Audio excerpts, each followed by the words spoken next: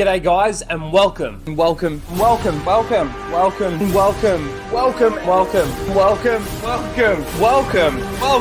back to Casual Rage.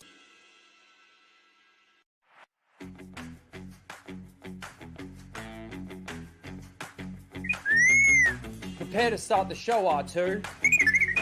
This is where the fun begins.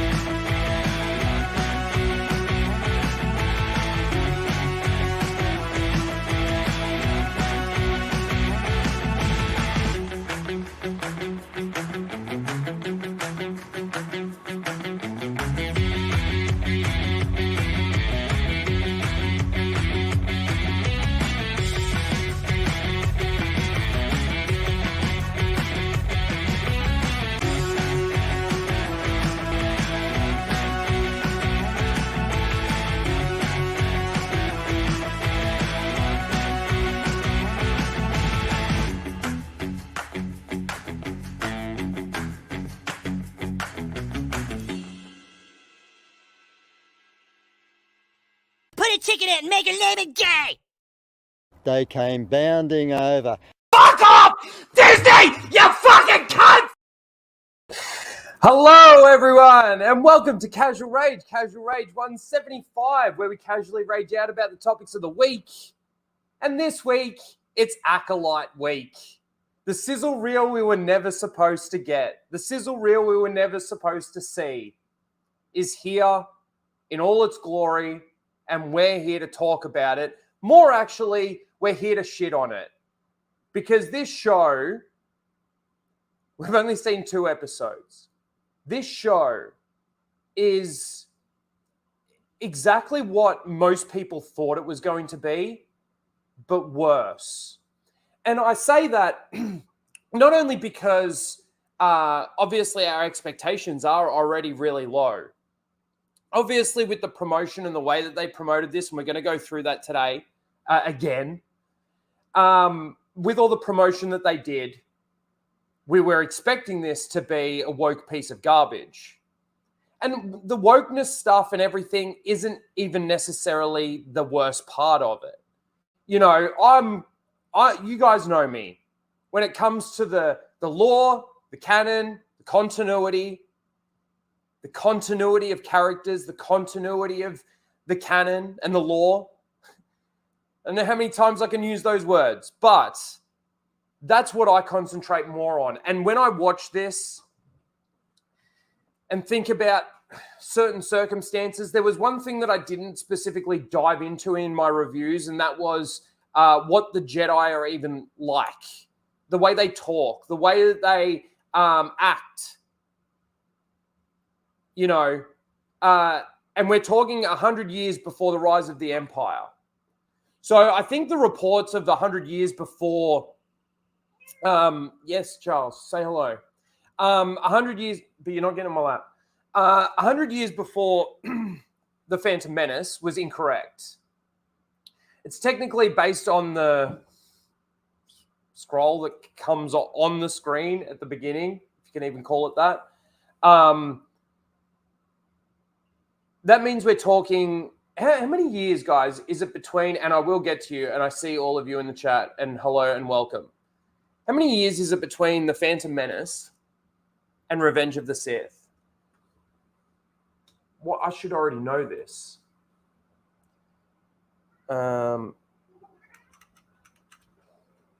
Let's see if somebody in the chat can get it before I do.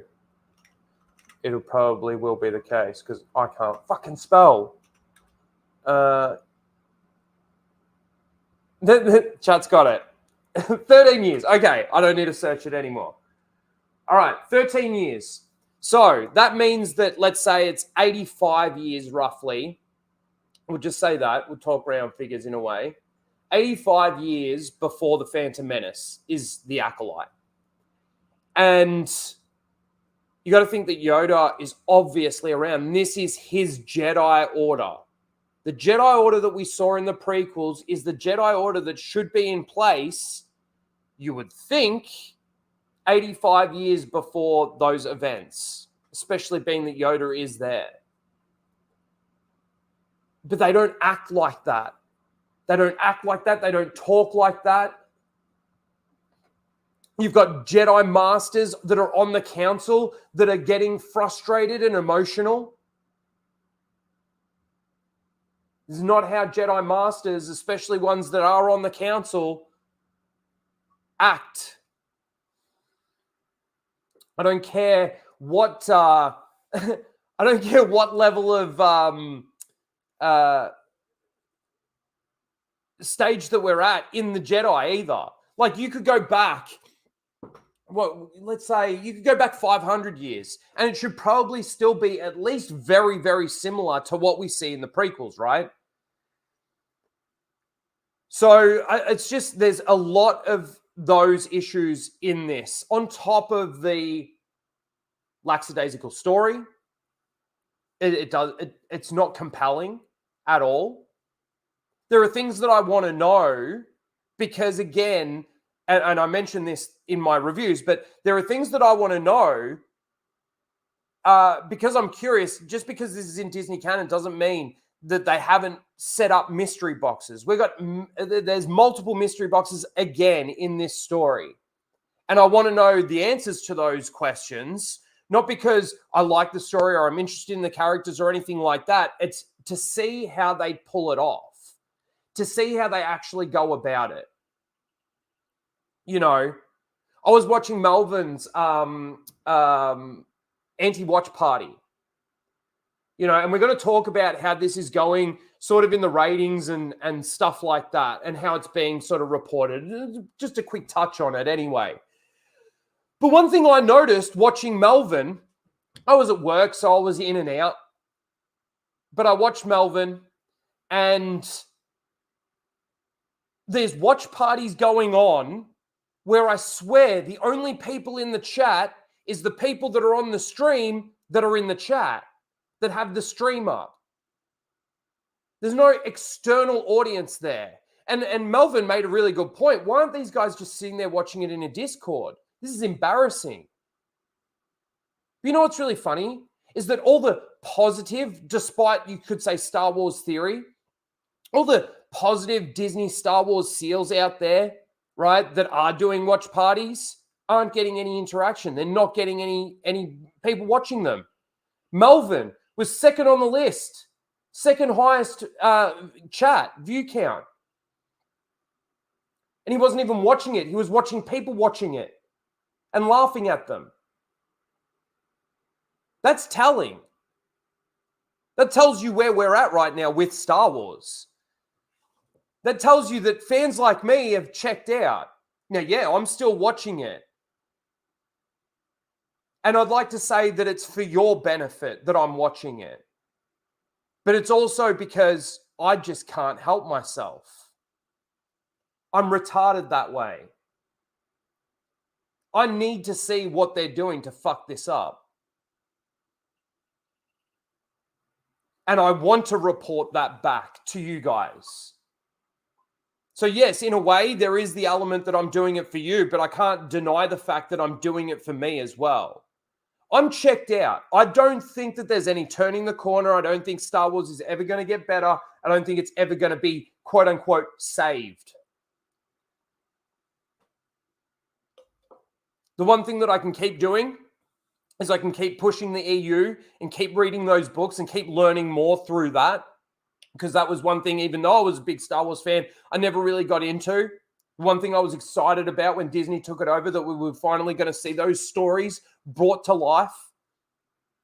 How wrong was I? And how wrong was everybody else as well?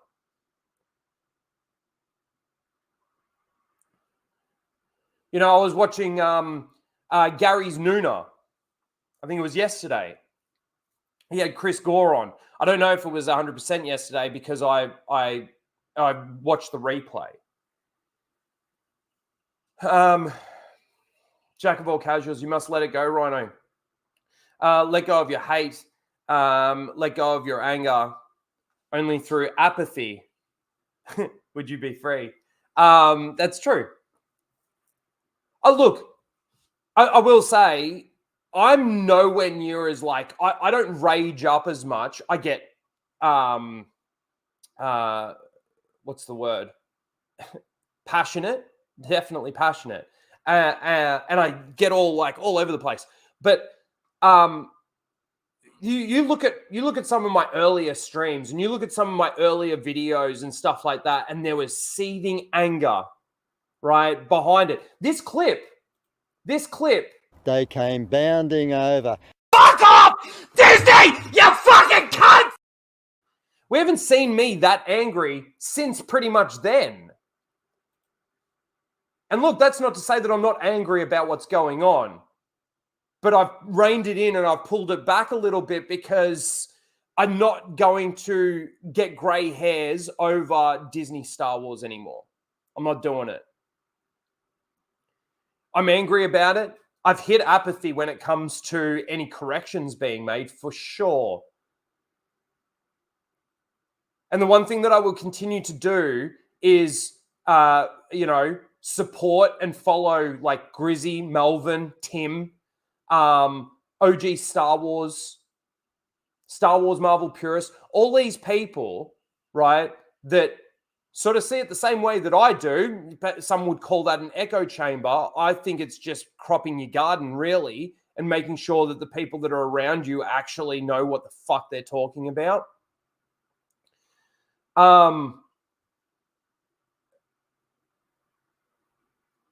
Fuck, I lost my train of thought. All I know is that I'm going to keep doing what I'm doing because I can't help myself when it comes to Star Wars. And I'm going to painfully sit through these things and watch them. And it is painful. Trust me. When I went from recording that first episode to having to go into that second episode, you should see the break that I took. It's all on camera too, because I just recorded it on one big recording. So I fucked off. I had a cigarette. I ate some food. I sat down on the couch and played a game on my phone before I even got stuck into the second episode. I must admit, I thought a bit about the first episode. That's why at the beginning of my second episode review video, there's like, shit, I missed something. And I got to tell you guys. But yeah, it is painful. Oh, so I was watching Gary's stream, Gary's Nooner, and Chris Gore was on there. And Chris Gore's dropping a lot of stuff about episode 3, sorry. And look, who's excited for that? I know I am. I know I'm very excited for that. But I got to touch on this really quickly because this is something that's been going around. I was going to leave it until after we talked about all the news stuff. Oh, actually, fuck, we're going to do something a little bit different again today as well. Hold on a second. I'm going to move those tabs there.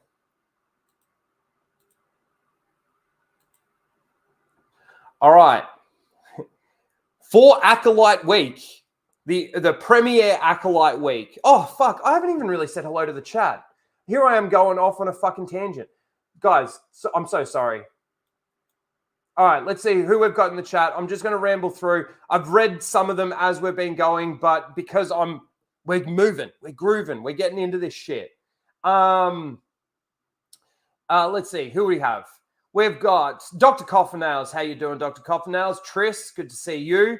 I was just talking about that. I don't know if I probably will. There will be rage moments. No doubt there are things that will trigger me and I will get my back up about it. But yeah. Mr. Bantham, fire in space. That is all.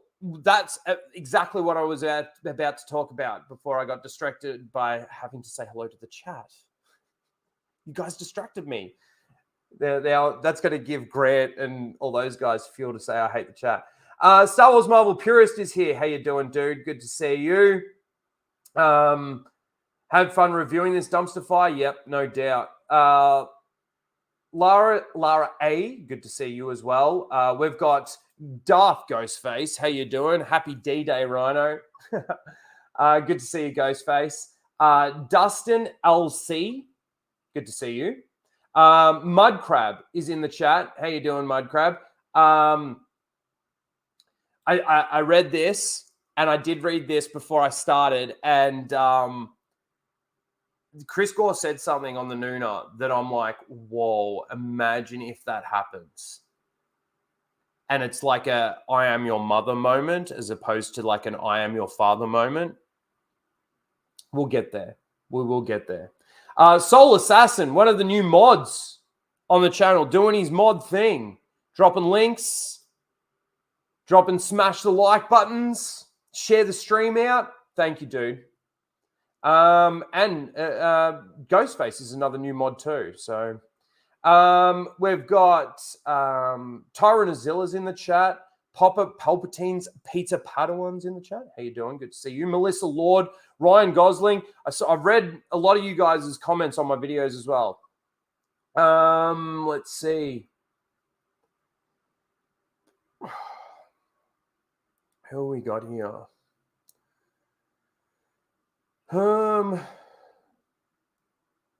Oh, the makeup, yeah, for Torben. It was bad. It was bad. And so was the green lady. Yep. Nuisance Bird's here. How you doing, Nuisance Bird? Let's see. LDT3. Good to see you. Here we go, boys.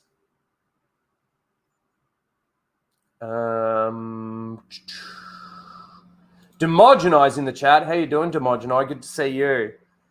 It's so funny. I was watching a little bit of OG Star Wars, and you jumped in, and she talked about how Fatal invited her onto the Dark Council and stuff.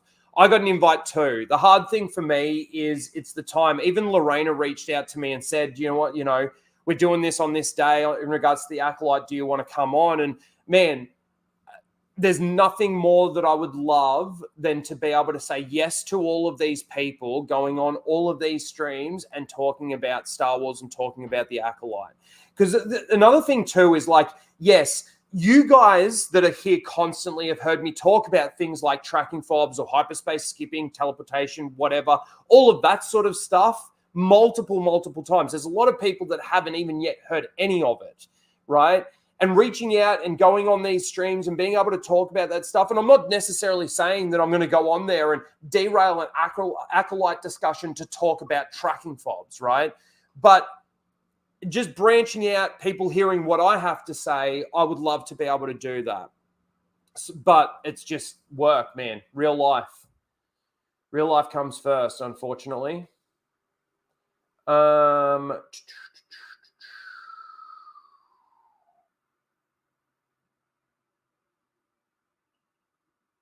Mike Hill for his 30-month member chat. 30 months. It's insane. It's insane.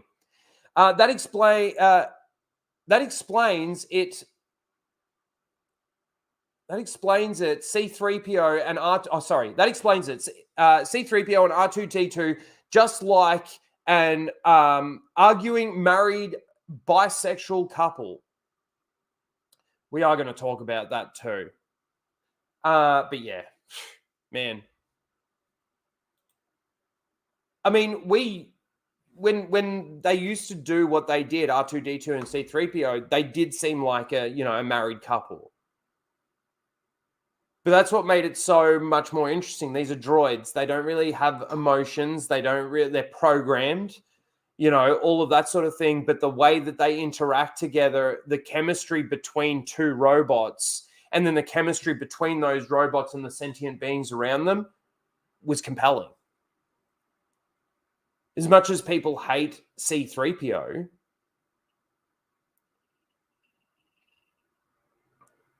for his constant whining, his very, you could almost say, feminine, gay-like traits. in the fandom, people have said before Disney even took it over, oh, C-3PO, he acts like gay. He's so gay. Who else have we got? We got Jack of all casuals. Good to see you, dude. Steezo for life is in the chat. Hey, Ghostface, Mr. Mod. Star Round 7. Hi. Tillium's in the chat. Good to see you, dude. I think we've pretty much gone through. We've gotten up to the 13 years. Just scrolling through. Floyd. I'm not going to try the rest, but Floyd, good to see you. The Senate. How you doing? Good to see you. It's been a while. Aunt Jemima. And we've pretty much gone through. Man, the chat's jumping heaps on me. Mr. Grant Gregory for $5 bucks. Jeez. $5. After watching your review, made a song on Acolyte. After your review, made a song on Acolyte. It's one I think you would. I tagged you in it under your post. The Force is literally female. I'll check it out, man. Under my post. What, on Twitter? I'll check that out. Thanks, Mr. Grant Gregory. Always coming up with these little jingles, these songs, using his AI. The Gatekeeper's Daimyo. Good to see you, dude. I always see you mostly over on X-Wing. So it's always nice to have a bit of that crossover. Good to see you. All right. I'm pretty much all caught up. If I missed you, thank you. Nitrium, I see you. Yeah, but if I missed you, I apologize. Thank you all for being here. Breezy's Comics, I see you as well. All right. Keely Chow. I've got to say hello to Keely Chow. Keely's always here. Always in the house. The Jack of all casuals for $5 says, Rhino, a little bird told me the reasons Lethal went to your state was because you invited Lethal to watch The Acolyte and he and have a golden gay time. Yeah. It's too bad he came too early. I told him the date and he came 2 days too early. So we sat down, we had a candlelit dinner, had a glass of wine, and then we had a golden gay time. It was beautiful. Thank you, Jack of all casuals. Appreciate it. All right.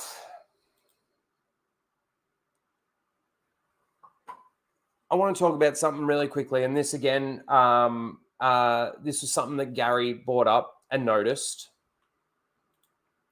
And I want to talk about it really quickly. Okay, so the lineup for today, we're going to talk. Obviously, it's all Acolyte. We're going to break down the 2 episodes. I'm going to talk a little bit about the 2 episodes that we had. We got a little bit of stuff to talk about just in regards to reviews and all of that sort of thing. And after I go through this, we're going to do a little thing with Seal of the Week. So, Gary posted this. Gary Nerdrotic posted this. So, a fire in space, hashtag the Acolyte. Now, I understand where Gary's coming from with this. I do. I get it. Right? But this is the least of its problems. Now, I'm not going to say that there's no sort of issue here necessarily, right? I want to bring up my argument of why this is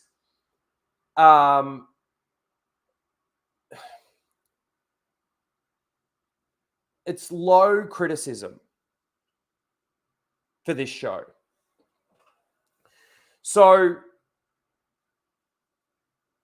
this is kind of like my take, right? And this is kind of like my take with the dinosaur in the Book of Boba Fett. You remember that? My tweet went viral because you see the image, the exact same image, two images, right? And the first image is from the Attack of the Clones, and it's Boba Fett picking up the helmet, and there's the reek car of dead behind him, right? And then you go to the one that they used on the Book of Boba Fett, and there's no reek there. Now, this is where I'm going to say, even though this and even that argument that I made is a nitpick, it is a nitpick, right? It doesn't mean that the criticism isn't valid. It doesn't mean that the criticism isn't valid. Doesn't mean that they didn't miss it.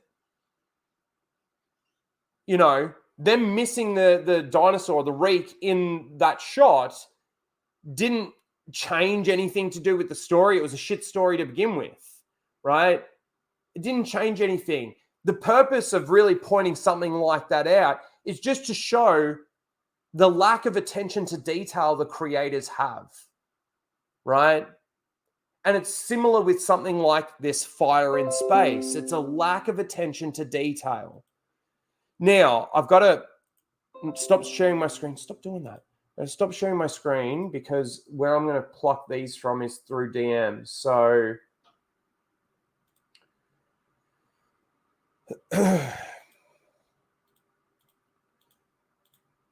we have had multiple fires in space, right? This is from the Phantom Menace, okay? Fuck, I got to do this every time. I should have had these ready. This is from The Return of the Jedi. Okay. And this is from Attack of the Clones.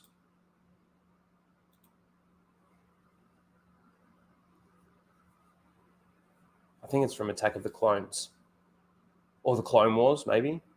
Anyway, either way, Star Wars has always pushed the boundaries of, let's say, something like this, right?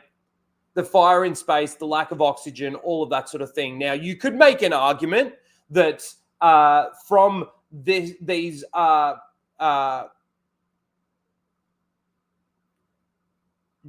destructed areas of the ship, that it's venting atmosphere and that's what's keeping these fires alive and stuff like that. Yes, you could make those types of arguments. I'm not saying that you couldn't, right? The one thing that I will say with this fire thing is that the fire in all of those other shots looks completely different, right? Especially that one from the Phantom Menace, this one here. Right? The way it looks like it's sort of venting out. So the fire is being kept alive by something down there, whether it be a fluid, whether it be electronics, something. Something is keeping that fire alive. But the way the fire looks when it's coming out into space, and it does essentially extinguish, at a certain point. Whereas something like this, it honestly looked like a campfire. Now, also too, I could make an argument for this, right, that there was a liquid there that was keeping it flaming, but then wouldn't the liquid start floating out and then you'd see floating fire, I guess? I don't know if that could even be a thing because of the no oxygen. You're in a vacuum, right? But the fire did just look like a normal campfire, right? So when you see this bit here, right, like there could be something underneath those pipes or something that is keeping it alight, I guess. Again, I don't know how this would work in regards to space. All I do know is that fire does need oxygen to survive. There is no oxygen in space. Unless there's something that's keeping this thing flaming. But again, like I said, it looks really different to what we see in these shots. But again, I want to make the argument that this is nothing. I found that, and it's a credit to Gary because of how big he is, right?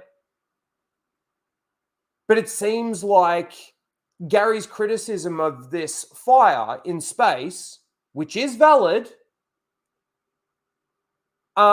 has taken control of like what we're criticizing. And people tried to do the same thing with me and the dinosaur thing, right? So like, look how stupid these people are. See, these are the ones that these are the toxic fans that just have to hate everything Disney Star Wars. And they tried to put everybody else in this category with me, saying that my nitpick criticism is how all of the, let's say, anti-Disney Star Wars people are.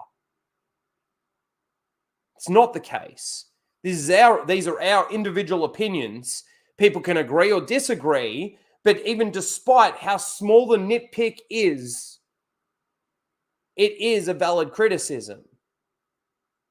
When I saw it, like if you guys know that if I saw that and thought about it the same way that Gary did when I watched it, you would have seen it in my reaction. Was it there? No. All I said when she started looking into the fire is, oh, are we going to see a flashback now? Because she started hearing like her crying sister or something tripping out.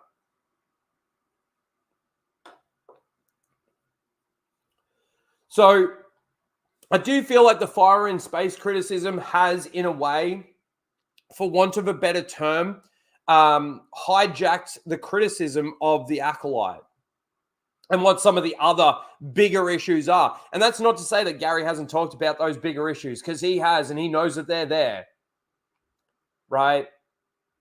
But the fire thing is, it's just, again, the creators' lack of attention to detail in making these shows. And you got to remember, the hardcore fans are paying attention. They always do. Always. Always paying attention. So anyway, I just wanted to touch on that because, like I said, I kind of feel like the fire in space has hijacked the criticism of the Acolyte a little bit. And it is a big deal, but it's not as big a deal as other things that they've done and other decisions that the creators have made. All right, let's get rid of those because we're done with the fire in space. Okay, let me, sorry, we are changing it up a little bit today. So we're going to go 1, 2. Yep, okay, yep.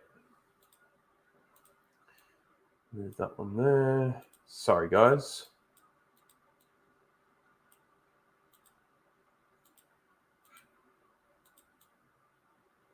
Will we do 3 and we'll leave those 4? Okay, cool. So we're going to do something a little bit newer today for Seal of the Week. We're going to do something new for Seal of the Week. We're going to do a Seal of the Week nominees now, the beginning of the stream. You get to vote on those while we go through a couple of the things. And then we're going to see who wins out of those. Then we're going to go through, probably do at least our breakdown of episode 1, then do a second stint of Seal of the Week. And then we'll get a winner from that poll. And then the 2 winners are going to go head to head for the ultimate Acolyte Seal of the Week for Acolyte Week. And the reason why we're doing this is because I have that many Seal of the Week nominees for the Acolyte that I just could not fucking pick. I couldn't pick. So I'm going to let you guys pick. Yes, we're having a shill off or in my case, a seal off. Seal of the Week Olympics. That's right. That's exactly right. Yes, get those seal clapping emojis in the chat. Yes. G'day, Quinton. How you doing? All right. So,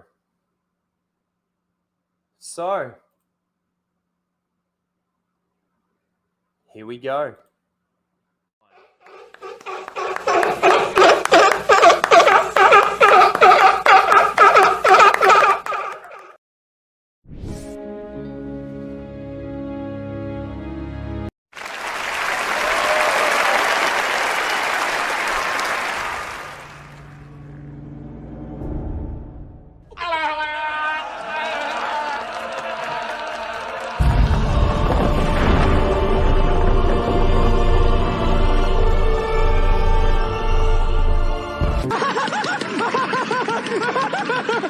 I'm all the Jedi.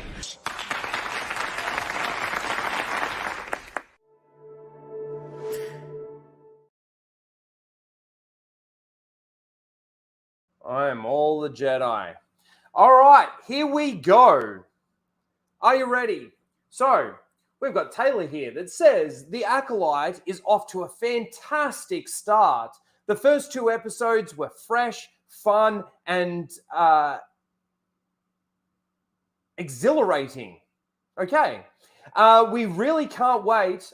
We really can't wait to see the rest of the series and explore this new era. Thank you, Star Wars, for the special preview. This one is definitely a can't miss. Sorry, I fumbled through that a little bit. There's your first nominee. We. All right. Second nominee in the first round is from Andy. What does Andy say? Andy says, The Acolyte is a breath of fresh air in Star Wars television storytelling. The cast is excellent, but it's Li Jingzhu channeling Qui-Gon that stole the show. Great direction, mix of locations and volume. Yes, you can definitely tell that, by the way. Prequel-inspired score, whoop-de-doo, and amazing choreography add to this mystery. The choreography is horrible.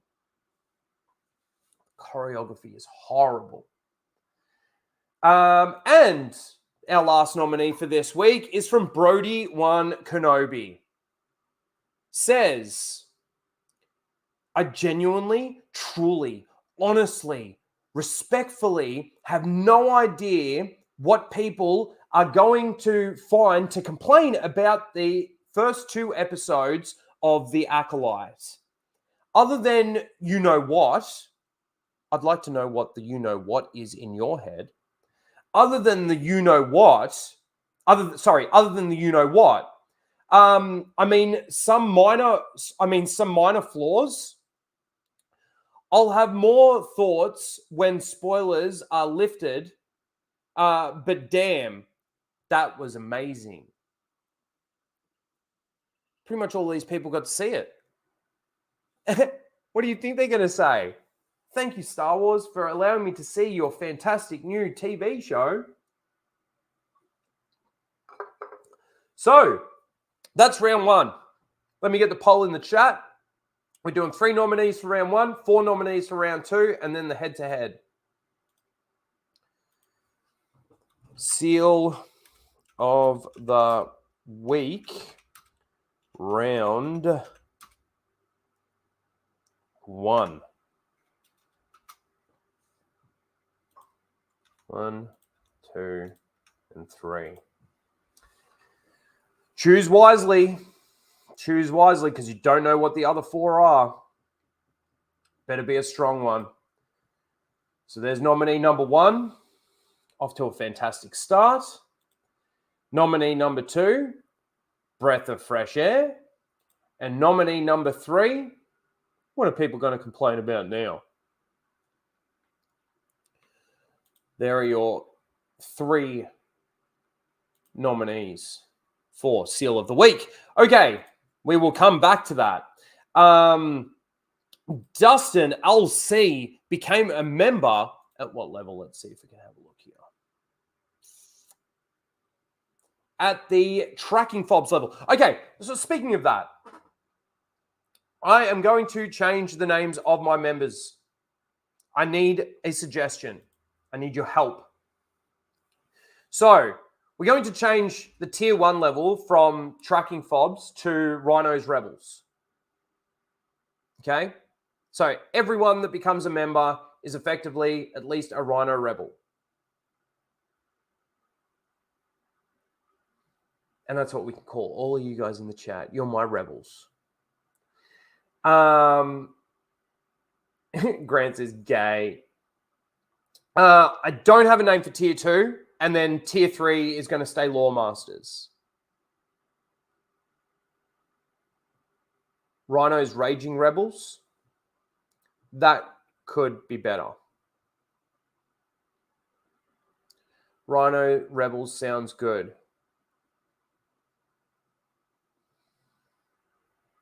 We'll see on the Raging Rebels. But I need a suggestion for round 2 or tier 2.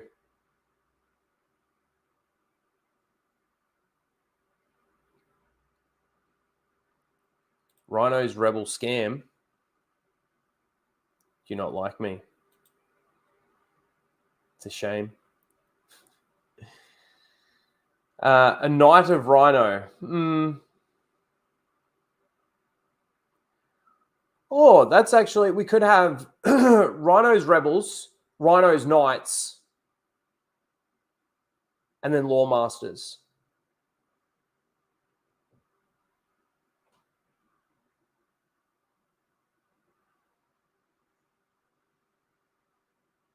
What do you reckon? I don't mind that. Rhino's Imperials. Rhino's Acolytes. I kind of like that. The Knight of Rye. Yo, man. Yo. How you doing, Donut Lord? Rhino's Acolytes. We'll see. You've given me some good things. You give me some good things. I don't really want to use like the Acolyte. I don't want it really to have any connection to Disney Star Wars anymore. That's why I want to get rid of tracking fobs and light speed skippers. Rhino's Empire. I like Rhino's Knights better. Tier 1, Rhino's Rebels. Tier 2, Law Masters. Tier 3, Rhino's Rebellion. The thing is Rhino's Rebels and Rhino's Rebellion are sort of the same thing. Or not really, actually. This is my entire rebellion. Whereas you're just the little rebels everywhere, maybe.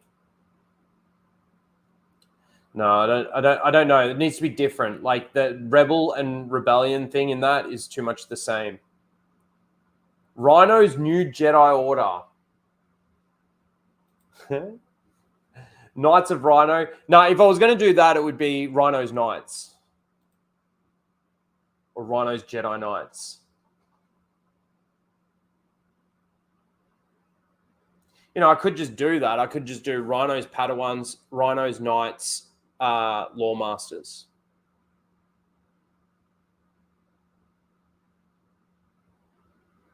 Anyway, there's a couple of good suggestions in there. I'm going to think on it, but they are going to change. But thank you for the membership. That's the whole point of why I said that. Let's see. There was another super chat. Here we go. Nutrium for $5 New Zealand dollars. How you doing, Nutrium? Dave Filoni is nowhere to be found in the Acolytes credits. I guess he doesn't have any creative control after all. That's interesting. The only thing that I can think is that he didn't really get that promotion of chief creative officer until they were 2.5 years into creating this show, maybe something like that. But that is, that I didn't even look through the credits to see, to be honest. Thank you for the $5 and thanks for letting me know that. I'm going to check that out now. Shill in the chat. That's unfortunate. They're going to have a great time reading here. Read my comment. Where are you, Christopher?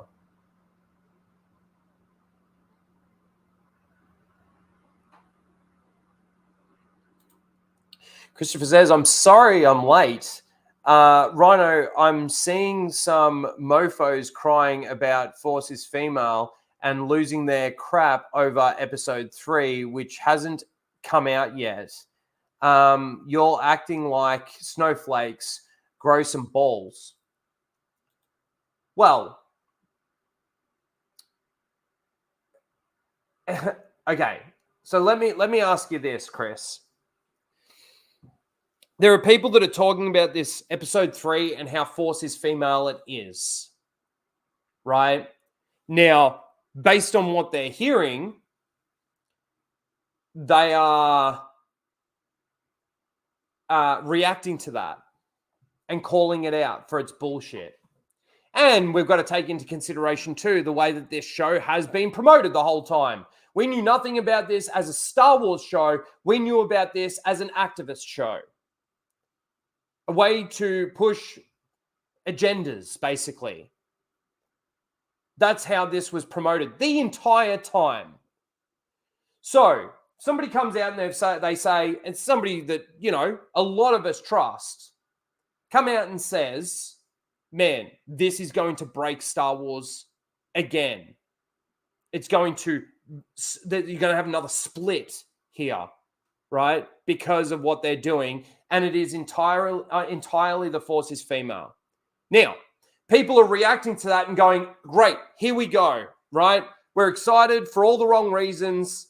And this is the state of Star Wars. We're going back and talking about how Kathleen Kennedy was wearing her Force is female t-shirts and how they're making the Force is female now and all of that sort of thing.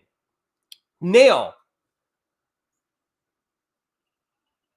let's say the episode comes out and those same people that reacted to what they heard about it see it, and it's the same thing that they got told. Their criticism stays the same. If, let's say, it came out and it was something completely different than what was being said, then they'd have to, yes, go and eat crow. They'd have to pull it back and go, well, we were scammed, wouldn't they? Now, I don't think Chris Gore's going to come out and say or do anything to somebody like Gary or any of those people that could damage their future credibility moving forward.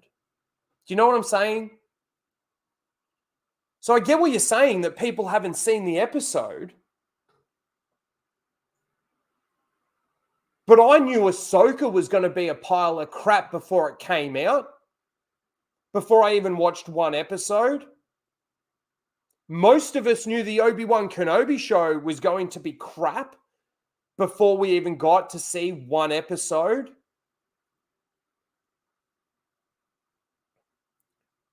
In fact, some people, all they needed to see was one episode of either Ahsoka or the Obi-Wan Kenobi show or the Book of Boba Fett to know that it was going to be crap.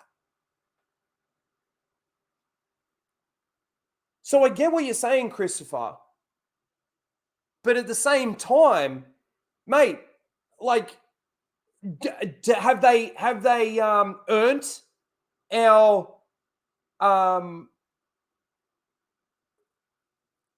what's the word I'm looking for? Have they earned our hope? Have they earned our... That's not the word I'm looking for. What's the fucking word I'm looking for? Our expectation? Have they earned anything from the audience with everything that they've done? The way that they continue pushing the same narratives through their promotion and everything. The way they've pushed this show. The way that they've advertised this show. If somebody comes out and says, well, guess what? I've seen episode 3 and man, is the Force female or what? They've almost literally, they may as well come out in the show and say, guess what? The Force is female. You don't think that I'm going to sit back and go, well, shit, why am I not surprised? I'm willing to sit back and wait and see and watch it for myself. But do I for 1 second, even before Chris came out and started telling us what episode 3 is going to be about, did I for 1 second think that episode 3 was going to turn the corner and correct it from the shit show that we've got out of the first 2 episodes and then the multiple shit shows we had before that? Fuck no.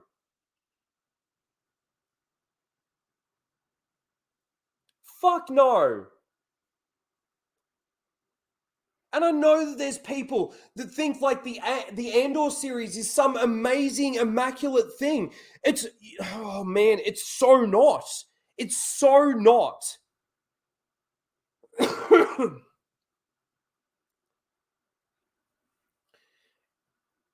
It's probably, I'll give them this. It's probably the best thing that they have done. Yes. Is it good? No. Does it break lore? Yes. Does it break Star Wars continuity? Yes. Where are certain characters like Bail Organa through this entire thing? Go and rewatch my reviews of Andor.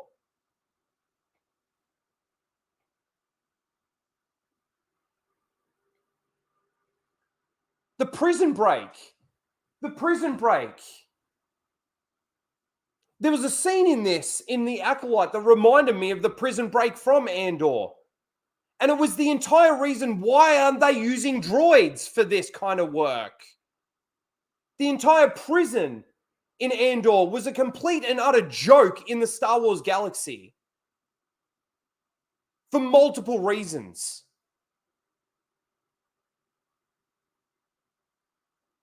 This is supposed to be some secret manufacturing prison, right? Because they're building the Death Star in secret.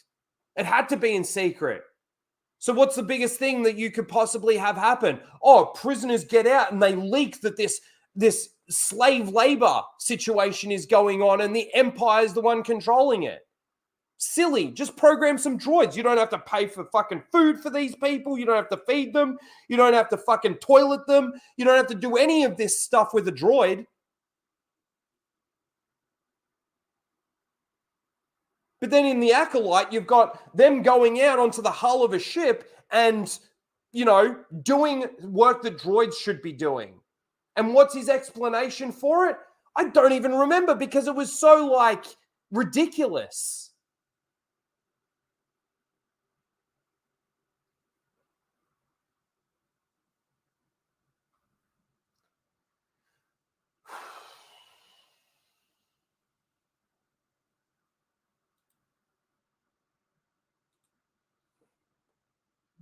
This is worse than Andor, yes. But does that mean Andor's good? Fuck no. All the stuff in Luthen's store just so the SEALs will go, I saw a holocron. I saw Starkiller's armor. I saw a Temple Guard's helmet. I saw the tablets that the wolves gave to Ezra. What is that? That's not Star Wars. That's Star Wars referencing Star Wars in Star Wars so that the SEALs will literally fucking clap.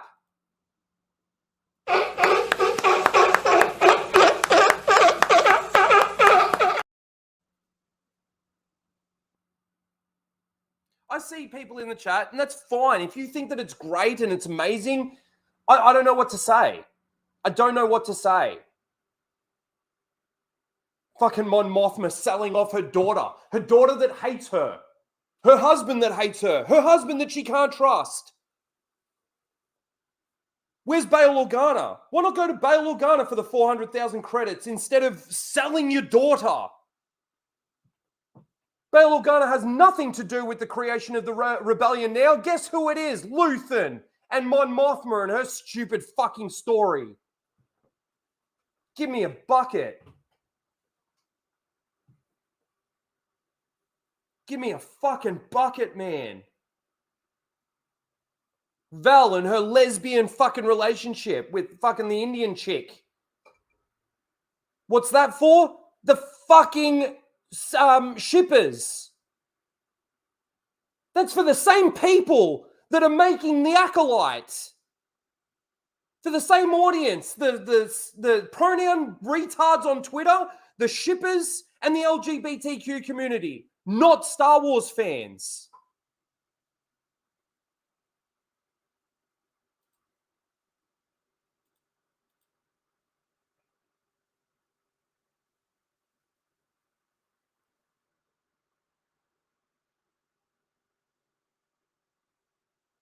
The salt is wild.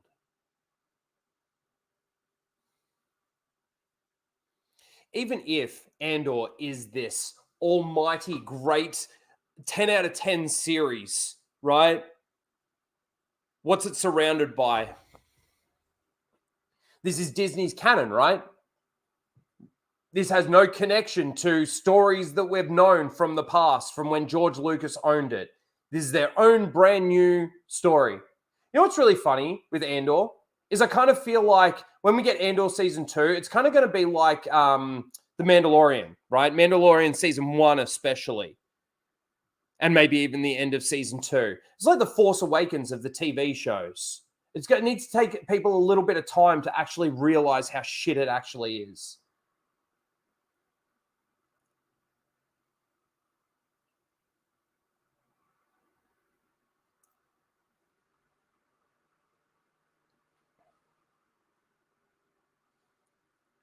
Hey, Scott, Scott.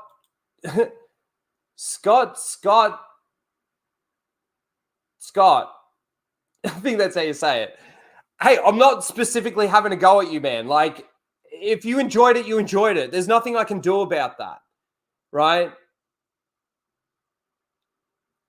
I just see the same writing issues, the same problems with Andor that I see with other shows. It's just not as prevalent because it doesn't necessarily have a legacy character name person in it, other than really Mon Mothma. And, you know, it's kind of like what Acolyte is trying to do with some of the dialogue, right? Some of the dialogue in the Acolyte, they're trying to make it sound so profound and interesting and deep and meaningful. And it's actually just word salad, right? When we know, as the audience, we know what we know about this galaxy and stuff like that. It's just word salad. It was sort of similar with Andor. It was probably a little bit more intelligent. But man, that speech at the end by Andor's mom in the thing to make them all sort of like get up and do something.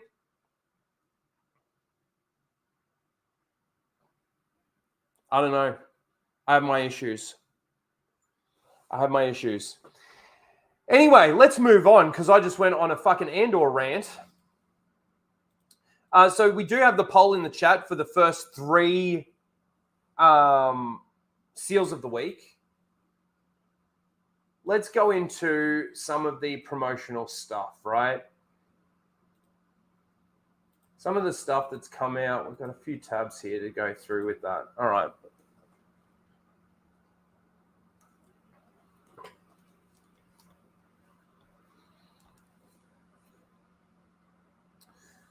Okay. Move my phone. Oh, shit. Fucking broke my phone the other day. Fucking dropped it. fucking cracked that camera. And then there's that chip down there. Fucking brand new phone too. All right.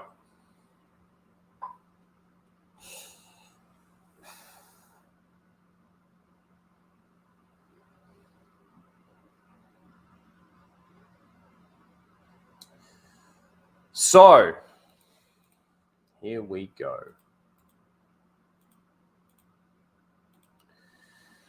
So we've obviously talked a lot about the promotion, right, of the Acolyte and the build up to it.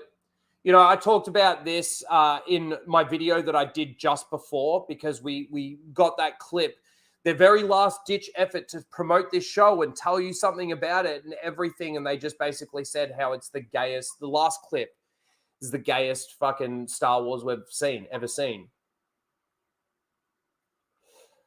But it's kind of funny. The more and more, like, you know, an actress like this, Amanda Stenberg, comes out, the more and more sort of clips that we start to see, right? It's a bit like with Charmin Obaid-Chinoy, right? There was all the stuff that she did say about Star Wars, but then all of these other clips started coming up from other movies or promotional things that she's done for other things. And the thing with this that makes it really funny is that people think, right? Hold on, sorry, I went the wrong way. Oh, fuck. People think that when I tweeted something out in regards to this, and I'll find it so that we can get to it, that I'm thinking that she's talking about Star Wars. No. Just because she's not talking about Star Wars in some of these clips doesn't mean that this isn't the person that Disney Lucasfilm has sought out to be a part of this show. You know, and Leslie Edlin came out and said that she specifically wrote this role for this actress. For Amanda Stenberg. She didn't know what she was going to do if Amanda didn't take the role. So did she audition? Doesn't sound like she did. Does that mean they got the best person for the job? Probably not. So this is just a couple of... I haven't actually watched this one. It just got sent to me, and I thought, fuck it, I'll watch it live and see. It's obviously... This chick is so racist. She's perfect. Perfect for Disney Lucasfilm. Let's take a listen. In the beginning of I Am Legend where he's like, first it was the, or maybe it's another dystopian movie, but it's like, first it was the zombies. He had to kill that poor dog. You know that, like, that's how they effectively made white people really afraid during that movie, was that they killed the dog. In I Am Legend, when Will Smith kills the dog, that's what made white people angry.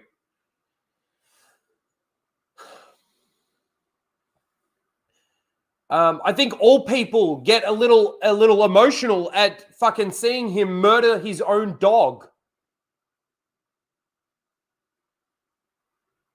You know, in John Wick 1, when we hear the yelps of the little puppy. I don't think anybody likes seeing a dog be killed, do they? You as a black person, Amandla, did you not get, like, upset when you saw Will Smith kill his dog in I Am Legend?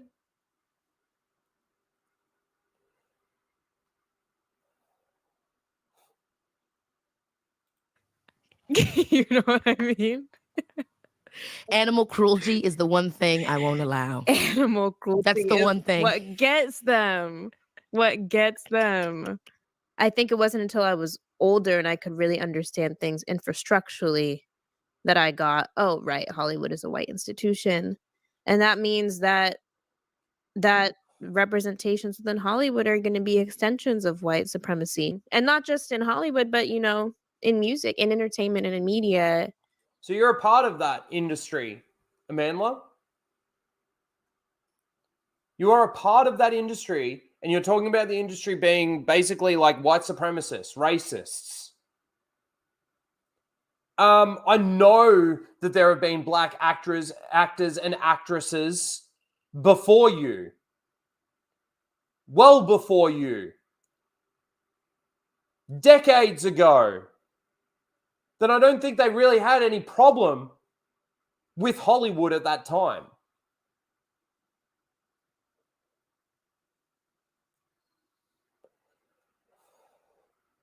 Yeah, I've already talked about all of that.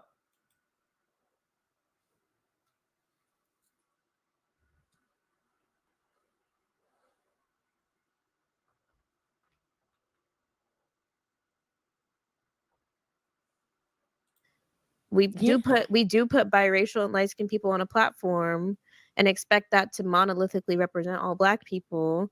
But it's another way of, like you said, making white people feel comfortable. They actually can't quite distinguish different shades of black people. And it's a way to crush down the story. On behalf of the light-skinned community, it is our responsibility when it comes to, visibility to know what spaces are appropriate to take up or not. And that's a lesson that See, these are all this is word salad bullshit, man. Oh, these spaces, whether or not they're comfortable or not, or whatever the fuck she said. Racist. I don't need to watch any more of this. I'm done with this. Fucking, oh man, I keep going back too far. And then we also had this one. Now, this is the one, actually, I want to bring up my tweet really quickly.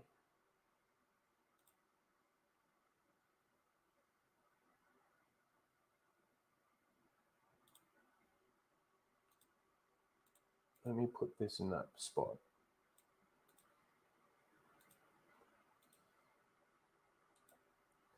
Okay, so we got this clip. Okay, let's just watch it really quick.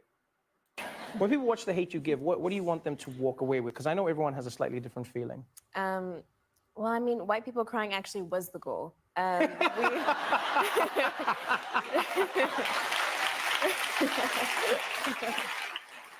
Okay, so they're talking about a movie called The Hate You Give, right? Oops. Oh, no, not what I wanted to do. I want to get rid of it. So this was my response to this. You'd think they'd see what they've done wrong. I'm talking about, obviously, Disney. Disney Star Wars is not Star Wars, and certainly isn't made for Star Wars fans, right? And then I get people in my comments basically saying that this clip isn't about Star Wars, it's about fucking a whole different thing, right? People spurging, right, in the comments. I know, you fucking idiots. My point is, do you think that Disney, who have been making this non-stop woke garbage, would learn their lessons from their box office disasters, the amount of subscribers and money they're losing on Disney Plus, and actually start making good entertainment, start casting people properly, start getting the right peoples in the right roles? You'd think they'd see what they've done wrong.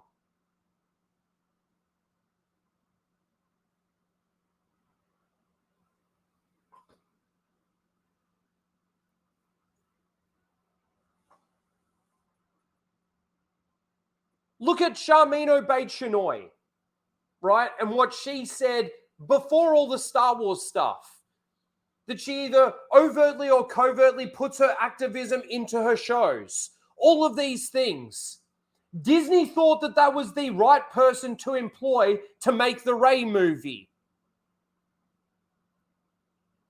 Just like Disney thought that this person was the right person to employ for the lead role in The Acolyte.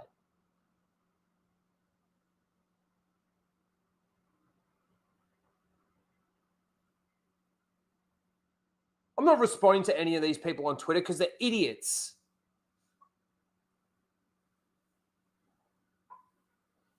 But yeah, this chick is racist.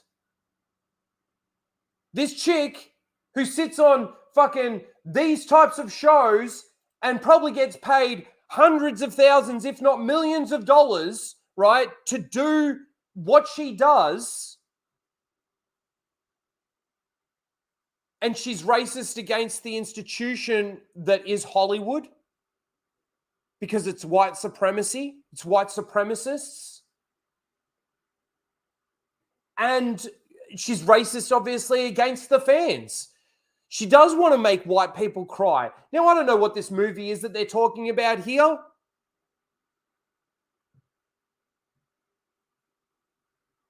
Maybe the goal was to make white people cry in the movie. I don't know. But fuck. This is the person that they thought was the right person for the job. It woke Lucasfilm. Wokest film.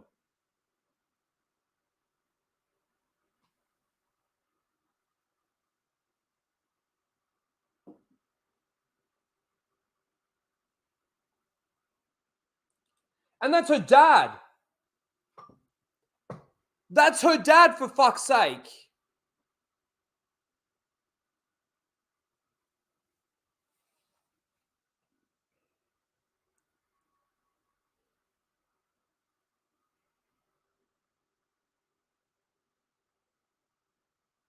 Do I actually need to say anything? Do I actually need to say anything?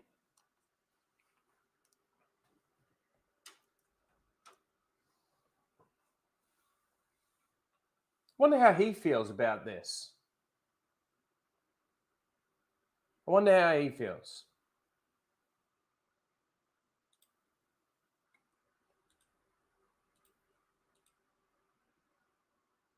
So that's that. Let me get rid of these tabs.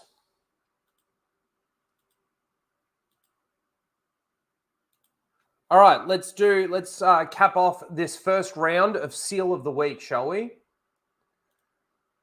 Let's see how we're going in the votes. Actually, let me bring them up.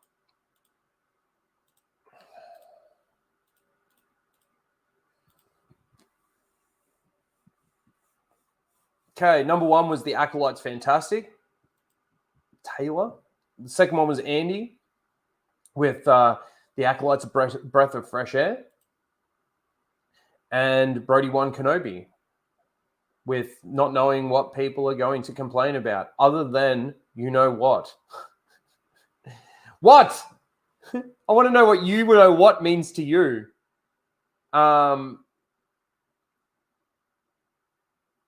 Yes, Rhino, I agree with you. I agree on the fire. It's such a non-issue, considering it has always been there. Hence, I tweeted gay acolyte with a picture of, from episode 6. It is a non-issue. It's one of those nitpick issues, and that's why I gave the example of what I was saying about the dinosaur in Book of Boba Fett. Same sort of thing.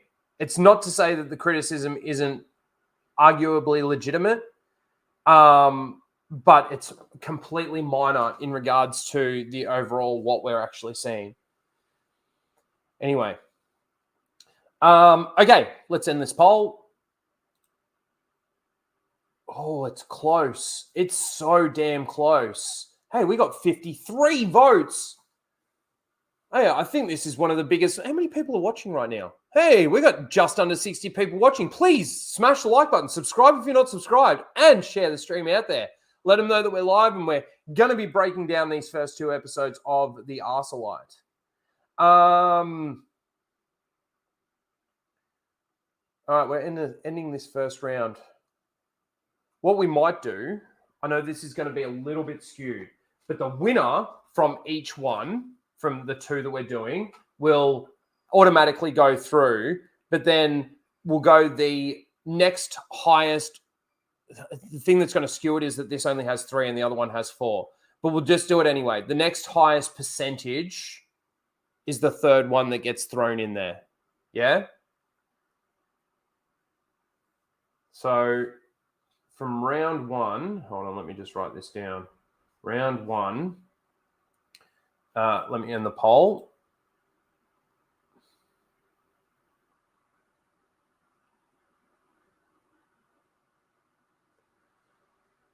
Okay. Let me just write all of these down. 2 had 39%. 3 had 33%. And 1 had 26%. Okay. So for round one of Seal of the Week, in last place was Taylor, number 1, with 26% of the vote. In second place was number 3, with 33% of the vote, Brody One Kenobi. And round one winner for Seal of the Week is Andy, that says The Acolyte is a breath of fresh air in Star Wars television storytelling. The cast is excellent, but it's Li Jingzhu channeling Qui-Gon that stole the show. Great direction, mixed locations and volume, prequel-inspired score, and amazing choreography add to the mystery.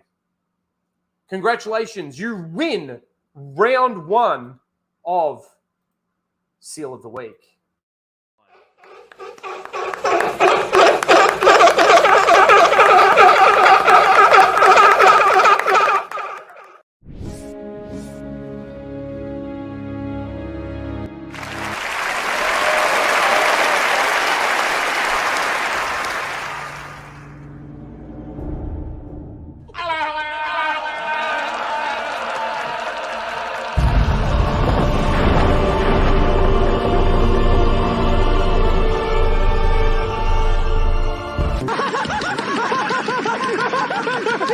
I'm the Jedi.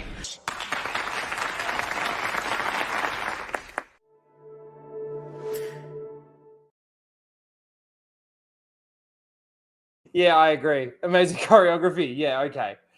Seal clapping emojis. Love it. Love it. Become a member. Use your emojis. Put that on a t-shirt.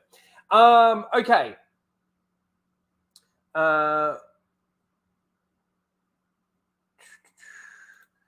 Plasma 19 for $5 says, I said before that lightsabers are less effective at killing than real life swords. In real life swords. But I was wrong. They're less effective than small daggers. Mm-hmm. We're going to talk about that for sure. Yeah. They've really fucked with lightsabers, and we're obviously anticipating the Force to be completely fucked with. So, yeah. How is The Acolyte a breath of fresh air? It's more of the same. Disney pushing woke identity. Ideology. The other thing too, with the whole breath of fresh air thing, is I'm almost certain that this person, I tried to go back within their Twitter, but I'm almost certain that this person has raved and ranted about everything else Star Wars. Like, good. So I don't know what makes this a breath of fresh air when everything else that's pretty much come out they've liked or loved. You know what I'm saying?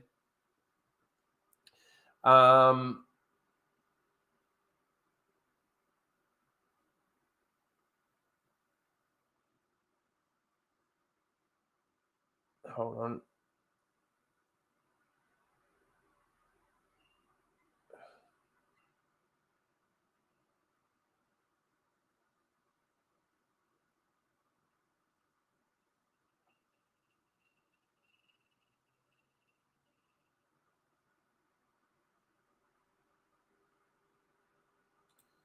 Mr. Grant Gregory for $5.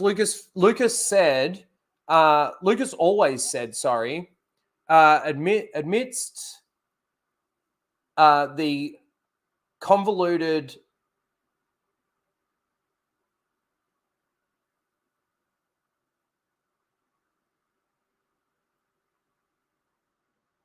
I don't even know what that is. I'm going to try something. Hold on. Oh, I can't do that.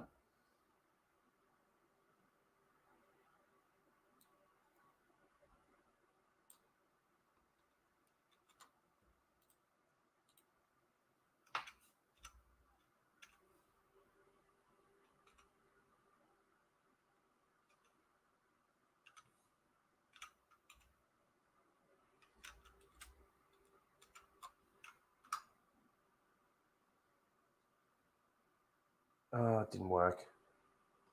Okay, forget that. Man, what are the fucking words here?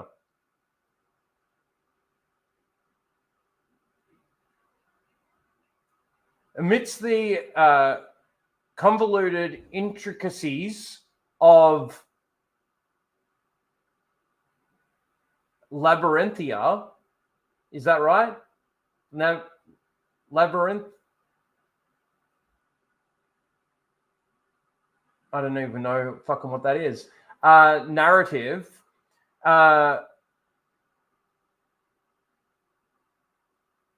Comprehensible jux.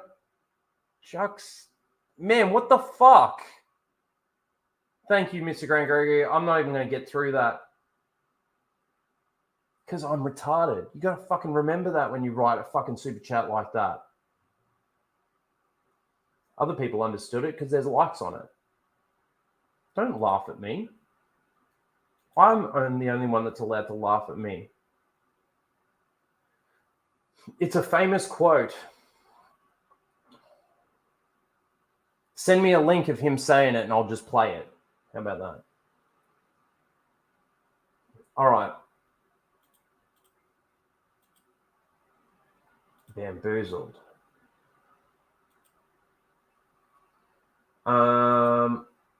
All right, I've got to keep those tabs. Shit, I nearly fucking got rid of the seal of the week round ones. But we need them. We need them. Fuck. We've been going an hour and a half nearly. We've got to get through these fucking things so that we can start breaking down. Okay. Oh, God damn it.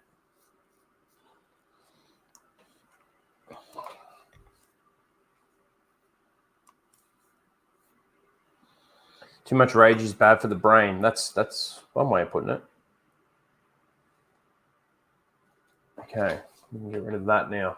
Okay, so did a video on this. We've obviously got to talk about it. So as I mentioned in my video, this was their last-ditch effort, promotional clip to put out there to get people excited, amped, build some hype around the Acolyte. This came out hours before the first episode dropped on Disney+. And this is from the Wrap. We are happy to report that the Acolyte is arguably the gayest Star Wars yet. Happy Pride Month. I want to ask you both because this is, I would say, arguably the gayest Star Wars, I think, by a considerable margin. And are you excited? Her cackling laugh reminds me of Kamala Harris. It's so fake and put on and over the top. And yeah, that ratio, though, I know. Yeah, just cringe. Excited about that? Are you Not the bracing gayest yourself? Star Wars. Not the. It's pretty gay, let's be honest. Leslie, how do you feel? Am I gay? Yes. Well, no, I know Yeah. you are gay, but I'm asking, are you excited about putting this, this is going to be a talking point? Is it going to be a talking point? I'm sure some. Because nerds are gay. Well, Yeah. some nerds are very not gay and are very threatened by gay Well, that's stuff. true. But Yeah. in my world, nerds are gay. Okay. Was this the fun element of it? No, Okay. I don't think so. And yet people have told me that it's the gayest Star Wars, and I frankly You're offended? into You it. should be No. I think that Star Wars is so gay already. Okay. I mean, have you seen It's the true. fits? We'd be like, look how gay this is, and then send each other a reference photo. And are you from- telling me with a straight face that C-3PO is straight? They're a couple. That's what I think. But this is more outward. I think it's canon that R2-D2 is a lesbian. Oh, Ooh. interesting. Yeah. Huh. Ask Filoni. Okay. Ask Filoni. Yeah, he'll be like, yeah, no problem, Leslie. Just please don't send me to Harvey Weinstein.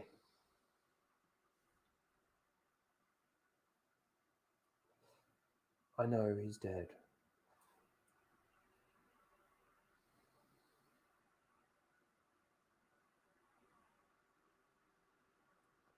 This whole thing is fucking... This is what they did. This is what they used.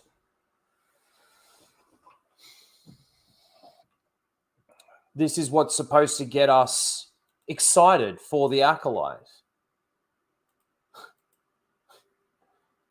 I mean, I don't think that there's anything too much more to say than what everybody else has been saying is enough. We're over this. We never wanted it.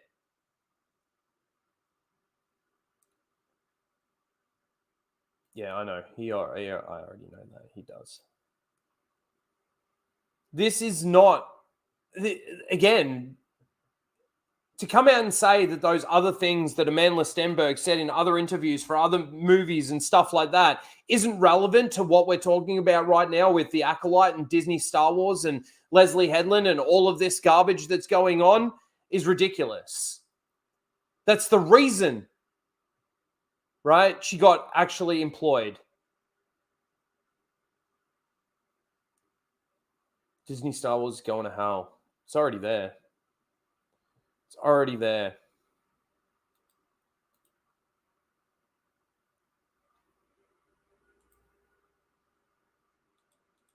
And then there was this. I haven't actually watched this one, but I saw this pop up. And it's from the same interview. So we may as well watch this one together. 24-second clip.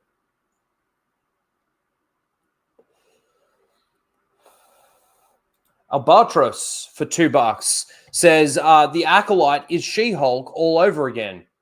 Well, I never watched She-Hulk, but yeah, like from what I'm hearing, it's She-Hulk was like the MCU's gay representation or strong female character representation. The Force is female of the MCU sort of thing, from what I heard.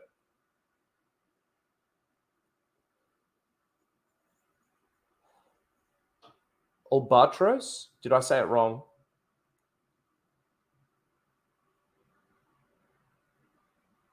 Grant wanted me to say the name again.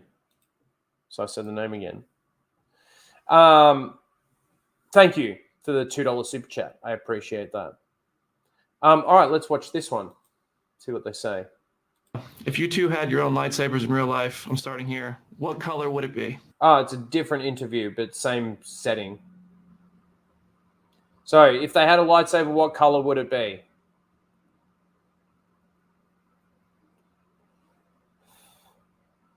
Both of them red. That's what I'm going to go with. Both of them say red. One says red and the other says, oh, I was going to say that. I agree with Leslie Headland's being red. She is an evil person.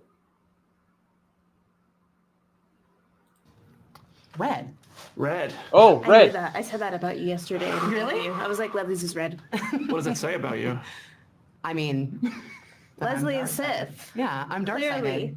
I've always been dark-sided. All Sith here. Yeah, a lot of the color. Yeah. Especially when she was working for Harvey. Okay. All right. I like Purple. it. I like it. Red and purple. Guys, what are your lightsaber colors? Just makes me angry seeing these people talk about Star Wars when they actually have no idea.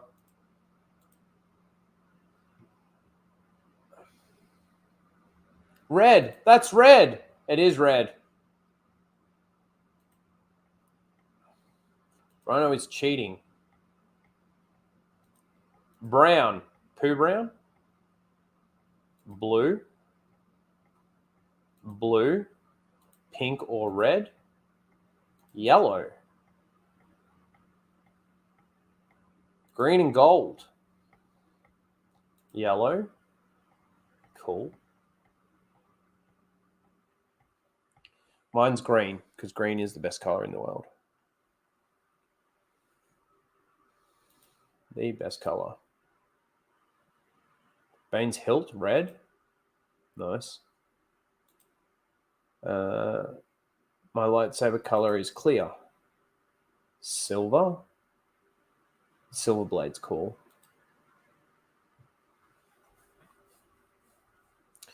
Cool. Hot pink. All right.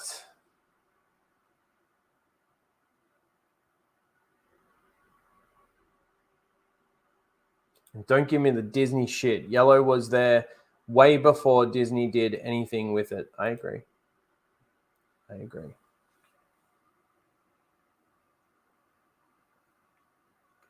Fuck Disney. Disney isn't canon.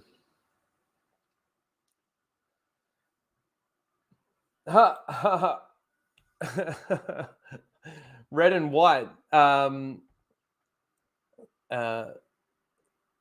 Strips like candy corn. That's funny. Orange. Nice. Green, second color, orange. Nice. Melvin gets triggered by yellow lightsabers. Yellow lightsabers were always around, but I just don't like how Disney has used yellow lightsabers. I always thought it was a bit more, supposed to be a little bit more just temple guard-ish. Like that's more so where you would see the yellow lightsabers, not so much out in like knights having a yellow lightsaber or anything like that. I'm sure there are probably a few out there that did. Anyway, all right, let's talk a little bit about some of the critics stuff. So obviously there's a lot of people putting videos out in regards to the Rotten Tomatoes score and how bad that is. Obviously it had a really high critic score and a really low audience score. What's new when it comes to Rotten Tomatoes? But there was a couple of things that happened throughout the week where we had this. So World Class Bullshit has put this out. Rolling Stone deleted their Acolyte review. This show is in trouble. So their Acolyte review, the Acolyte, this Star Wars prequel series isn't a force to be reckoned with. Even a veteran Jedi Master would lose patience with the latest Disney Plus addition to the canon, which focuses on a pair of twins, Revenge and Z's. And then, of course, people then went back to try and see this article, and it was completely removed and pulled down. So Rolling Stone gives it a really, really bad review, saying basically it's boring with the Z's in there, and then they remove it. Gee, I wonder why. Yes, Rolling Stone is authentic. That's for sure. So there was that. What's this one? So the Acolyte. Critics are raving about the Acolyte. The 2-episode premiere is now streaming only on Disney+. This is like, the force is strong with this series from Looper. We see this constantly. The force is strong with this series. The force is strong with this show. I'm sure if I go back and look at some of the other articles Looper has done on, let's say, Obi-Wan Kenobi and stuff like that, they'd probably be just parroting the same words.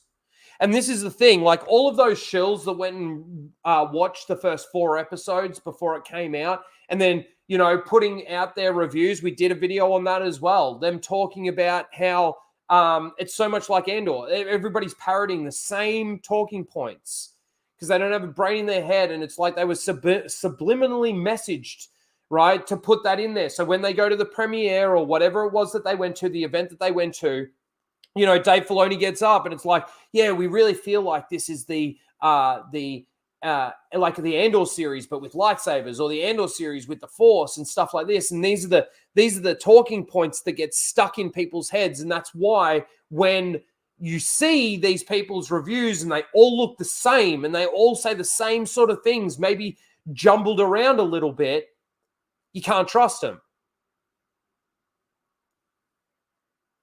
Because that's not their opinion on it. It's Dave Filoni's opinion on it being parroted by the person saying it.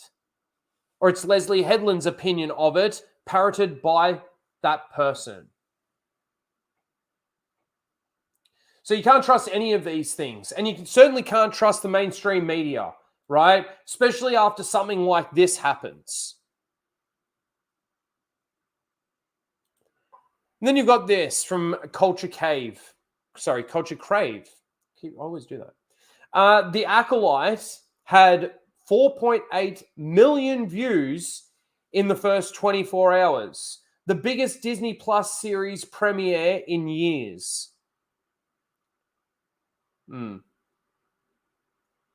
Again, I'd like to see what counts as a view for them. You know. And so what? You know, people watch this show because they heard of how bad it was going to be. The majority of the people that I watch on YouTube and in my little corner of the internet here, we're all going to watch this series for all the wrong reasons. 3 seconds is a view, says Melissa Lord. So that could also mean, like, you know, think about this. The amount of people that are actually trying to make content off of the Acolyte, whether or not it be a review, whether or not it be reactions, whether or not it be putting together lore videos, breakdowns, whatever the case may be, people are talking about it. People aren't talking about it well, but they're talking about it, right? Oh, you were joking, Melissa. But even still, let's say it's five minutes or something that counts as a view or something like that. What happens to these views when a person has had to go back into it, maybe rewatch it again, and maybe even rewatch it again 3 times, but also going back to get a clip of something, right? So that they can put it into their video.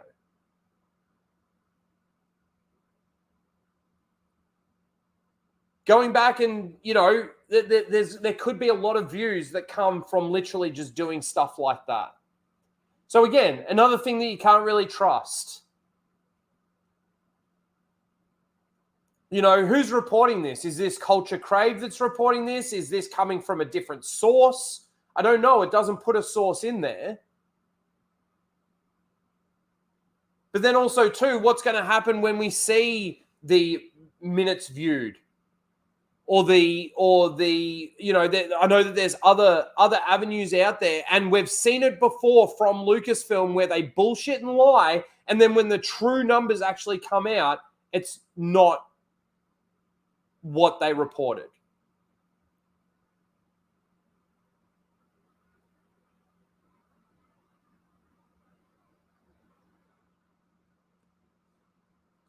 Critical Drinker has 21,000 viewers, a record, talking almost exclusively about the Acolyte. There is a lot of interest in this show. Well, there's a lot of interest in this show because of like where we are. It's not interest in this show in regards to, oh, how are they going to expand on the lore? How are they going to build the world out a bit more? How are they going to make this connect? Where's the continuity of this show going to be? All of that. People aren't interested in those things. They already know that those things are fucked up.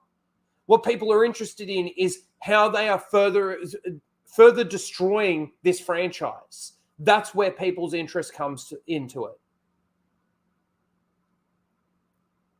And you think about it, what else is there really out right now to talk about? What else out there that's new is there to talk about? Not much. There might be some things coming up soon that will compete against the Acolyte. I don't know.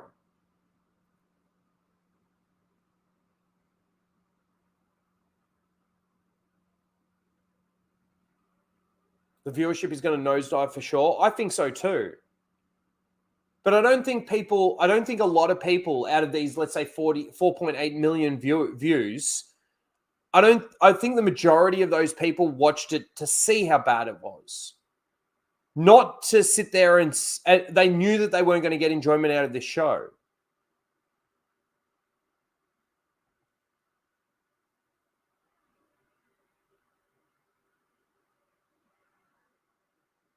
And again, you think about the budget. I watched Disparu's video and, he played like 3 seconds of like a person walking and he's like, that cost 60 grand. It's like, it's fucking expensive, man. And even though they got 4.8 million views in the first 24 hours, were those new subscribers? How many of that 4.8 million were actually new subscribers to your Disney Plus channel?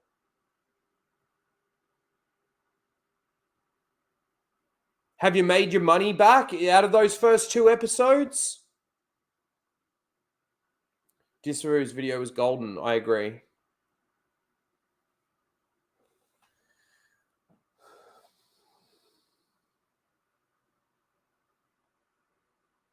How does he get his reaction videos out so quick? He's obviously he's got time that he can spend working on them. I'd like to make my videos a bit more. I don't know, just present them a bit better. Put other clips in there. Try and make them a little bit more funny. Put some comedic moments in there so you guys can laugh, not just sit there and go listen to this guy constantly complain. But I just don't have time to sit there and find all the assets, quote unquote, that I need to be able to put in there. So I just do them the way that I do them. They obviously don't get nowhere near as many views as some of these other guys. Oops, I'm still sharing my screen. I was going to just check. So my episode 1 review currently has 411 views with 68 likes and one dislike. And then my episode 2 has 241 views with 45 up and 0 down.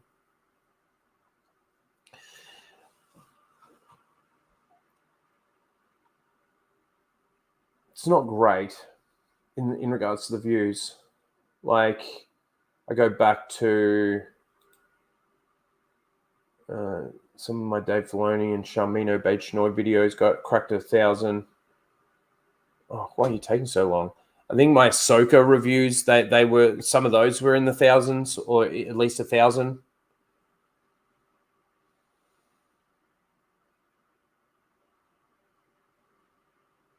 The thing that I like about the way that I do it, I like Disparu. I think the way that Disparu does it is he'll watch it and then he'll watch it a second time and then do his review in that second watch through so that he's already got a bit of a platform of knowing what's wrong. And then even on that second view, he might see a little bit more and be able to actually elaborate a little bit more on some of the problems that he's got with it. Whereas with mine, the only thing that I could say is that it is a genuine instant reaction. I watch the show. You guys see me watching the show for the very first time. You get to see my reactions as I go through and watch the show. And then I immediately talk about it.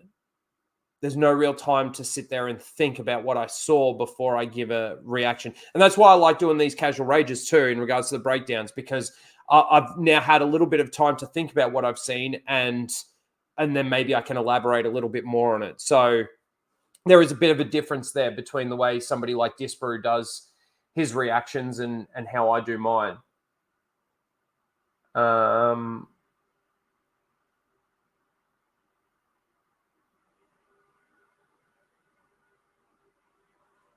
Yeah, so Ahsoka got a few more views than what I would like. Ahsoka episode 1, that just under 1,000 views. Episode 2, 700. Episode 3, just under 700. Episode 4, just over 1,000. Episode 5, 1,100. Episode 6, just under 1,000. Episode 7, just under 1,000. And episode 8, the final episode, was 1,600. They, you know, I guess there are people that are still interested in seeing, and there is a lot of interest behind the Acolyte and what people, they're interested in seeing what people think about it. What is this?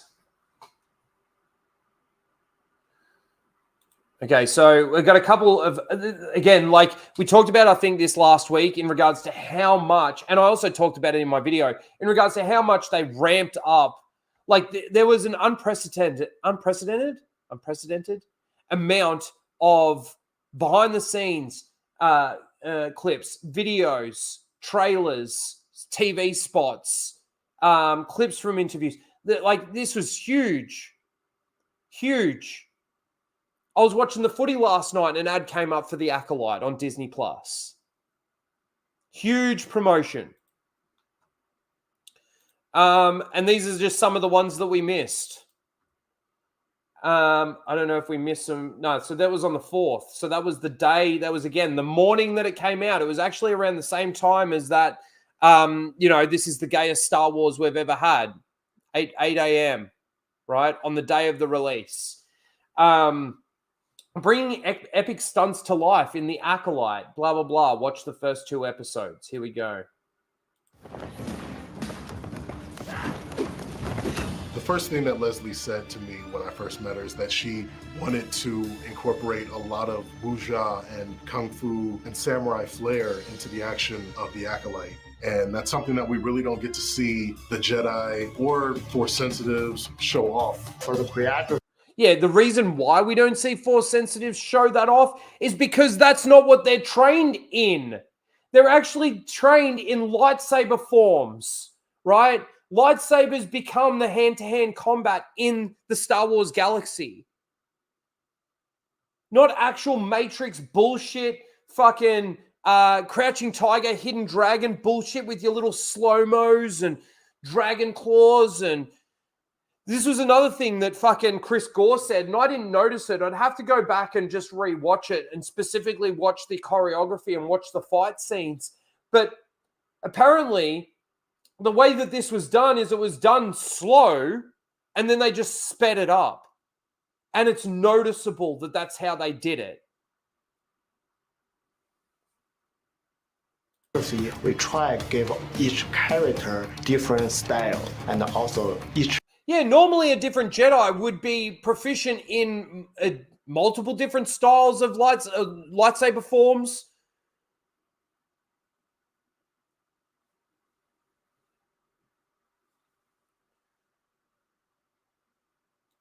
Cameron Pasha is probably in panic mode right now. Can we actually tweet that out? Cameron Pasha and Sparrow were wrong. Doomcock's been wrong his entire fucking life.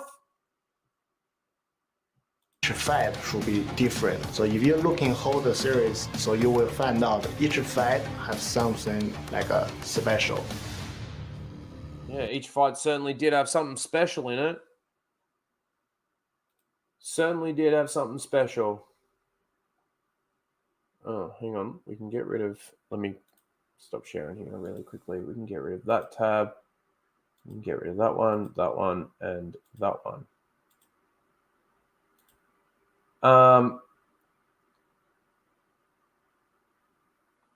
And then there was this one. And this was 3 a.m., 5 hours before that one that we just watched, that they dropped this. This is 3 a.m. for me, mind you, on the 4th. A surprise, to be sure. Hayden Christensen shares a special message for the Acolytes, Amandla Stenberg. Hi, Amandla. I'm Hayden. No. Okay. Hi, Amandla. I'm Hayden. I just wanted to send you a quick message to say congratulations, and I'm very excited for the show, and wanted to wish you all the best, and welcome you to our Star Wars family. Okay, Star Wars family. Welcome to the Disney Star Wars family. More like it. I'll get to meet you soon, maybe at a Star Wars celebration or something. I'm shaking. Oh my god, I can't believe you guys did that! Hayden, I am currently still shaking a little bit from receiving this video, but I just wanted to extend all my gratitude for your love and support. But hang on, he's a white straight male. You should just be saying, fuck you. How dare you, wish me all the best, you racist piece of shit. Isn't he a part of the Hollywood that's white supremacists? It means the world to me because I'm so honored to step into this universe, and the path that you've carved in it means so much to me. So thank you. She wants to I have see to him watch it again. cry. Sorry. Hi, Mandela. Sorry, one more time. Hi, Mandela. Sorry, just one more time. Hi, Mandela. I'm Hayden. Hi, Mandela. Okay. Okay. This is the promotion that gets put out there. You know why? Look, it's Hayden Christensen. It's Anakin Skywalker wishing Amandla all the best in her upcoming TV show. See how much we can suck the life out of this fucking franchise.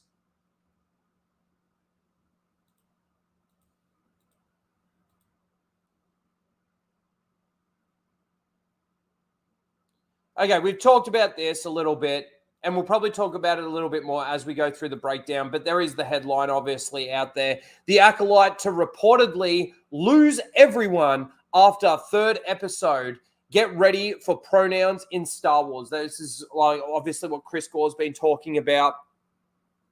And I did watch Film Threats review and breakdown of episode 3.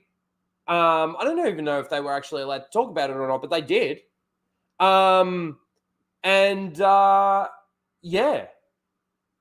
Like, this is the thing in regards to that other comment that you mentioned before, Christopher Barker.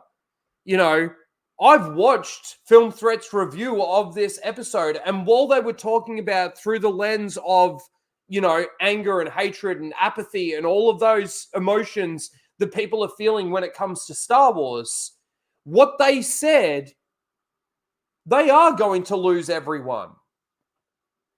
Except for the pronoun people, the shippers, the LGBTQs. That's it. Because this is the new fan base that they've culminated that they want, right? So yeah, we can talk about how, people haven't even seen it yet. And they're already criticizing an episode they haven't even seen, blah, blah, blah, blah, blah, blah, blah, blah. Look at the way the people that have seen the first 4 episodes are talking about it. Look at how the shills are talking about it. And then let's take a look at how Chris Gore and Alan over at Film Threat are talking about it. I know who I would rather trust when it comes to that.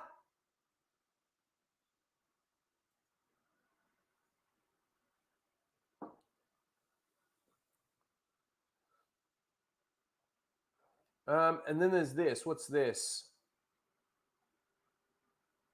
This was sort of something I should have moved this, but the Acolyte joins Andor as another Star Wars success on Disney Plus TV review.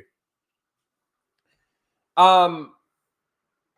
Because it had the 4.8 million views. How do you rate a success? Are they allowed to say, even though people haven't seen 3/4 of this series, are they allowed to come out and say that it's a success? This is sort of an argument against what you said, Christopher. They haven't seen the episodes. But based on what? The first 2 episodes, the Acolyte joins Andor in another Star Wars success. Are they paying attention to the ratings on IMDb or on Rotten Tomatoes?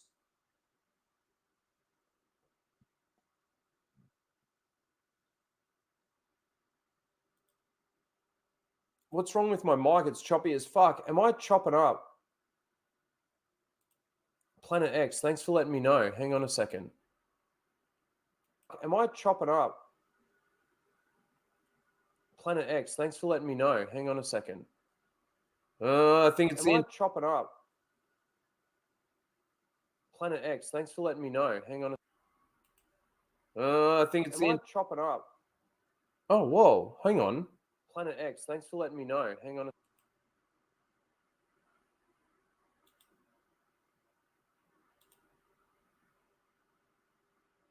Am I still live?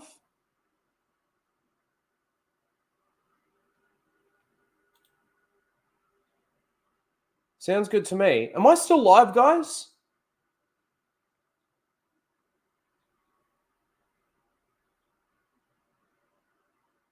Yeah, you're still okay.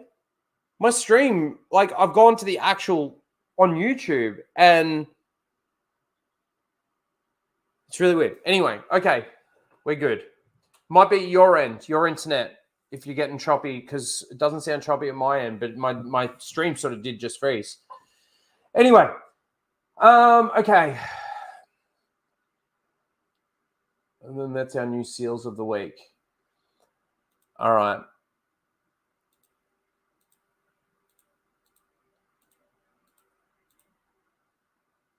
One, two, three, four.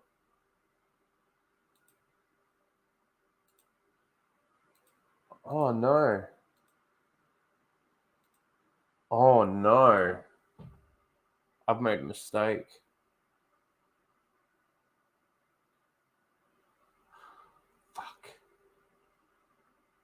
Fuck.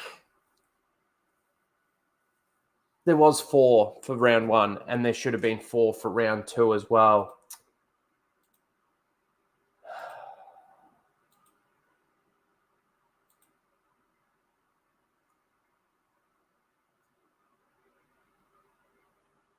Do we do round 1 again and just add in the 4th one? Should we? Fuck. I can't believe I fucked that up so bad. Start again? Yes, please. Okay. All right. Well, okay. For this round 1, we're not going to do the stingers again or anything like that. This is Seal of the Week, round 1. Here we go. So, the first 3 are going to be the same as what we had before. Okay? So Taylor saying that the Acolyte is off to a good start. The first 2 episodes are fresh, fun, and exhilarating. We really can't wait to see the rest of the series and explore this new era. Thank you, Star Wars, for the special preview. This one is definitely a can't miss. Number 2 was from Andy saying the Acolyte is a breath of fresh air. I'm not going to go through them all again. And we had Brody One Kenobi saying, oh, what are people going to argue about now? It has some flaws, but, you know, it's pretty good. And then the 4th one that we missed. I've always got to check to see if there's pronouns in the bio. No pronouns. From Kat says, the first 2 episodes of The Acolyte are stellar Star Wars. And I am beyond excited to be exploring this period in the timeline. I do find it funny that she uses the word period instead of something like era, especially with a female-centric show, eh? I'm already so invested in this story and its characters. The cast is bringing it 100. All right, so those were supposed to be the first 4 for round 1, and we're going to put the new poll in the chat again. Oh.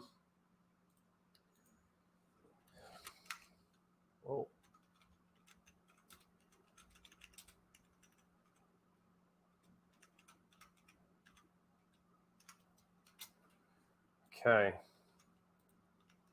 You know what's really gay about this is I was going to go into round 2.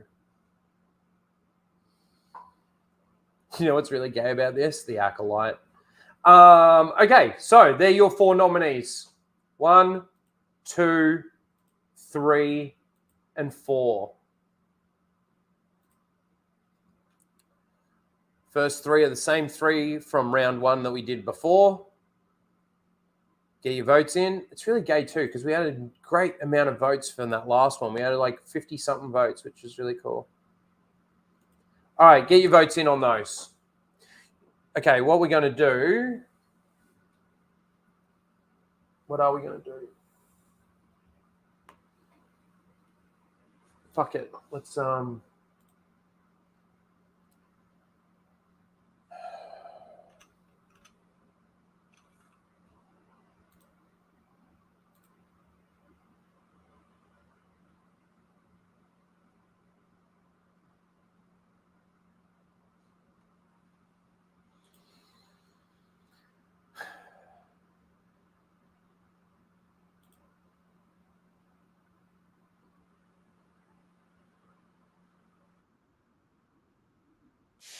God.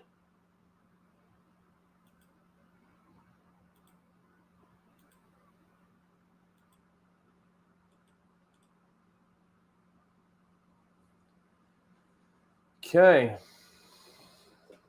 You know what? Sorry, guys. I do have a little bit of a headache. I'm going to go get some more Panadol. And quickly take a bathroom break, and I'll be right back. And then what we're going to do while that first round of Seal of the Week is going again. We're going to do episode 1. We're going to break down episode 1. And then we'll finish off round 1. Then we'll do episode 2 when we're doing, we'll do round 2 while going through episode 2. And then we'll do the final round, the final battle for the Acolyte Seal of the Week. And while we're doing that, we're going to watch a Grizzy video because they're always fun. Always fun. All right, so I will be right back. I'm going to play you a clip, something.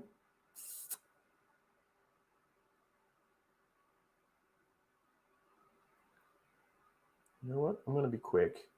I might not be this quick. 35 seconds. You guys can have this one. I haven't played this for a while. I'll be right back. R4. Prepare to jettison the spare part canisters.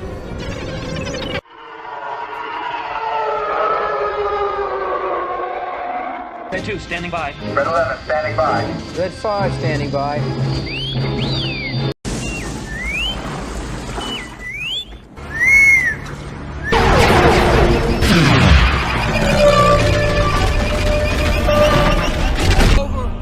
Anakin, Chancellor Palpatine is evil! From my point of view, the Jedi are evil! Well, then you are lost! Okay, I'm still not ready. I said Lyndon would go to the tree and do some ASMR for you, Lethal. In your honor. I'm so sorry. He'd be hugging that tree. And then he'd be punching it and slapping it, going, "You took my friend."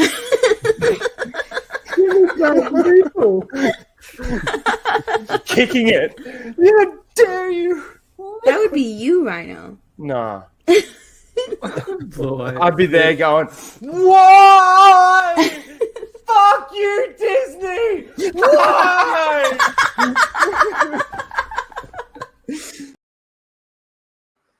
I do love that clip. It's so fucking funny. All right, I'm back, but I'm not quite ready. We're nearly ready. All right.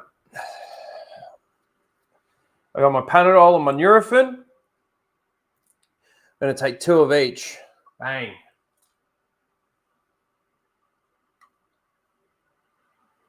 Down it with some Coke. All right.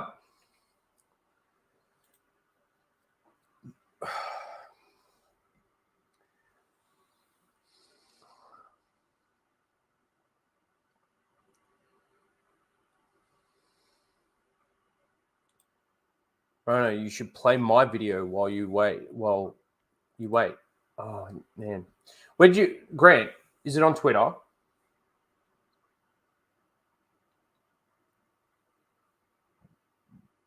Tell me. And if I need another break, we'll play that. It's on X.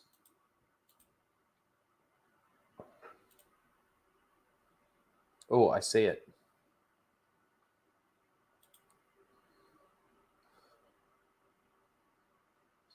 Okay. Beautiful. That's actually good. 2 minutes, 43 seconds long. We might save that in our StreamYard. Need more votes. We need more votes, people. Man, that's why round one was so good. And that's why I wanted to do it early, because I know that I lose some people later in the stream. God, that's annoying. Oh, I'm such an idiot. Yeah, 21 votes. Come on, people. You can do it. You can do it. You can vote. I believe in you. I believe in you. Oops.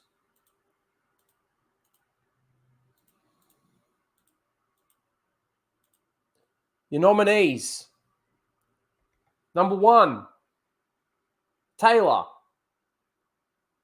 The Acolyte is off to a fantastic start. Got to watch it. Got to watch the preview of it. The first 4 episodes, I believe that is. Another one that got to watch the first 4 episodes. Apparently, Lee Jing-ju is channeling his inner Qui-Gon to steal the show. And we had Brody One Kenobi with sort of complaining about what people are going to complain about. And then we got Kat that made this art, by the way. And is obviously got to see it as well. Oh, no, talking about the first 2 episodes of The Acolyte and how good it is and how excited they are for that period in time. Sorry, I'm unsharing because the way that I need to share this is different.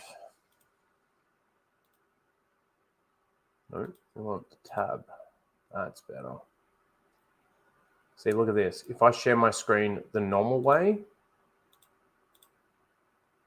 it's a black screen, right? But then if I share it this way, we get to see it. Woohoo! What happens if I go full screen there?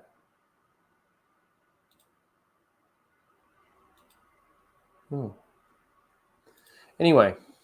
All right, so this was the opening scroll for this series. 100 years before the rise of the Empire, it is a time of peace. The Jedi Order and the Galactic Republic have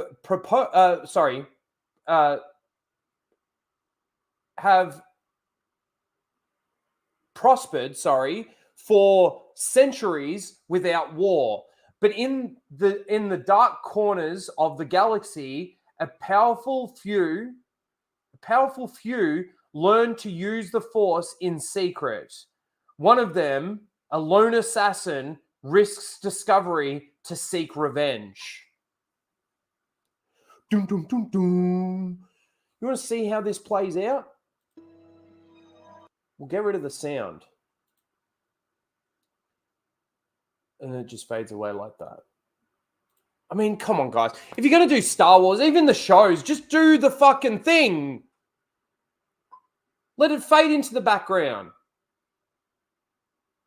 The poll is going nuts. That's what I like to hear. Thank you, guys. How do you teach yourself the Force? Well, this is the whole thing with the whole thing, right? It's like, who is Smilo Ren? I heard, I think Gary coined that term, or Critical Drinker, one of them, right? Smilo Ren, maybe even Mauler, one of those guys, right? So we've got a couple of names for a couple of the characters in this series already. We've got Smilo Ren, I don't know what they're calling like the Acolyte, the chick in it. But then there's also Gary was calling it the Asian Ezra Miller. And I actually sent him a DM saying, dude, you just need to call him Asian Miller. That's it. Don't call him Asian Ezra Miller. Just call him Asian Miller. And he put a laughing emoji on it. It's fucking funny. So we get, some of these unique names out of these series. So I made this comment on my video as well. She's trying to find where Carrie-Anne Moss's Jedi is residing, or where she is. So she asked this creature, person, being, at the place that she's, effectively located, I guess, the town, the planet that she's on or something. We don't know how she found all of this information out. She's just there. And asks where she is. Now, this thing doesn't speak in basic, doesn't speak any English, speaks in some other language and points. Now, you could arguably say that she didn't understand what he said, right? And pointed, and then she walked in that direction. But it certainly comes across in this that she did actually understand exactly what he said. And I made this argument, and I've made this argument before because we tend to see this a lot in Disney Star Wars where translated droids, C-3PO kind of thing, droids are necessary now in Star Wars. Because for the convenience of the story and the plot moving forward, we're just going to make people understand anything that they need to understand so that we don't need to either put more in there, right, to explain it or do any of that, right? It's kind of like her sister, right? The Osha, the other twin. She's got like that droid thing, and she can understand the droid. Now, I know people like to try and make the argument that Luke Skywalker was actually able to understand R2-D2, which isn't the case. It's definitely not the case. There were certain tones in the beeps and boops that gave you an idea of, I guess, coming up with like what R2's thinking, right? Or how he is in this situation. But there was never actual understanding unless Luke was in his X-Wing, which had a screen that displayed exactly what he was saying, what R2 was saying. Or C-3PO, like a translator droid. And that is even more so touched on in the EU, mind you. I think it is in the Thrawn trilogy when he's talking to R2 without having his X-Wing, without having the display of what he's saying, and it actually says, the narrating of the story actually says that he's assuming or something what R2 is saying. I don't know the exact point, and I also don't know the exact dialogue, but I do remember remembering that. Where he is like sort of, Luke's almost making up what R2 is saying to have the conversation.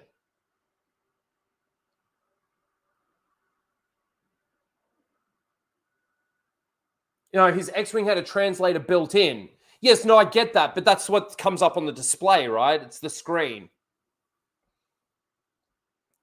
I'm sure other X-Wings had them too, so that their pilots could communicate with their astromechs.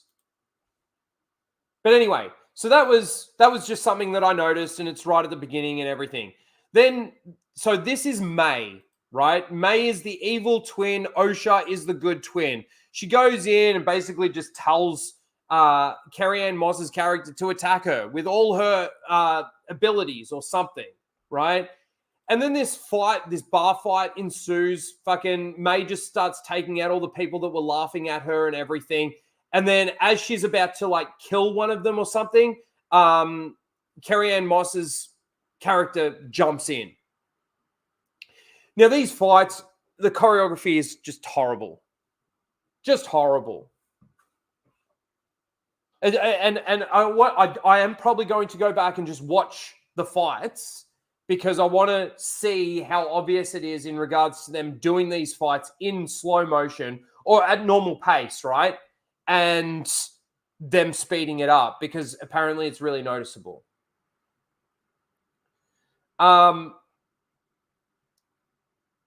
Carrie-Anne Moss doesn't know that this chick is force sensitive, that May is force sensitive, until she basically jumps up to the balcony using the force and grabs a bystander, right?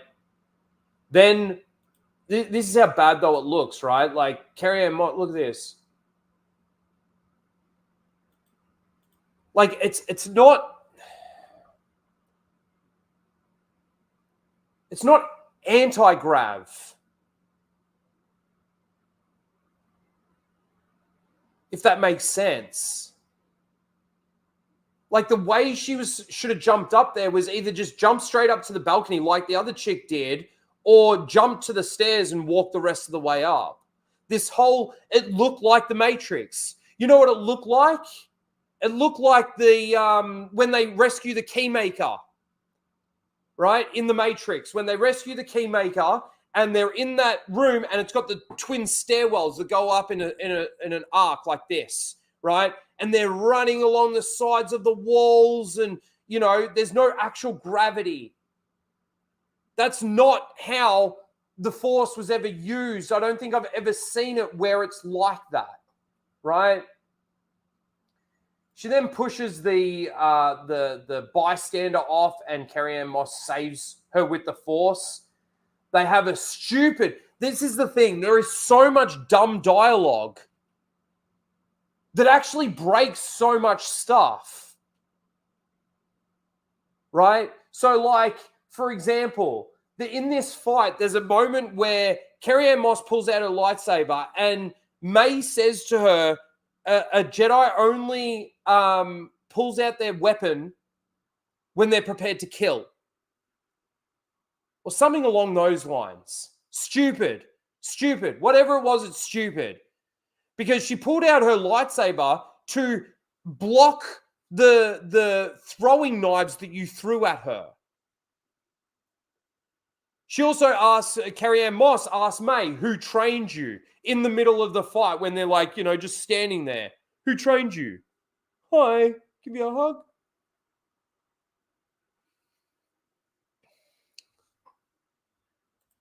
Disparu also pointed out, let's get to the bit where it happens. Who trained you? I want to kill you, or whatever this fucking... She tries to look inside her head. That's the other thing too. The Jedi in this don't really act... I want to put subtitles on.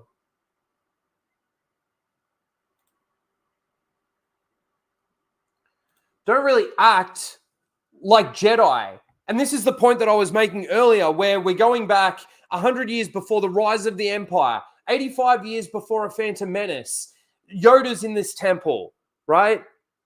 This is not the Jedi that we saw in the prequels. The evolution of the Jedi from this period in time to what we see in the prequels, fuck, that must have happened quick.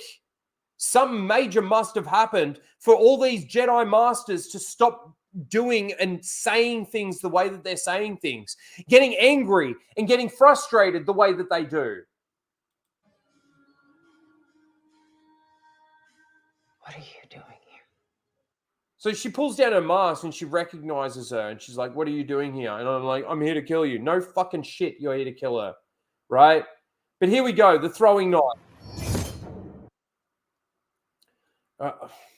So much wrong. This is going to take forever to get through these episodes. Okay, so why did she pull out her weapon? Did she pull out her weapon because she was prepared to kill? Or did she pull out her weapon because somebody was prepared to kill her and she took it out defensively? Now, Disparu made this very good point. This is almost the same as in the High Republic when they stick the lightsaber in the tree and they stop The lightsaber doesn't just keep going all the way to the bottom. It's like it gets stuck on something, but that's not how a plasma weapon like this works, right? But it's the same thing in this. She deflects those throwing knives. Where do they land? They all land. One was here, one was here, one was here. They all land in a pile right in front of her. Is a lightsaber going to stop the momentum of a throwing knife? I don't know. I actually am asking that question. It's not a rhetorical question. If a throwing knife is coming at you and you slice through it with your lightsaber, wouldn't just you have two pieces coming at you then? Even if, let's say, it was coming at you and you took it out that way, right? Would the back piece just fall down, lose its momentum, and the front piece just keep coming towards you? I don't know. Like, I'm actually genuinely asking this question. There wouldn't be anything left. Well, that's another thing too, right? These throwing knives look like they wouldn't split in half like this. The entirety of the throwing knife wouldn't be that much wider than the blade of the lightsaber. Would it just go through it and be like molten metal that just then, does it lose its momentum? I don't know. But still, bullshit. This is where we get that line. You do not want to go down this road. This is a fight that you will not win. This is a fight you will not win. A Jedi doesn't pull her weapon unless prepared to kill. A Jedi doesn't pull her weapon. I just noticing this. I know she's talking to a girl, but a Jedi doesn't pull her weapon unless prepared to kill. A Jedi doesn't pull their weapon. That's how you say that sentence. A Jedi, male or female, non-binary, whatever the fucking you want to put in there, right? A Jedi doesn't pull their weapon unless prepared to kill. That's how you say that sentence. Now, that's not what's wrong with this sentence. But that's certainly fucking an issue that they fucking put in there. Unless prepared to kill. You just threw knives at her. She just blocked them. This is stupid. So stupid. Anyway, fucking, they get distracted by the bartender, right? Bartender's just decided to stay in the pub, right, behind his bar. And she throws the throwing knife at the bartender. Carrie-Anne Moss gets completely distracted to stop the blade, right? And then she gets a throwing knife to the heart. Now, there's a couple of issues here. She's a Jedi Master. A Jedi Master. There's a couple of things that she could have done differently. She could have moved the, instead of stopping the knife, she could have moved the person out of the way, right? Would have been very quick, straight back to the fight. I mean, she could have sensed the other knife. She is in a situation where her life is effectively being at risk of being killed, of being murdered by somebody, right? And you would think that she would have multiple barriers up against something like this. It's just silly, right? There are multiple situations where this doesn't happen. But then there's also the situation of a blade like this, a little tiny little knife, killing someone, and a lightsaber doesn't in Disney's canon. Talked about this in my review of it.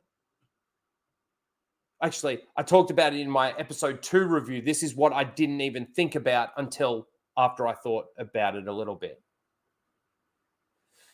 But in Disney canon, lightsabers don't do anything. Even some blaster shots, I think, they don't actually necessarily kill. But that's always sort of been the case. It depends. That really does depend on where you hit someone. Someone in the leg, that's survivable. So yeah, she basically, gets a blade to the heart. Unfortunately, she had no back to spray. People are going to make the argument, oh, it was directly into her heart, whereas, Sabine was in the kidney. Gotcha. No, stupid. Fucking dumb. Fucking dumb. She, so the Acolyte chick walks away, doesn't take the lightsaber, takes her own blade back. We saw that in the trailer. She goes over to the bartender. The bartender, she goes to pick up the blade that dropped.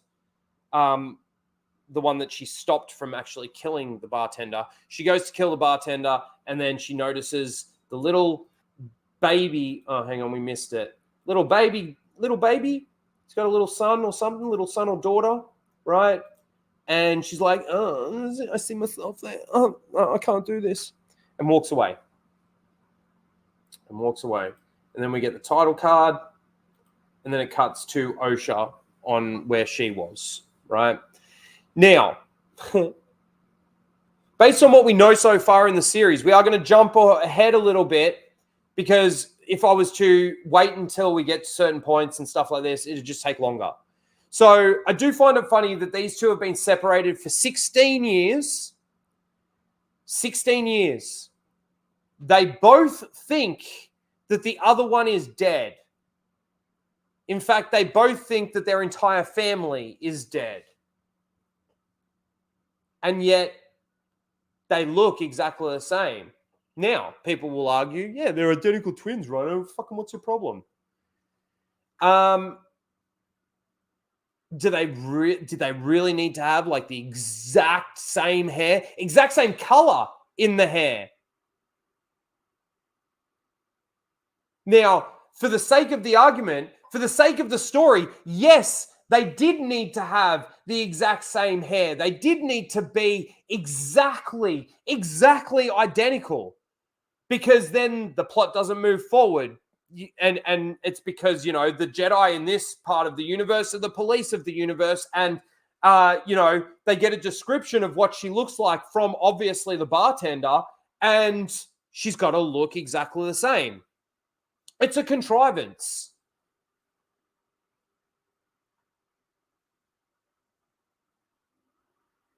You couldn't have done one with like a shaved head and another one with hair like that.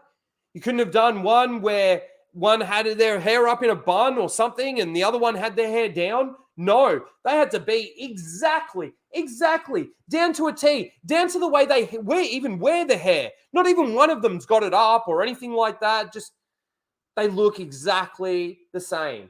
Yeah, okay, they're twins. They're supposed to look exactly the same. But again, like I said, they've been separated for 16 years, don't know each other, think the other is dead, and yet, conveniently enough, they are exactly the same. So she gets up, she starts talking to her droid. She's got some work. This is stupid because, it is droid work and it would be a lot cheaper and a lot better just to have droids do this kind of work, and it doesn't make sense. They try and throw an explanation in there with this guy saying that what does he say? Frankly, I'm hurt because The grease grubbers are disposable. The grease grubbers are disposable. Droids are disposable too. But yet droids are programmed and predictable and will do exactly what you tell them to do. Without question, without morals, without anything. Stupid. And then a fire breaks out, and this is where we get the thing about the fire. We talked about that earlier in the stream. They get the fire out. Jedi arrive. And this is where I sort of really started to have the first problem with the Jedi. The Jedi walk in.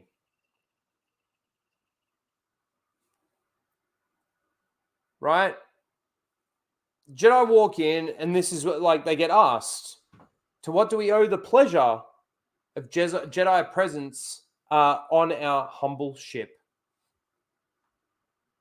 The pleasure of Jedi presence on our humble ship. My name is Yord Fandar, Knight of the Jedi Order, and this is my Padawan, Tassiloa. He introduces himself, naturally. We are looking for a former Jedi by the name of Osha Anaseya.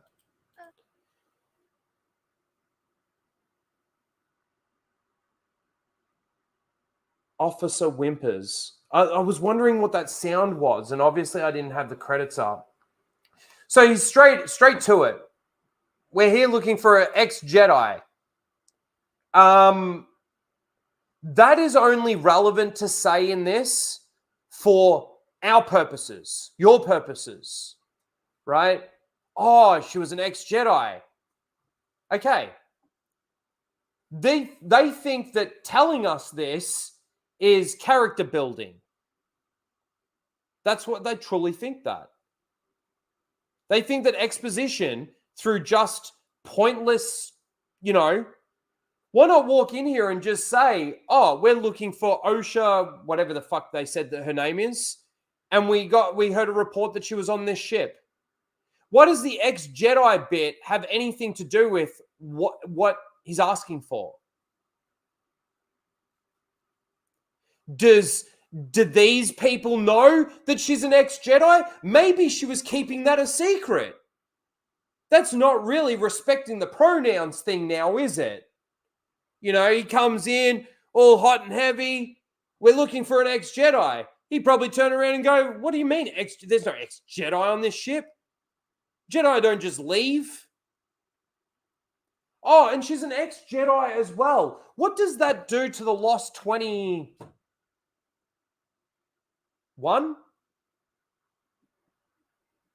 Is it the Lost 21, including Anakin?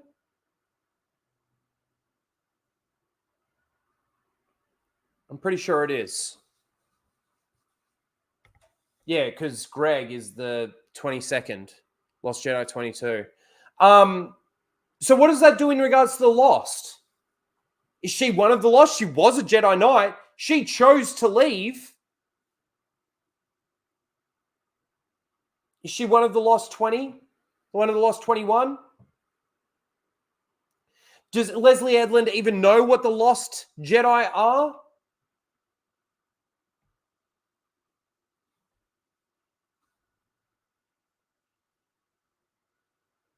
But this goes on. We haven't even got up to the bit where I'm like, what the fuck are the Jedi? What are they? This is where that whole thing about, oh, there's no real good or evil comes from. And it was this guy who acts this out that actually said that. He's also the guy that said that Anakin was the one that blew up the Death Star. This is a cargo ship. We have no passengers. She's a mechanic. What? So why is he trying to cover that up from the Jedi?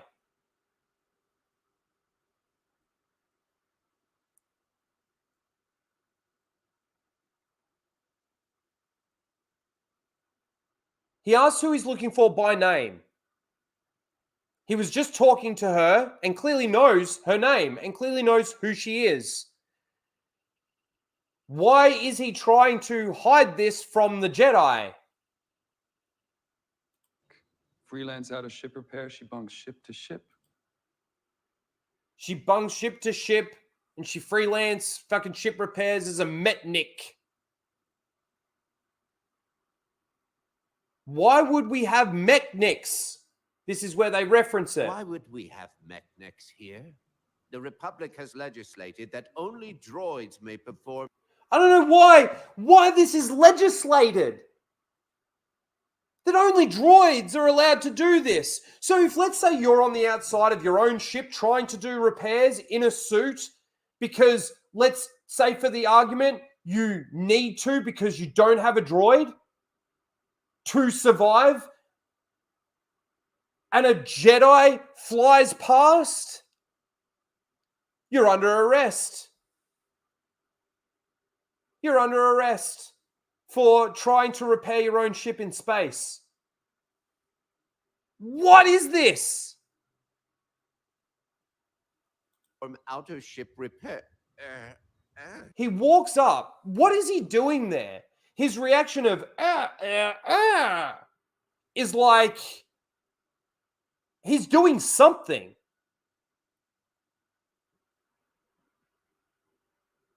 Wonder how Master Yoda would feel about seeing something like this.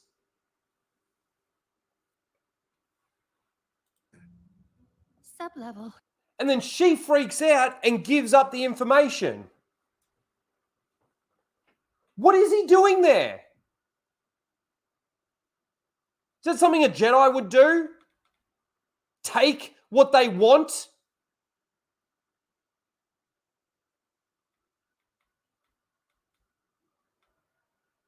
This is one of many problems with this show when it comes to representing the actual Jedi. Is he torturing him?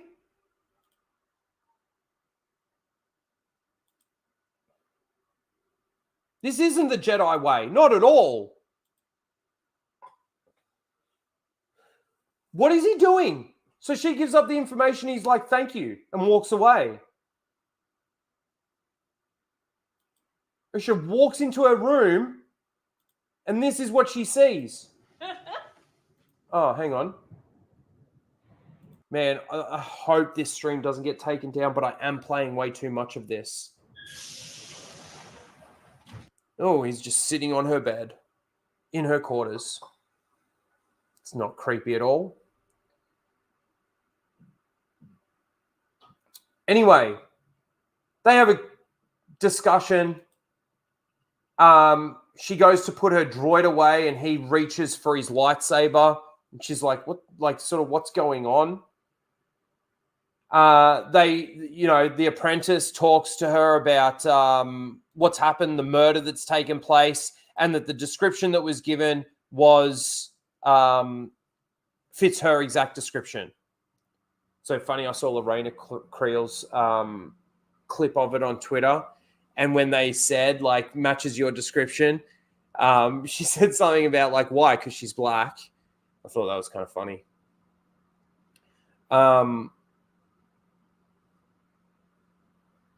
So this is just her, being half interrogated. They have got the bartender with them, conveniently enough, just taking him around the galaxy so that he can identify the person, and says, "Yep, that's her, a Jedi killer."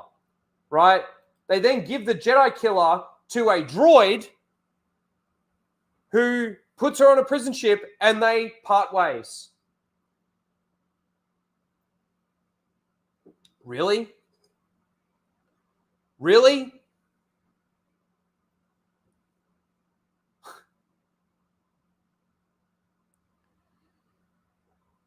This is somebody that you're suspecting is powerful enough to take out a Jedi Master.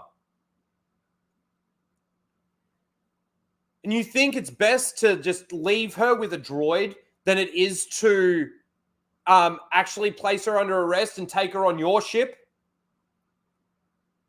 where you can sense certain things going on? This is padding. This is filler within its own episode. They needed to stretch this episode out. Because what would happen otherwise? The Jedi take her, back to Coruscant and question her, even though she had plenty of evidence that she had no way of actually getting to the scene of the crime? She's got an alibi. Anyway, they go back to Coruscant. What, they interrogate her? What, using a mind trick? Because they clearly don't believe her when she plainly tells them, it wasn't me. I was here the whole time. Ask the captain. Ask my colleague that I was actually out on the outside of the ship on. I was here.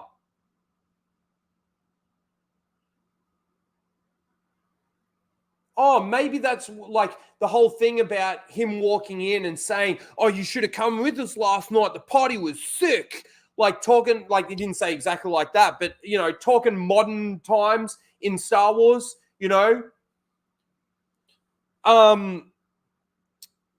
was to indicate that maybe she didn't have an alibi. Again, poorly executed if that's the case, because I'm only just thinking of that now. So he gets taken by the fucking droid. Then we cut to the scene that we saw in the trailer, right? He's giving them the lesson.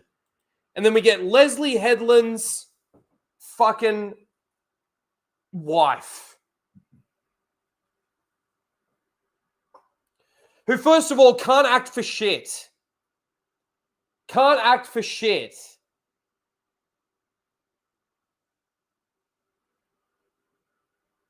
In fact, everyone in this show, other than Li Jingzhu, Sol, actually does a good job acting their role.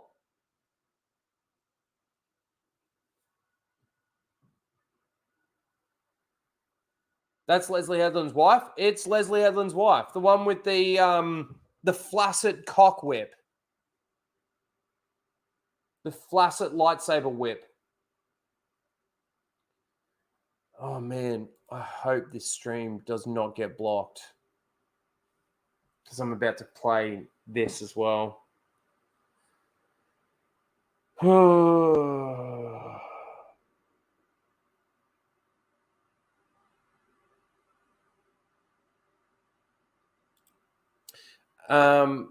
Plasma 19 for 5 says the galaxy is now a town with the population of 200 where everyone knows everyone and the sheriff's deputy gets killed. Yep. That's actually a really good way of actually explaining what this show is. A really good explanation.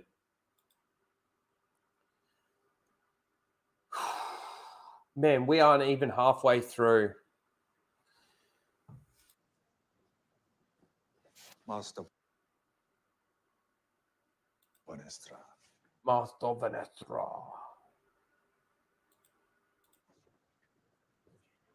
So, my dear friend, how lucky these younglings are to have such a compassionate teacher.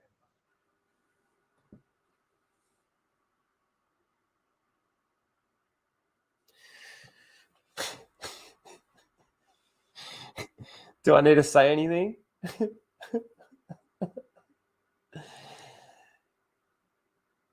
To me, it actually sounded like condescending. And it's so funny because I could picture Leslie Edland's wife talking to people in real life like this.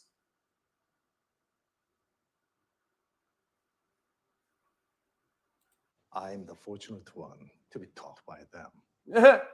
I saw Disparu made a point, man. If you're still learning stuff from like 8-10-year-old kids, fuck, you haven't lived much of a life, have you? I remember when you were that small. You were so shy. Ugh. I remember when you were that small. You were so shy. So this is trying to imply that maybe she was his master? How can I be of service? I come with news. You and Master Andara were friends. I'm sorry, this is horrible to me. Like, really bad. Yes. I was sad to hear she came to a violent death. We have a suspect in custody. An old Padawan of yours, Osha Anasea. So she tells him about her.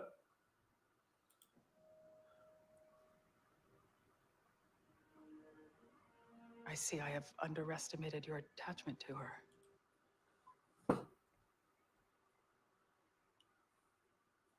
What does that mean? He loves her? I don't know. Maybe. It's possible. This is all about fucking sexuality and relationships and bullshit like that, right? But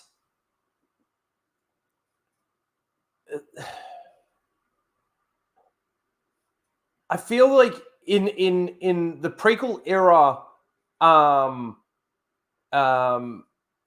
Jedi Order, which is technically you would think what this should be, it would be a very close reflection of that, at least. This wouldn't even necessarily be the case. His attachment to his Padawan, like Qui-Gon didn't have that attachment, like that kind of attachment. I understand that Padawans and Masters have an attachment. I get that, right? But it's the way that she describes it, right? I didn't realize that your attachment was so deep, or whatever the fuck she said. I don't like it, but it gets worse. Osha was. Whoa, I've got 2 words.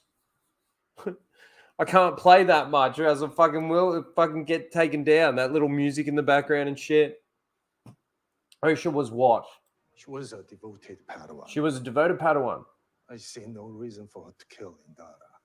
See, this is the other thing too, is like with this exposition that we're getting now, it makes it even more unnecessary for that Jedi Knight to walk into that room and say, we're looking for a former Jedi Knight. The evidence against her is strong. The evidence against her is strong. No, it's not. She had an alibi. She had an alibi.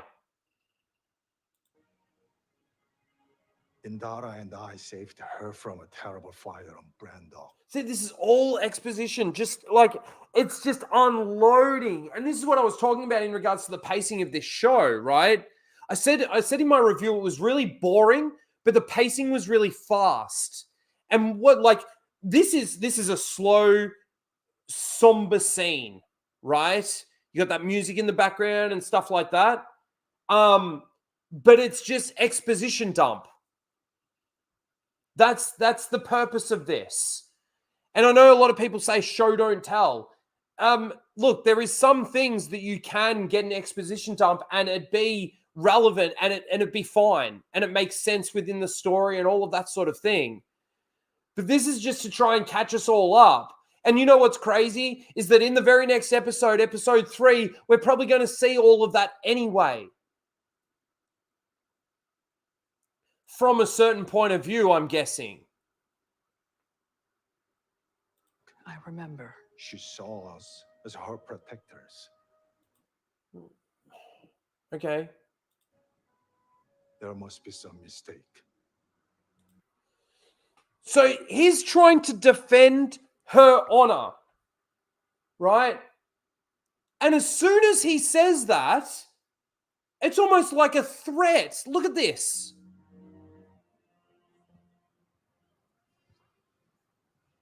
Now, I don't know. Just after watching that bit again, is she walking up to back her up? Or is she walking up because there's something that she needs to tell her? Oh, you're wanted in the Jedi Council chamber or something like that. And that's when she steps in and says this.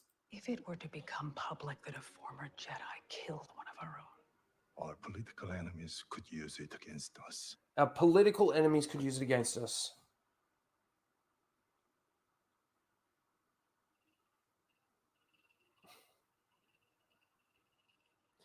This is one of those things where it's kind of like they're trying to be smarter than they actually can be. You know what I mean?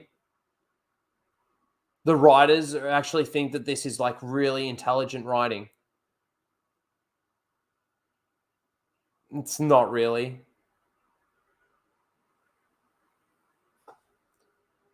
And it's so fucking annoying. discretion is important.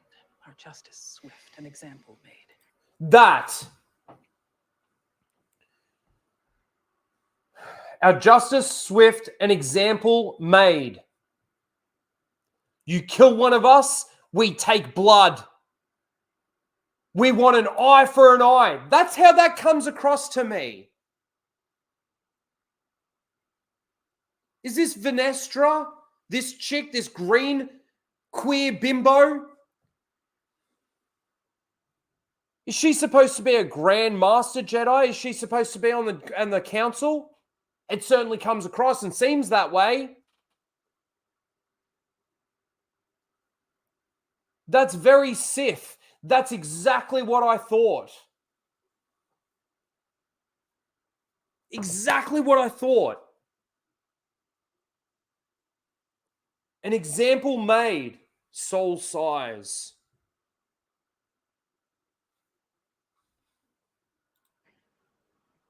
Despite your feelings for this girl, do I have your support in this endeavor? Despite your support, despite your feelings about the girl in this matter, do I have your support?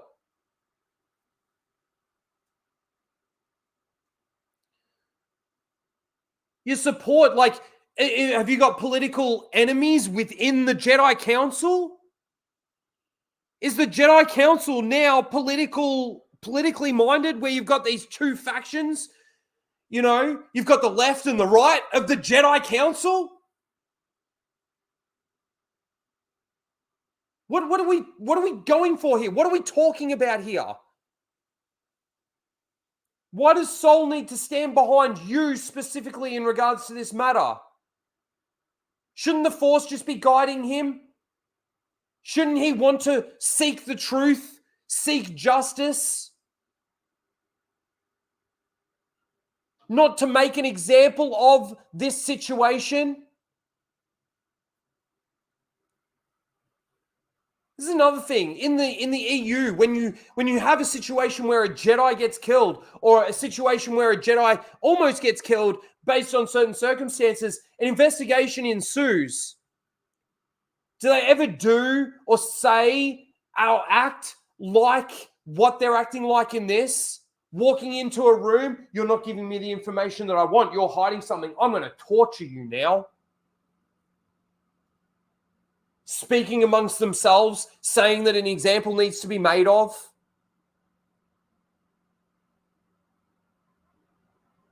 And she walks away.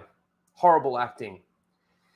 Then we get this scene. It cuts back to Osha in the prison ship with the one guard droid, and two chair droids that are piloting the ship, right? There's a bit of exposition in here. She just talks about how she does trust the Jedi and that they're going to break out of there.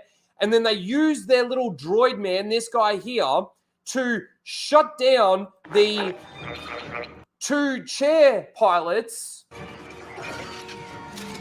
which doing that automatically takes them out of hyperspace because reasons, right?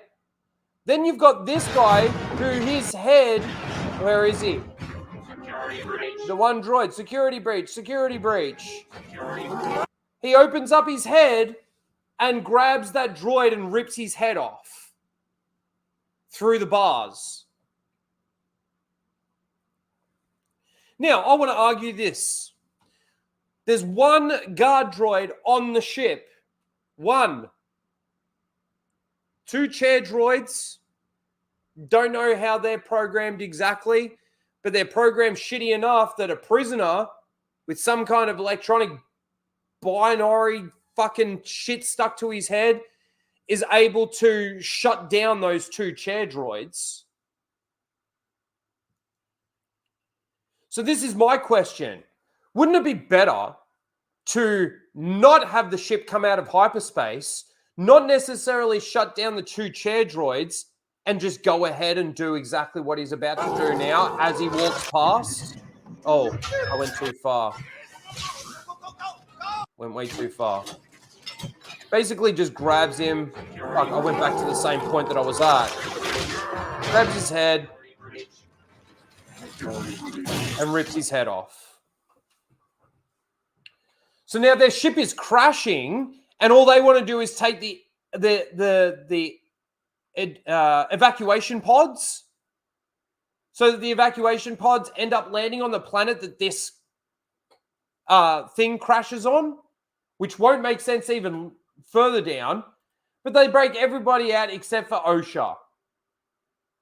Conveniently enough, her little droid friend, right, falls out and just happens to land right near where she is, conveniently enough. This is all contrivances, man. It's just non-stop. It's non-stop. She tries to use the Force. Using the Force fails. It doesn't work for her. And then just because it gets banged, it comes close to her and she gets her droid thing, and that's how she gets out, right? Then there was this guy who, you know, was decapacitated by like some alien thing that they put on him. She helps take it off him. He gets in the last evacuation pod and leaves without her. She is now crashing down to this planet. She straps herself into a chair. I'd like to also point out, like, it is funny how, like, the cockpit, like, ends up on fire and stuff like this because they come out of hyperspace in an asteroid field. They start banging into stuff, and this ship is not even durable enough that she would be able to maybe take control of the ship again. It's all over straight away. Don't know how good of a pilot she is either, so maybe she can't pilot for shit. Anyway, she straps herself in, and it cuts back to this. And X-23. Let's see if we can get some of the dialogue here. This pastime encourages sentimentality and nostalgia, and both of these emotions can lead to... Our memories are lessons. So he was looking at like a hologram of Osha, right, when she walked in, and she's talking about like attachment and nostalgia and how those things are bad and like, you know what that leads to. She is woman-splaining to a Jedi Master what his flaws are. A Padawan. Girl power.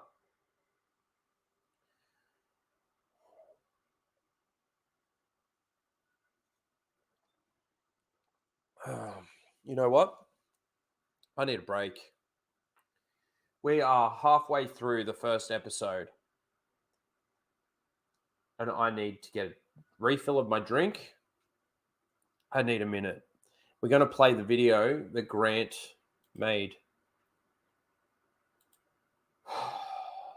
And then when I come back, we might end round one. I think we've waited long enough for round one of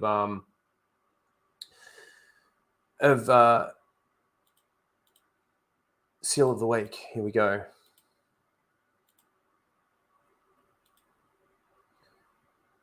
What we'll do is I'll blow this up and then we'll make it full screen like that.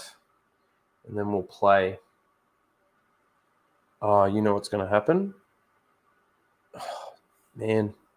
As soon as I unplug now my headphones, though, the audio is going to disappear. So let me do it again. All right, here we go. It is over now. Star Wars is gone. We used to love it, but not anymore. And that's because...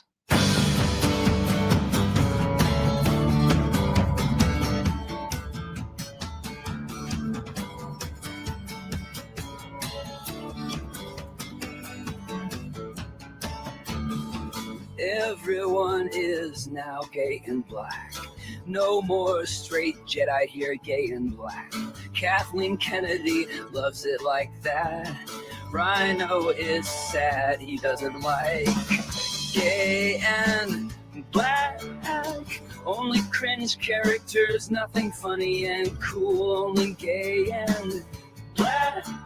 Maybe it's transmission goo, it makes me too sad. Everyone is now gay and black. No more straight Jedi here, gay and black. Kathleen Kennedy loves it like that. Rhino is sad, he doesn't like gay and black. Where is my Anakin slaughtering kids? That is something that I really miss. But no, they gave us a character with 2 moms. That shit is whack. Gay and black. Only cringe characters, nothing funny and cool. Only gay and black.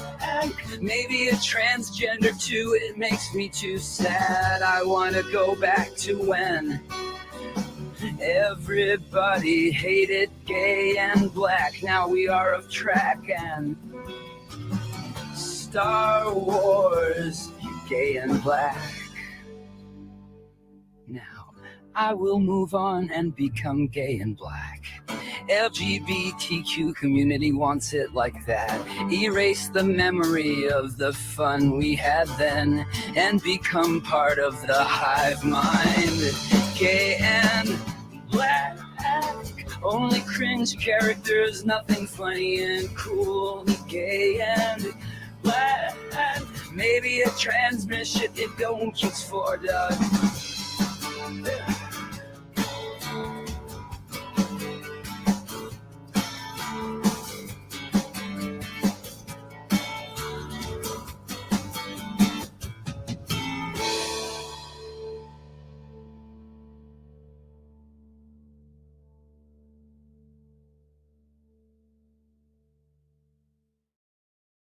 That was fucking fantastic. Gay and black. I'm definitely keeping that. That's funny. That's really funny. Thank you, Grant. Yes, gay and black.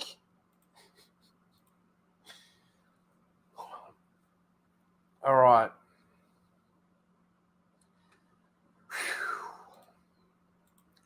Let's end this poll. Let's get our bit of paper here again. Oh, shit. All right, round 1. We're starting again. Round 1. Okay, let me share. Oops.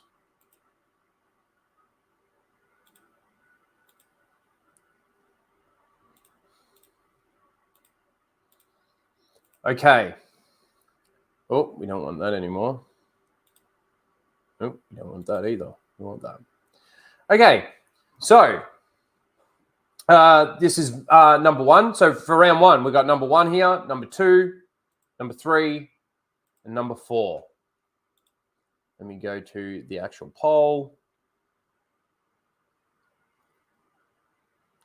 Hey, that's much better. Like, I'm now really happy about that. Okay, that we did redid round 1. Oh, although it's so funny how it went from the previous winner being number 2, and now the winner of this one is now number 1. Okay, let's end the poll. 59 votes. Love it. Love it. Okay. Oh, we'll write that down in a second. In last place, with 11% of the vote, was number 4, the new one that we brought in there. Kat, you came last. It basically went in the order, in reverse order, really.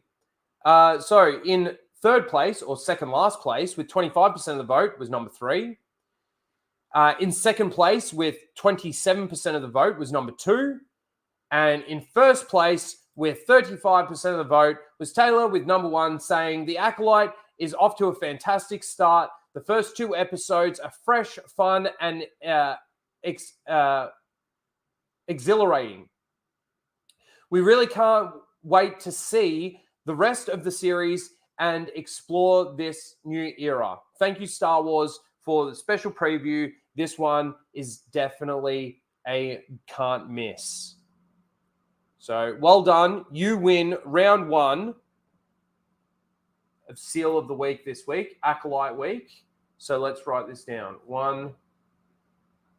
I've got to write down the percentages because we're taking the top 3 percentage 2, 27%. 3 with 25%. And 4 with 11%. I probably didn't need to do that last one anyway. Okay, very good. Well done, guys, and thank you. Hang around. Round 2 is coming. Round 2 is coming. All right, let's get our headphones back in.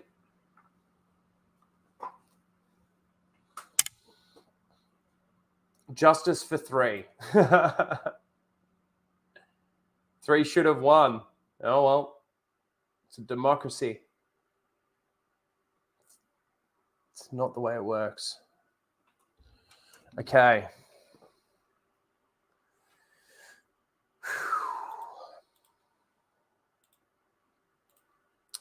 Back to this. So, yeah, she's just woman-splaining the whole time. It's just more bullshit exposition. I'm sure there is stuff in here that isn't Jedi-like to me, right? Like, you know, even the fact that a Padawan is talking this way to a master, isn't really that good. But despite all of that. So this is where this problem comes up. All the prisoners that escaped on the escape pods or in the escape pods, they've captured. Now, I can't remember if there was any exposition or any explanation for how or where these people were found, how they were found and where they were found. Right? But they would have been in the vicinity of where the ship was, right? Whether or not they crash landed on the same planet or whether or not they were in space around where the planet, where the planet was. The fact that they've got them and they've brought them back to Coruscant this quickly, this is what I'm talking about when I talk about like teleportation or hyperspace teleportation or anything like that.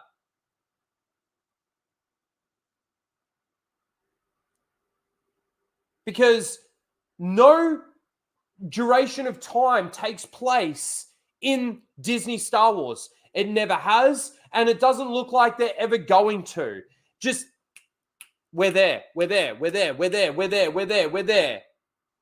No time goes by. The fact that they didn't, look at the crash site of where the ship crashed, being that they were in the vicinity of the crash site, is beyond me. Why didn't they do that? Oh, because that means that they would have captured Osha. And that means that they can't send Sol out to go and find her and blah, blah, blah, blah, blah, blah, blah, blah. It is stupid. But this has to happen because this guy, the guy that, had the thing over his face, that basically bailed out on her, can be interrogated. The survivors. The Jedi killer is evil. I sensed her darkness. So he just said, the Jedi killer's evil. I sensed her darkness. Now, this is something that Disparu pointed out. Is it ADI? Where they record the audio after the fact? Right? So he's just said the Jedi killer, blah, blah, blah. I sensed her darkness. Now, what does that mean in regards to this guy's possibility of being force sensitive? No? No one cares enough to ask that question? No?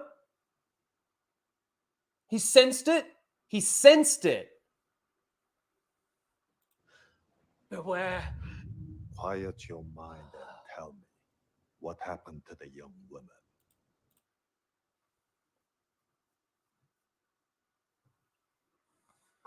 Now, I don't know what kind of interrogation technique this is or anything like that.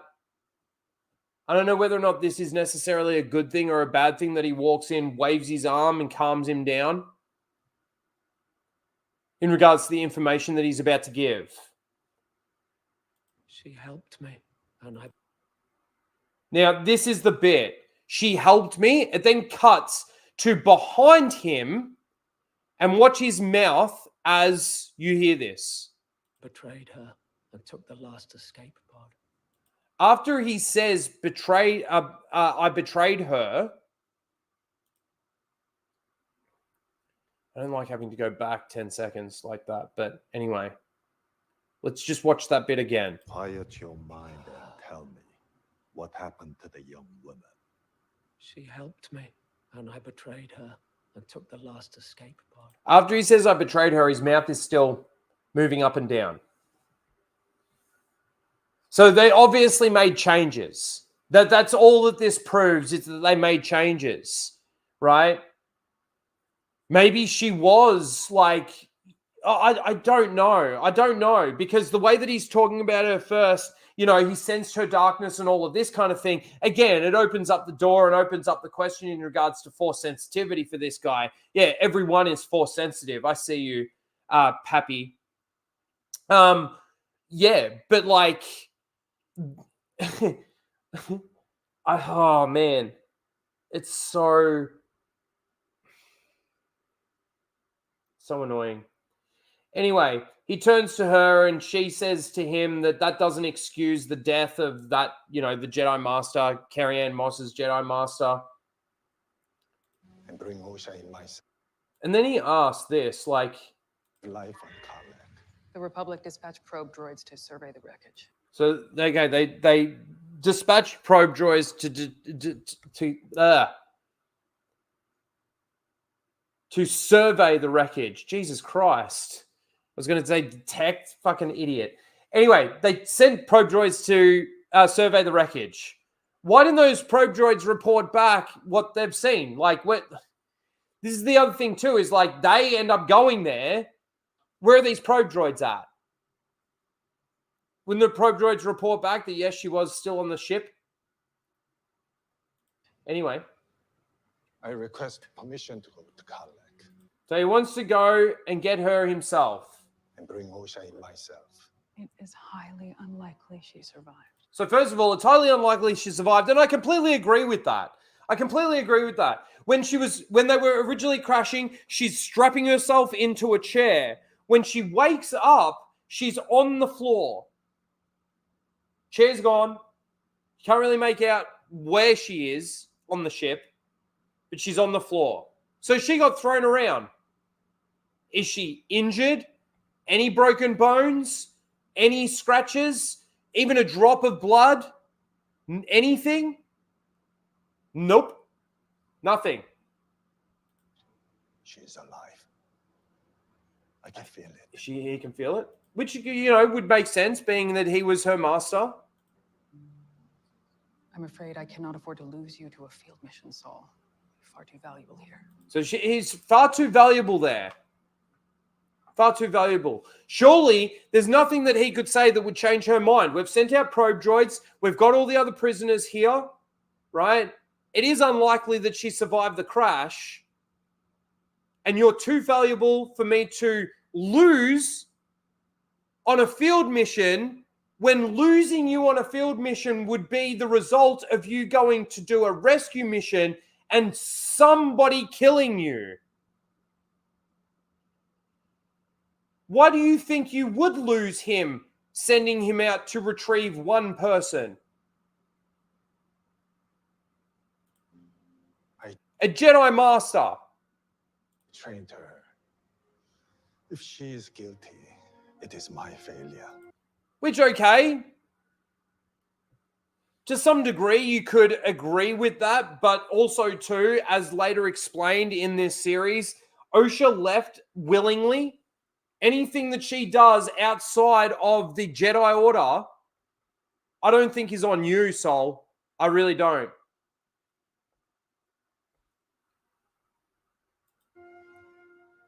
Let me take accountability. Small team. Hey, what? Hang on a second. Small team, be discreet. Didn't we just say that, like, you can't afford to lose Soul on a field mission and that you're far too valuable and you need to be here?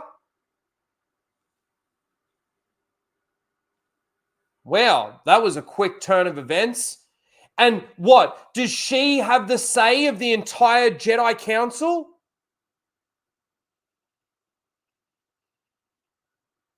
She doesn't have to run this by anyone. Soul doesn't have to run this by anyone. Yoda. I mean, Yoda's the only one that I can think that would still be old enough or aged in this range that he would still be alive at this time.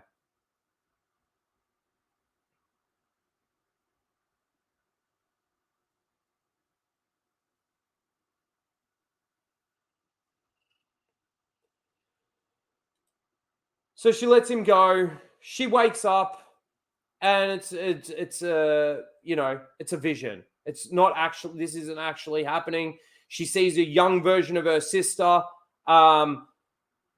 She woman-splains even more to him, right?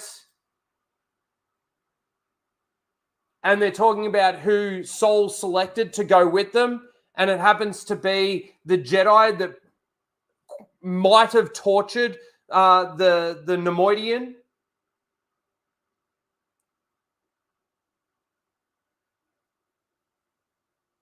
And this is what happens. What's wrong with Yord? Nothing. No, he's Yord. I don't know what that means, but okay.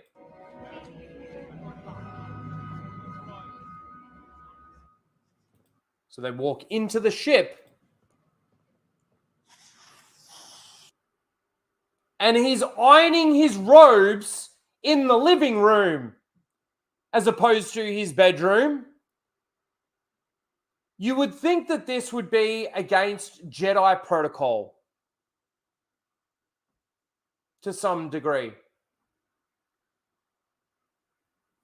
This stream and chat is legendary. Well, I appreciate that.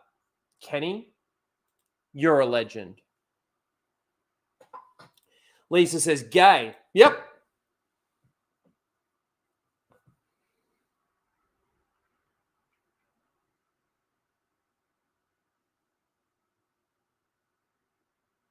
Sorry, I'm just letting this image soak in.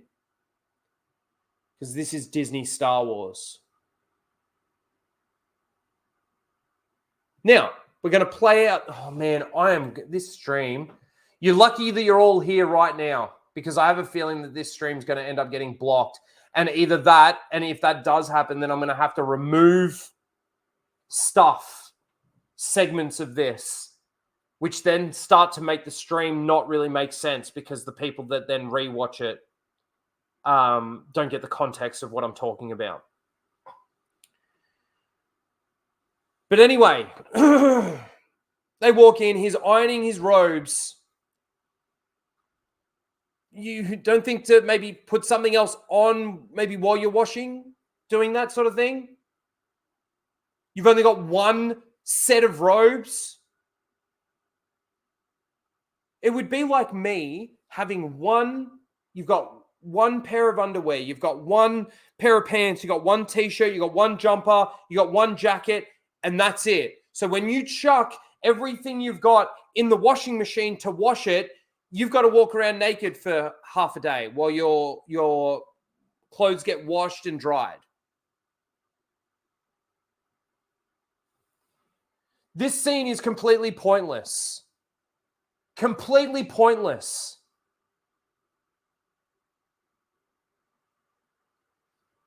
Why couldn't have this guy just been standing in the ship and maybe when they walk in, it's like, I've been waiting for you guys for a long time. What's taking you so long? Doesn't even need to be like that. It's like, I'm here reporting for duty as asked, as promised. Thank you for inviting me on this mission. As, of course, I was trained with OSHA under your guidance, Master Soul. What's wrong with having a scene like that? If that's how you want to introduce this character to this team. Master Soul, I thank you for choosing me for this mission. I should have brought Osha in myself. I apologize for my error. Yes, you certainly should have brought Osha in yourself. As I was saying when we got to that part of the thing, instead of giving Osha to the droid to take on the prison ship with all these other prisoners on there and that one lone security droid and 2 chairs, yes, you should have brought her in yourself. Fucking cringe haircut. I agree. It's that, I was about to say Starkiller, but it's not Starkiller. It's Killmonger hairstyle. The Miles Morales hairstyle. The name the black character's hairstyle.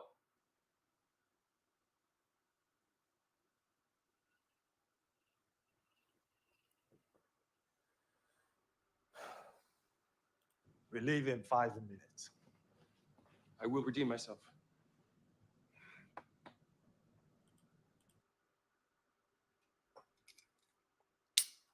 Again, what's wrong with him not ironing his clothes, not looking like an absolute pathetic retard,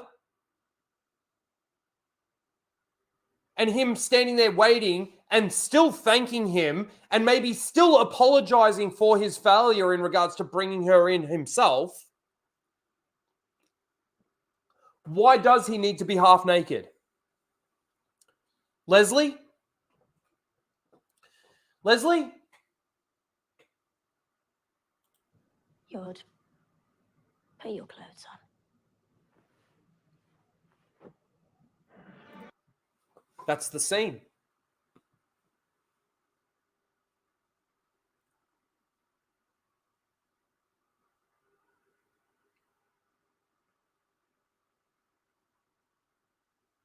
Why does Yod look dumb?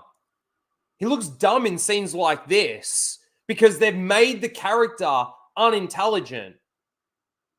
They've made him stupid. In fact, there are some redeeming qualities of the character where he is suspicious of Osha. And it's the only reason why I feel that they've done that, though, is so that they could have the convenience of that scene when she does poison the second Jedi Master. And he's like, no, I was following her the whole time and it wasn't her. He's the alibi. He ends up being the alibi, even though all her other alibis, first of all, weren't satisfactory to him.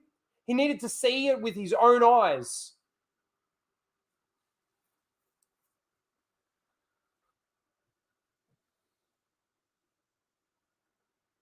So it cuts back to Osha still having her her dream, her Force vision dream.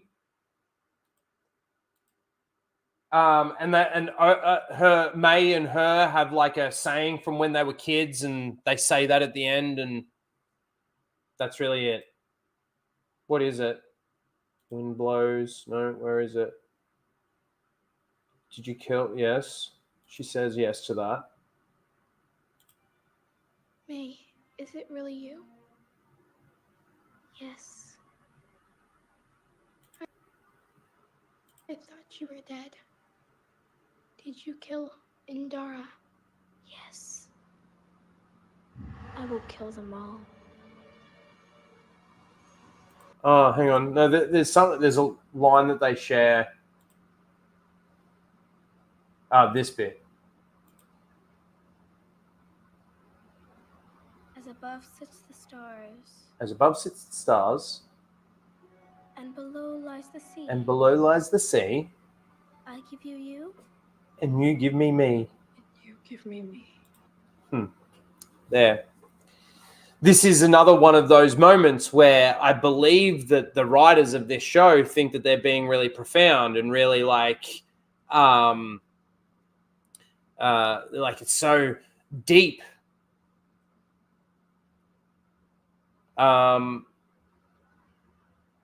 And we get to see the flashback of them being kids and what this saying between them actually means.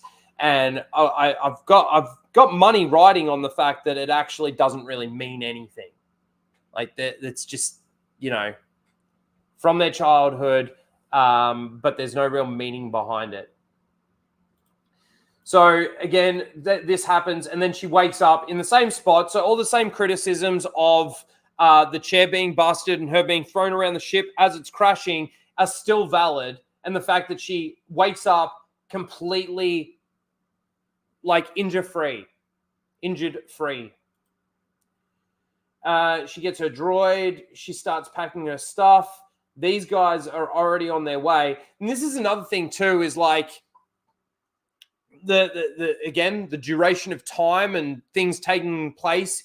A lot has happened in regards to Sol and where he's been and what he's done and his movements in the time that Osha's basically just waking up. It's kind of lucky that they get there when they do. Yeah.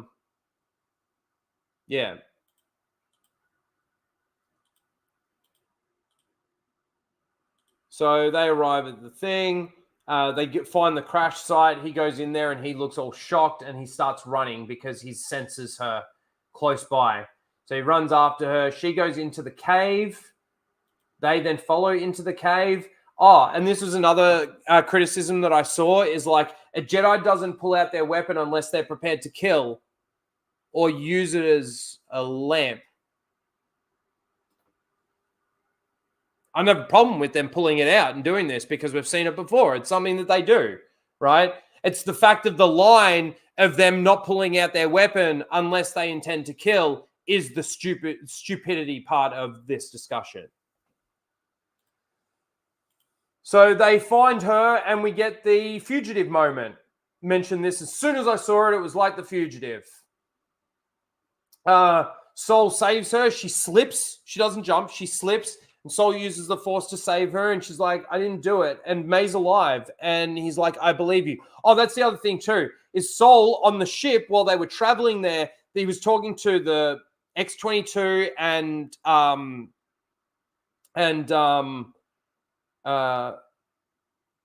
Killmonger. Talking to those two about how she had a twin sister. But he saw her die with his own eyes. And then when she says that, you know, May's still alive, he's like, I believe you. So again, it's one of those things where it's kind of the same thing as with the green chick and her saying, no, Sol, you're too valuable. You can't leave. I can't sanction this. You're not allowed to. And then he goes, no, I need to do this. And she's like, okay, take a small team. It's the same sort of thing. It's just flip-flop just for the sake of the story. It's like, why isn't Sol saying to her, I understand how you feel, but we saw her die, or, you know, I saw her die, or anything like this. Right,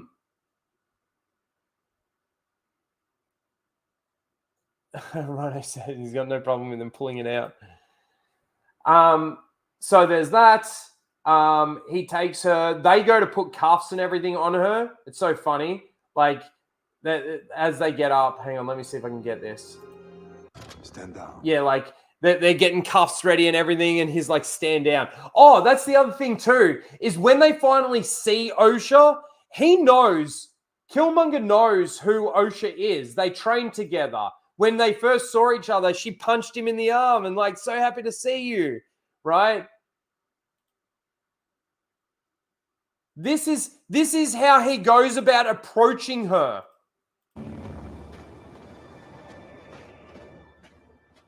Stop! In the name of the Republic and the Jedi Order!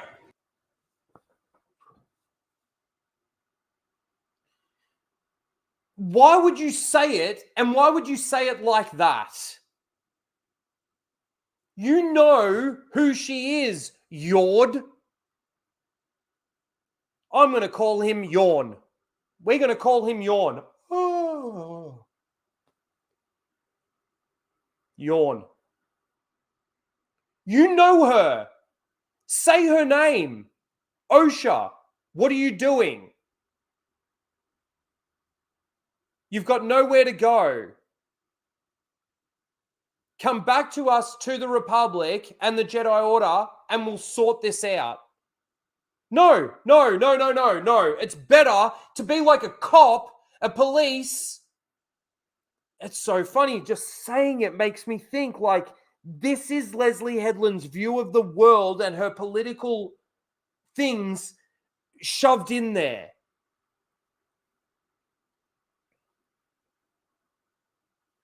It's too bad they didn't fight it out and they could have some black on black crime, but that would be too close to the truth, wouldn't it?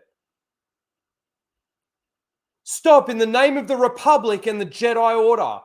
Who says that to someone you know that's in trouble, that's running away, that's scared? You could probably sense the fear. You were the one that got told about her alibi by her on the ship that she was working on, which would have stood up in any court.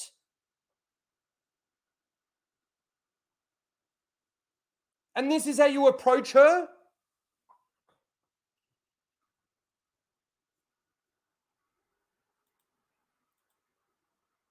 They take her into custody. Oh, and then we get... Oh.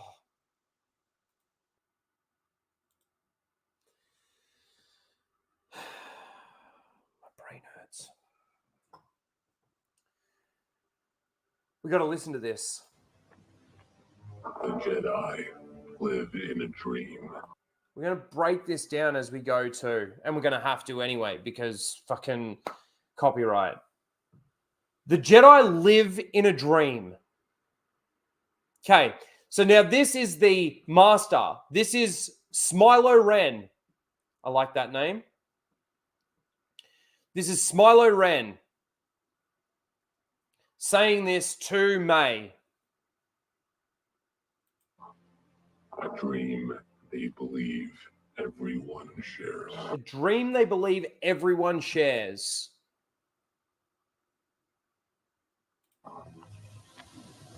If you attack a Jedi with a weapon, if you attack a Jedi, fail. If you attack a Jedi with a weapon, you will fail.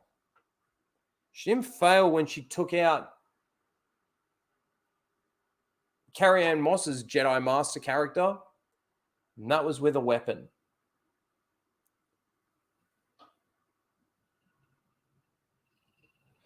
You can almost say that the poison is a weapon too. Wouldn't you think? Poison? Is that a weapon?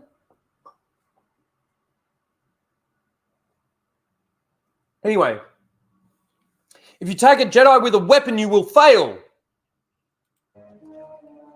Steel or laser are no threat to them.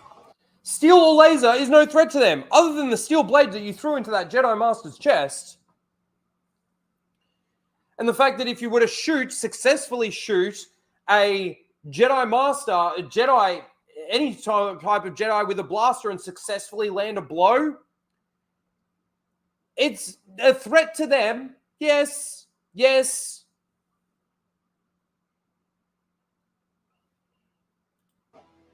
It's a chick. You can tell. Look at this. I don't know. The way that she's standing there, I'm just going to say it. The way that she's standing there, it's a chick. It's a chick. But an acolyte. An acolyte kills without a weapon. An acolyte kills without a weapon. Why? Why? Let's see. Does he answer why? An acolyte kills the dream. An acolyte kills the dream. So you remember he was talking about how the Jedi are, they live in a dream they think everyone shares, and then turning on the lightsaber. Another example of them turning on the lightsaber for no reason other than, look at me. Like, tell me that silhouette's not a woman.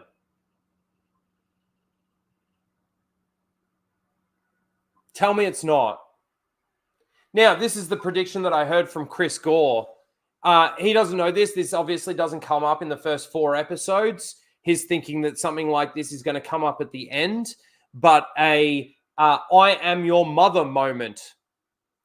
A bit like an I am your father moment. But this is the twins' mother.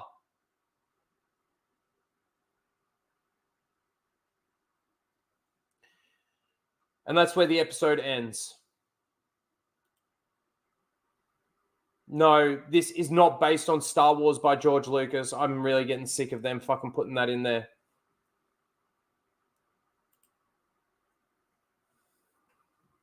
Oh, that's episode 1. In episode 2, there's more to go over as well, though. Like, more than that. God.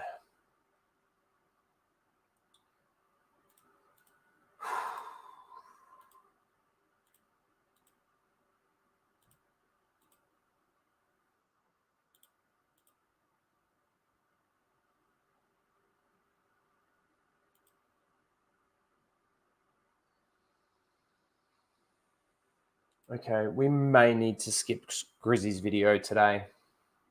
What we'll do is, because we got the double episode this week, next week we've only got 1 episode to go through, we will watch Grizzy's 2 videos as long as episode 2 gets released. We'll watch those 2 next week, episode 1 and 2.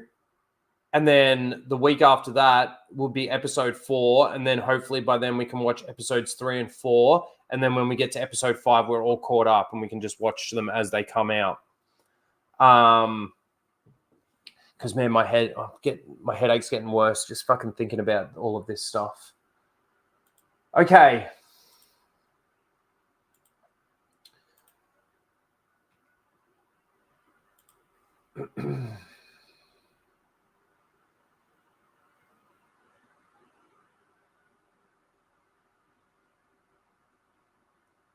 Fuck, where is it? No, fuck, I got so many fucking things here.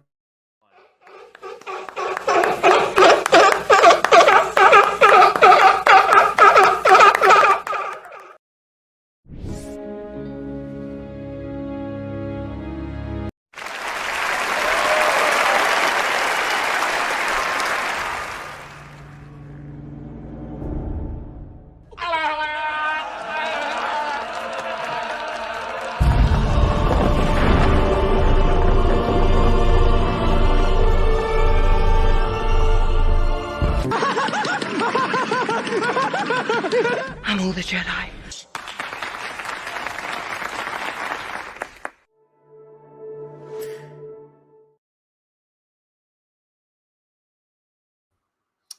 Okay. Oh, shit. I'm supposed to have shared this by now. Okay, so round 2 of Seal of the Week. Okay, so... what the fuck? Uwu Bai-Wan Kenobi. Fuck. Pronouns in the bio? Yes, of course. She, her. I don't believe you. Says, spoiler free, but the Acolytes' first 2 episodes are so good. Seeing them on the big screen was so cool. Can't wait to watch them again tomorrow. This show is literally gonna be incredible. I can already tell. And then just @ everyone. And this is what that person looks like. I'm not surprised. I'm not surprised at all. Okay, nominee number 2 for round 2 is this one here. Having seen the first 2 episodes of The Acolyte, Leslie Headland has made one thing abundantly clear. The future of Star Wars lies in the past. Phenomenal start to the series and quintessential Star Wars, okay, with every twist, turn, creature, and character, especially characters. Okay, that's nominee number 2 of round 2. Nominee number 3. Now, this is a bit of a tough one for me. George Lucas literally put sound in space, but no one bitches about that. Fucking cherry pickers. Now, I know that Cody here is a Disney shill. I've seen a couple of where I think also had nominees in the past, but also he, him pronouns in the bio. Yep. And then the last one, I'm sure we have pronouns in the bio. We have to have pronouns in the bio, surely. No? Thought there would be pronouns in the bio, especially based on what this post is. Now, this one is a little bit off the Acolyte stuff, but still, you could say related. Happy Pride reminder. Happy Pride. Reminder that Obi-Wan Kenobi is canonically queer and Alec Guinness was bisexual.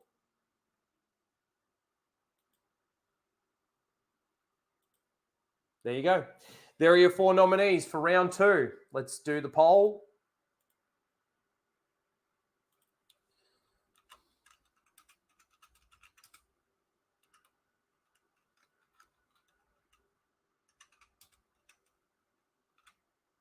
Round 2.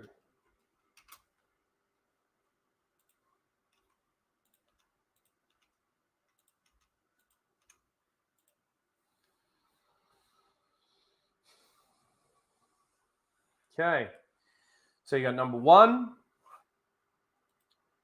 Oh, number 2, number 3, and number 4. Get your votes in, and we'll come back to that. All right.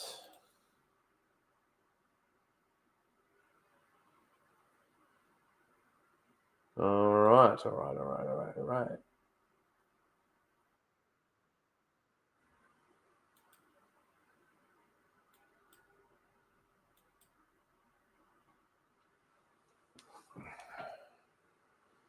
Oh, man. All right. I'm going to stand up. How you guys doing out there? You having fun? We've been going nearly 4 hours. This is insane. This is insane. I don't think we've done breakdowns like this for a show in a while. Like, even some of the other ones, yeah, we broke them down, but there's just this. The thing is with this is that there's so much wrong with it on so many different elements, on so many different levels. There's editing problems. There's character problems, acting problems.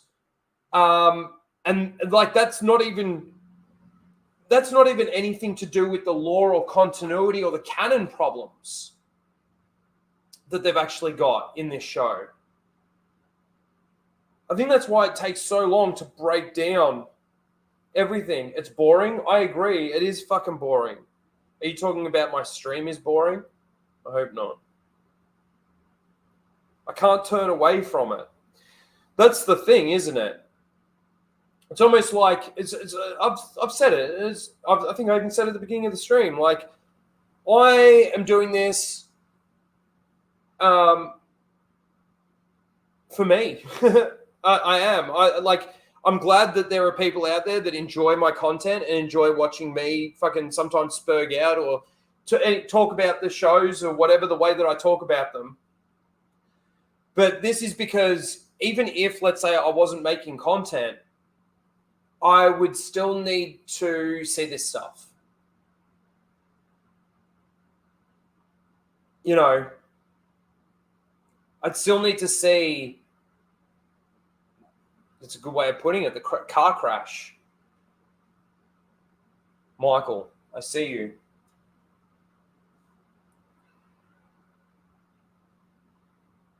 Resist the woke. I see your scissors. I see your scissors. Imagine if they made the sisters scissor. They hate each other, and the way that they kiss and make up is by scissoring.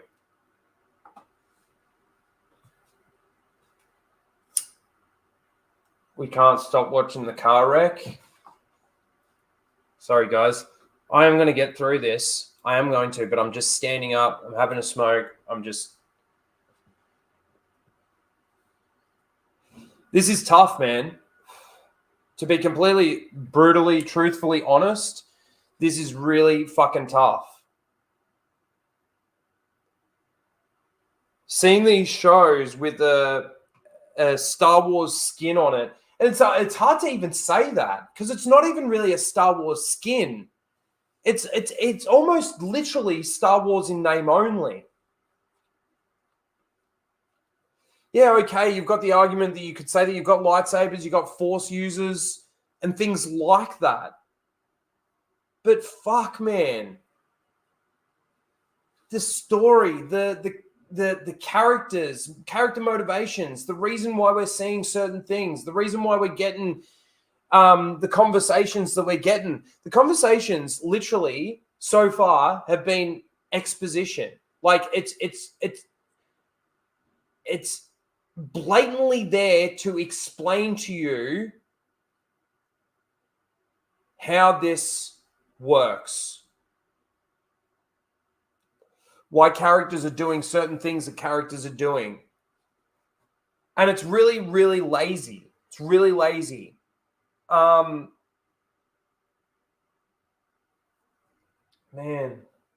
I just remembered too. I've just seen Star Wars Marvel Purists in the chat. And I've remembered that we're supposed to do the Plagueis, the final fucking stream for the Plagueis novel. Dude, I'm so sorry about this, but I'm going to have to take a rain check again.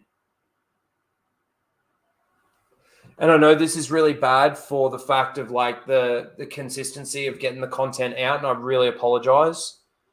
But I don't know how long it's going to take me to get through this second episode. And once we do get through the second episode, I'm going to end the stream. But again, this headache isn't helping me right now. And I've already been going nearly 4 hours.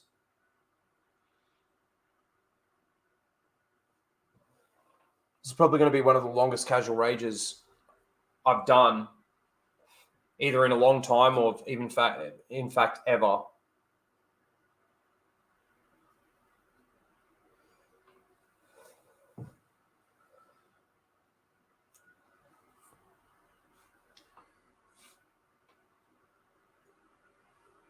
Raid the Jack Show. It's a bit early for that. But yes, I do like the Jack Show. Who's streaming? And is Anna on there? Sorry, guys. I'm taking 5. I'm taking 5-10 minutes. It's on Cecil's channel. I can't see who the fourth person is because the super chat's in the way. I see Cecil John choke out. Is Anna there? No, Anna.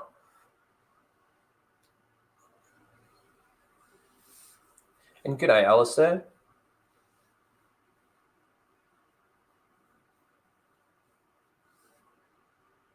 No, there's a fourth person there. Is it Shane? Ethan? And I was about to say move the super chat, and he just changed to another super chat.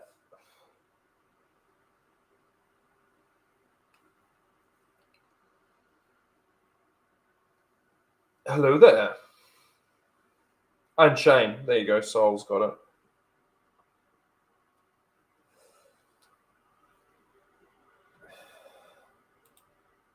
Yes, if you're getting sick of Disney Star Wars, you're getting sick of hearing and talking about the Acolyte, if you're going to watch something else, do go over to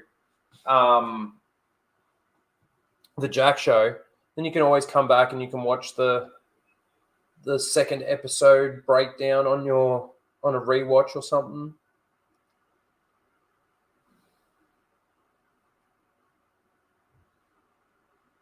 Oh, that's cool. Yeah, go and check that out too. On Wednesday.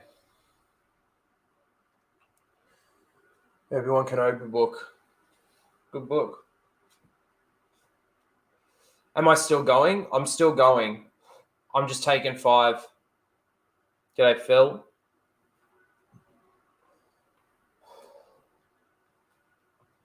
Taking a break. It's too much. It's too much crap.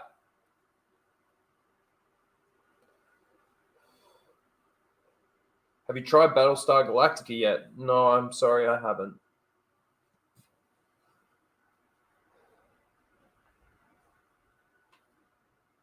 Sorry, I haven't.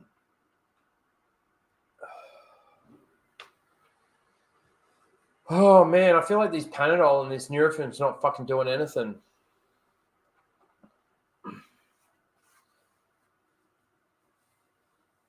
Not doing anything.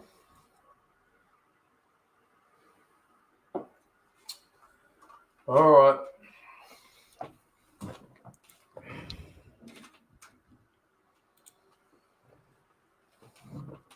All right. Let's put that on dark mode.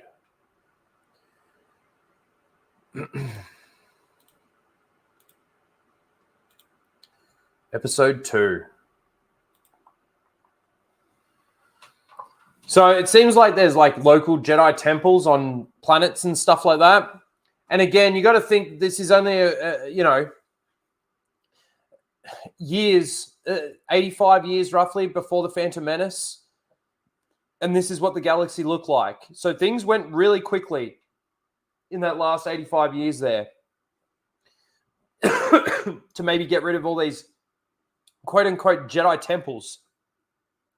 We've never seen a Jedi temple where people are just roaming around in the temple. In like you could say yes, the Jedi temple on Coruscant, but like when I hear Jedi temple, I think of like one of those mystical places.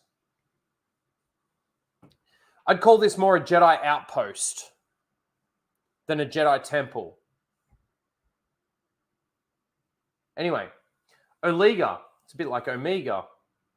So May pays off a young girl to go and knock on the door of the quote-unquote Jedi temple, and the droid pops out. Oh, hang on, that's a bit too far. So this droid pops out. Look, it's got 2 eyes, not just the one. Not like Jabba's palace. Jabba can only afford 1 eye. The Jedi can afford 2 eyes. I don't know. She somehow sort of distracts him, just has this conversation, like, now run along now.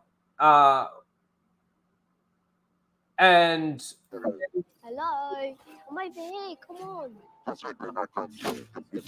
throws something on the hat of the 2 eyes. It goes back into the wall, and as it goes back into the wall, the door opens. She just walks into this Jedi temple. And there's, Jedi in there. She even walks past someone.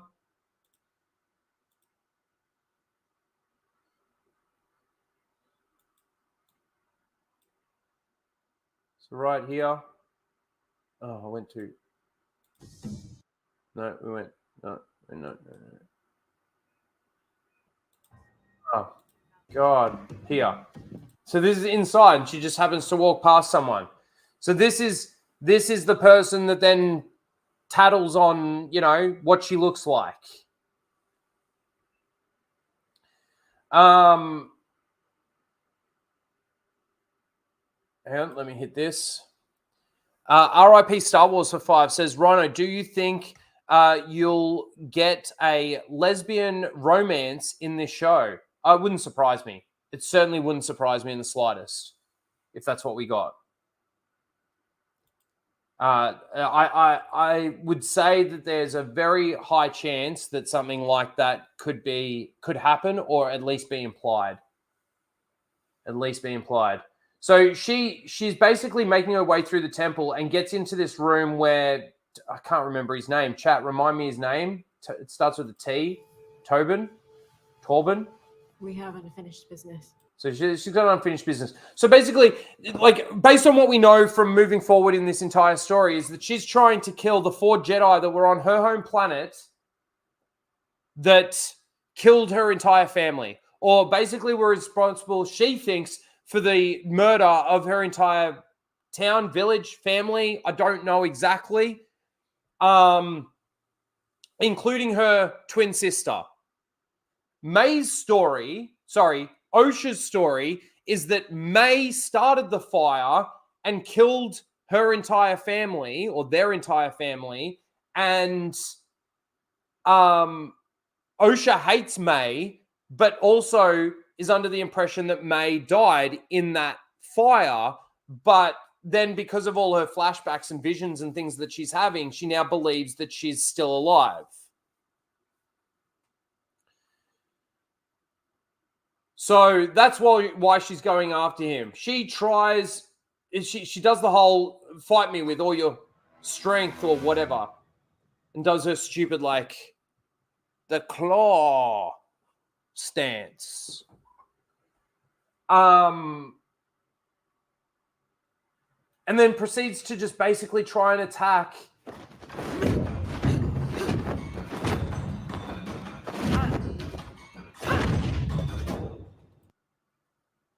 It's non-stop.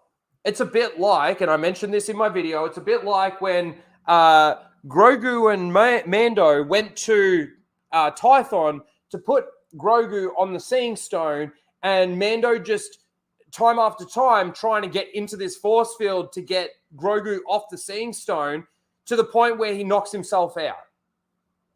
Conveniently knocks himself out. This goes on, though. Doesn't stop. Doesn't stop. Keeps going. She then tries with a knife.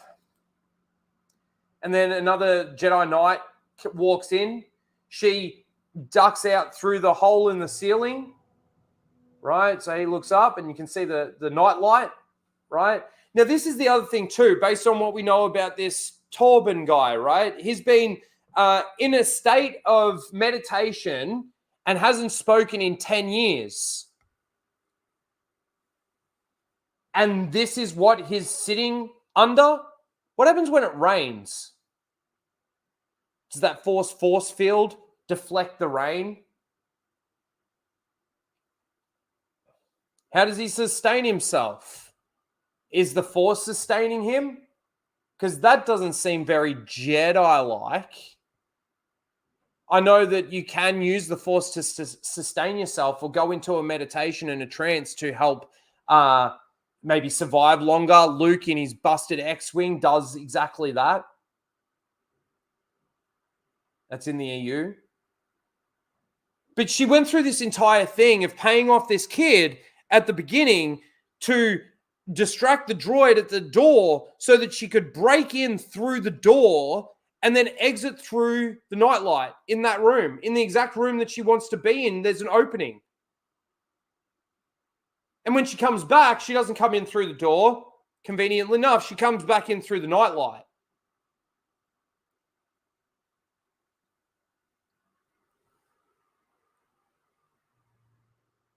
So she fails. We get the title card and we're back to the ship. And it's funny, the X-23, she's trying to do this thing with the console and it's not working, right? So Osha basically says, try this. And literally she goes from, hold on, I got to play it so that you can actually see how ridiculous it is. An alert comes up. She's just typed something into the console and it went, beep, beep, beep, beep, beep, beep. And then she tries again. Hey, Padawan. You could try repolarizing the power couplings. So what does that mean? Repolarizing the power couplings? Okay, I don't exactly know what that means. I don't exactly know what she's trying to do here, right? But whatever she's typing into the console doesn't work. What does she have to do to repolarize the couplings? Pull that lever down, push both of them up. Oh, thanks. What was it to do? Why was she in that room? Is this a prison cell? Is this a hospital?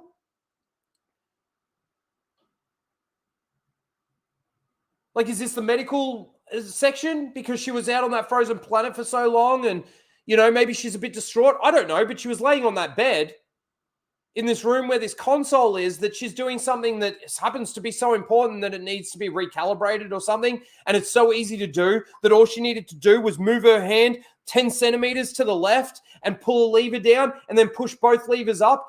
Boom! It fixes her problem.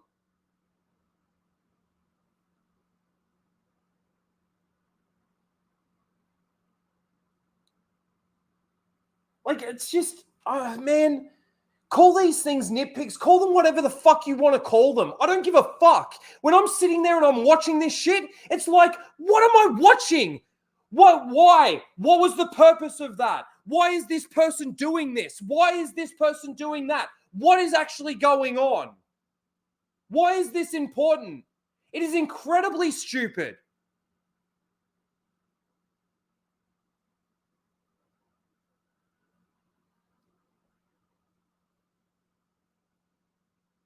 Incredibly stupid. Then these two have a discussion. I can't even... Be a pilot then. No, I'm a mechanic. No, she's not a pilot. She's a metnik. Not a mechanic. A metnik. Wow. That's dangerous. Well, that's dangerous. Yes, because droids should be doing that work. I thought that only our 2 droids did the... Oh, we reference it again.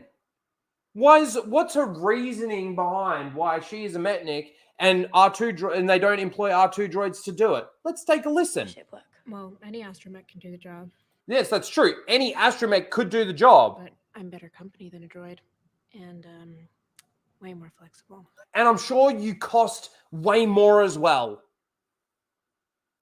Actually having to pay you credits as opposed to just programming a droid and making them do it.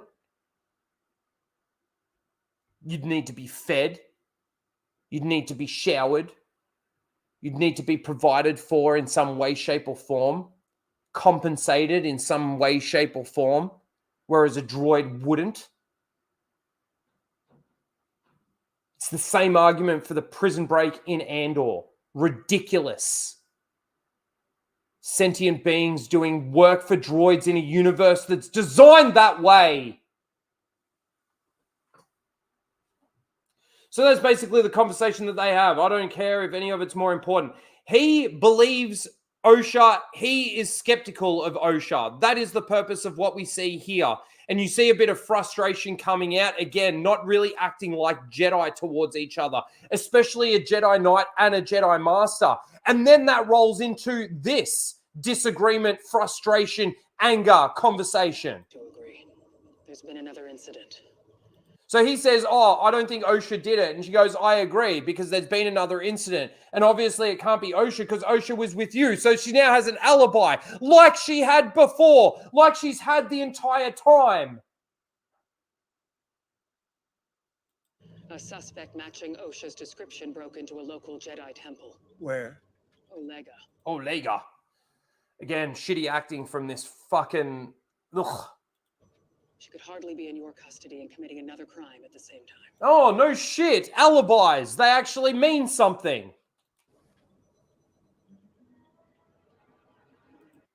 This is where it doesn't seem like two Jedi Masters having a conversation. You ready? Would you like me to investigate or bring Osha back to Coruscant? Go investigate. Take Osha with you. Oh, She no. could be an asset. Sorry, my bad. It looks the same.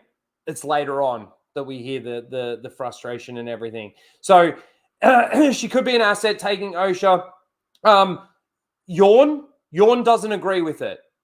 Yorn doesn't agree. Like, he comes out and basically says, and Yorn has a bit of a yawn. They track down to Olega, and they go to Olega. Now, this is where we cut to May and Asian Miller. This is his name, Asian Miller. Now, Asian Miller knows everything. He knows everything that's going on. He knows the Master. He knows the Acolyte. He knows everything. Who is he? We don't know. Why does he know everything? We don't know. Should he know everything? We don't know.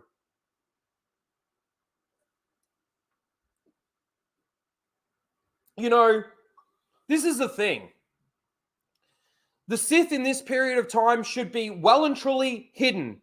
If something was to end up being revealed, they would try and tie up all loose ends, including killing people for the sake of tying up a loose end, right? And allow suspicion and rumor to reign across the galaxy. Bane's words, right? Now, at the beginning of the episode, she employed someone to paid off that little girl to distract the droid at the Jedi Temple, right? Now, to any Sith at this period of time, having that person knowing who she is, not necessarily that she's force sensitive or anything. She didn't really expose any of that other than the fact that she threw that disc thing from miles away and it landed directly on top, exactly where she needed it to land, right? But what would happen if that little girl was to be interrogated? That's a loose end, right? Just because you paid her off doesn't mean that you can't put the fear in this little girl that, you know, there's going to be consequences for her actions, and her just happen to fess up, which we'll get to later because it essentially does happen that way. Interesting, isn't it? So anyway, Asian Miller knows everything. This is not something that we need to go over massively. May asks him to make a poison, right? And I will kill one of them without a weapon and please the master. Okay, this is, again, all the conversation that they're having about the master, right? But also, too, the fact that she's saying that this whole thing about killing without a weapon, the first master that she killed was with a weapon. This second master she killed, you could say, is with a biological weapon. She's not killing these people with her bare hands, which is basically what I would understand without a weapon to be. Anyway, he makes the potion, or he makes the poison, I should say, with an element from her home planet. Right?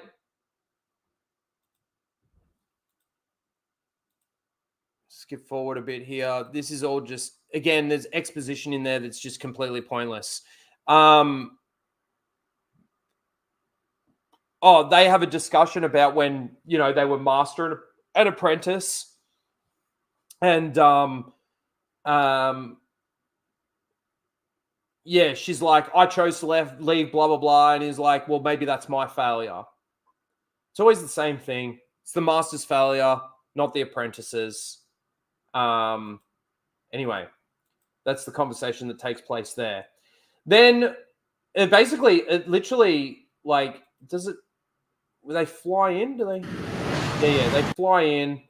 They walk down, and they're now at the Jedi Temple. And they're at the door of the Jedi Temple. And it's almost like these Jedi, like, why aren't you inviting them in? Why are we having this discussion right here? You had a break-in. Let these people that were sent by the Jedi Council to come in and investigate, right? But it's like it's not like they're not allowing them to necessarily come in, but it's kind of just, it's fake. It's like, this isn't how these circumstances would happen. Hello, Jedi Master Soul. Please come inside. How can we help you today?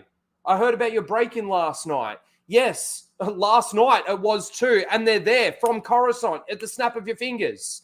Not from Coruscant, from where they picked up Osha from. Hyperspace teleportation. But then something else happens where I'm like, this isn't In our little break-in. This the crime Jedi. may be connected to another open investigation. And while they're out there having this discussion, May comes back through the ceiling to feed him his poison. Walk us through what happened last night. Why are we having this discussion at the doorstep? And this is where he comes out holding the kid that was at the door that got paid off, right? By the scruff of her neck. Woman. Do you remember? That's very Jedi-like, isn't it? And then she's like, do you remember me, Master Torben? All this garbage, all this discussion. You can either... Thought this life would give you the peace you seek. You thought this life would give you the peace you seek. There's the force field that you can now hear. But your past still haunts you. But your past still haunts you because she is his past. They're still at the doorstep, still discussing this crap. Did you activate the security droid? Why did you activate it? She paid me to. Who paid you to? She had a hood on, but it was her.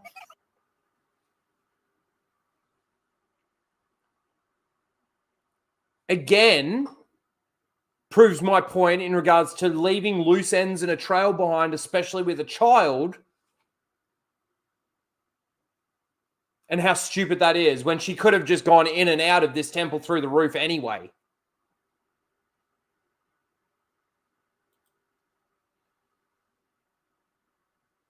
Oh, we're going to get this. We're going to get this bit of dialogue in here.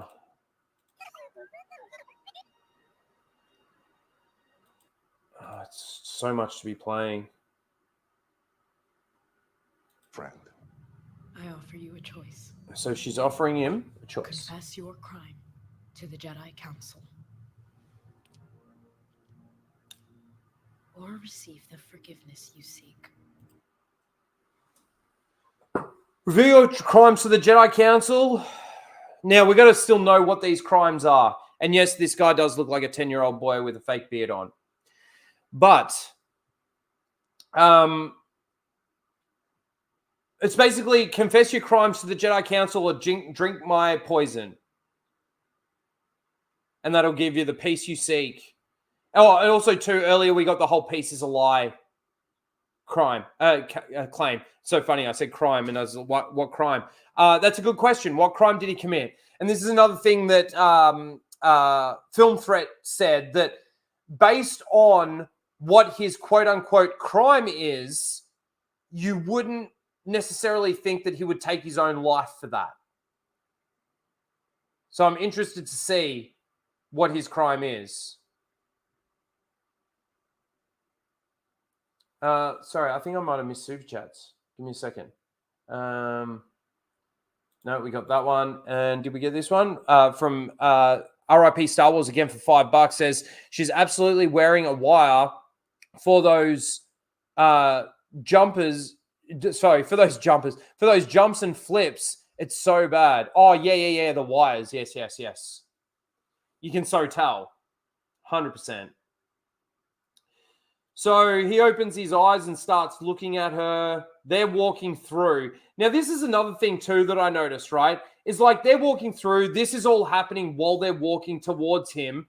He says that he's been waiting for her. She was there earlier, so I don't know why he didn't wake up earlier. But he drinks the potion willingly, and he's dead. Now, as they're all walking through the temple, Osha sees an image of her younger sister and follows that image through a different path that they're all going, right? But she enters in through here faster than they enter through this doorway down the bottom here. Conveniently enough, so that she can once again, be the suspect, right? So she sees Master Tolban dead. She picks up the bottle that the poison was in, and of course they run in and start accusing her. But luckily enough, Yorn was there to see her, to tell them, oh, I'm her alibi now. She didn't do it.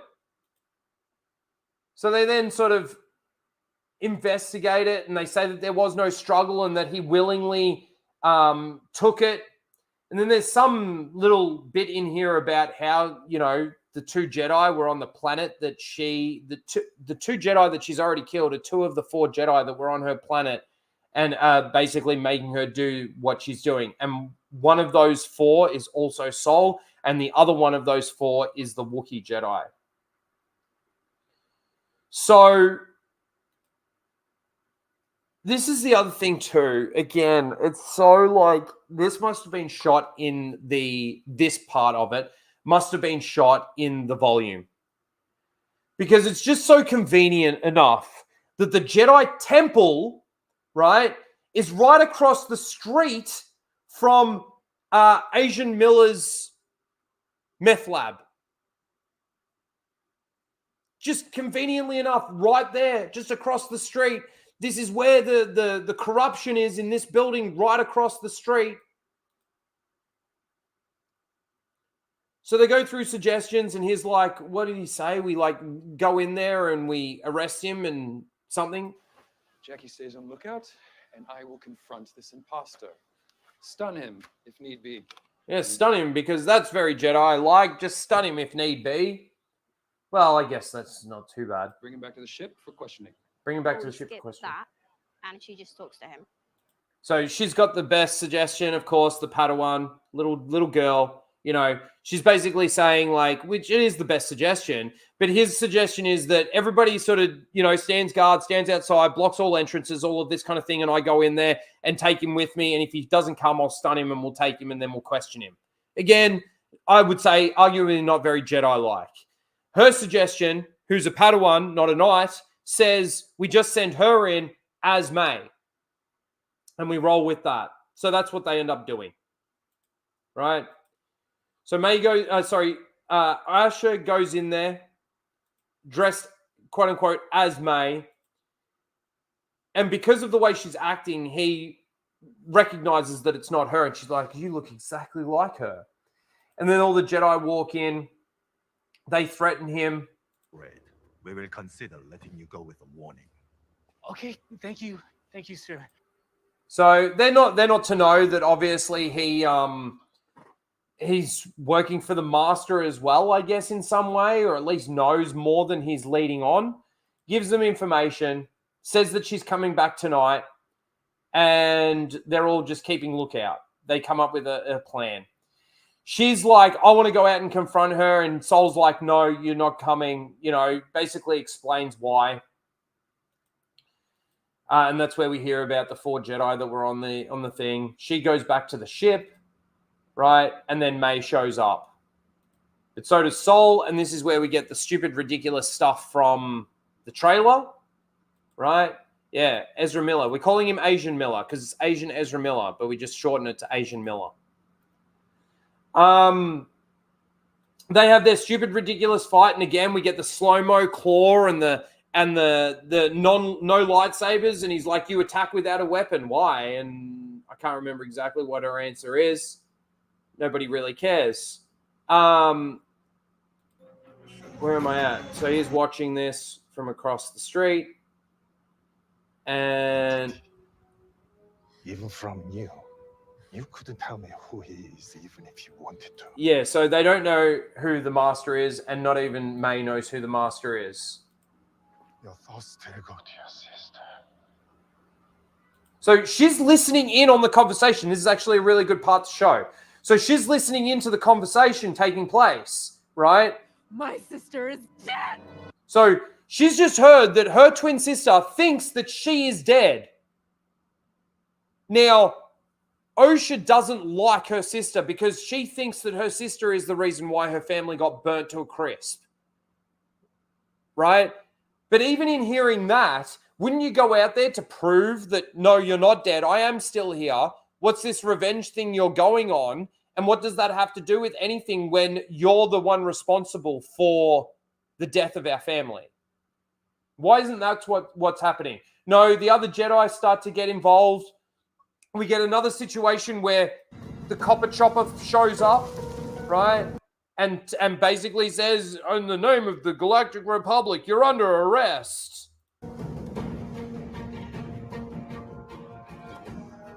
They're all getting ready to fight.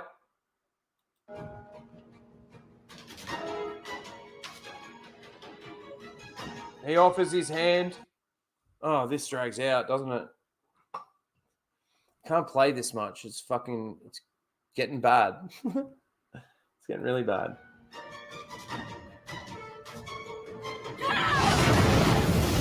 Now she does that and disappears, right? Even from the copper chopper. Too bad they don't have infrared, I guess. And she's lost her. I'm turning back around. So that's that. What's this bit? Oh, so she's obviously, she disappeared and she just shows up there a little bit down the street, and Osha sees her. They actually make eye contact. They see each other, right? And she's like in shock. Oh, my sister is alive. He was telling the truth. And then she just starts shooting at her and misses multiple times because she hates her sister. That was a bad shot. And then the other shot's a bad shot too. And she gets away, right? And then this is where we start to get a little convoluted again in regards to the Jedi. Now, this is the bit that I was talking about with the frustration, the anger. The conversation takes place between two Jedi Masters, and you wouldn't think so.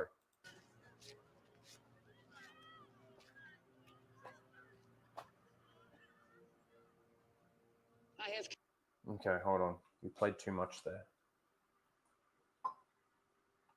Oh, man.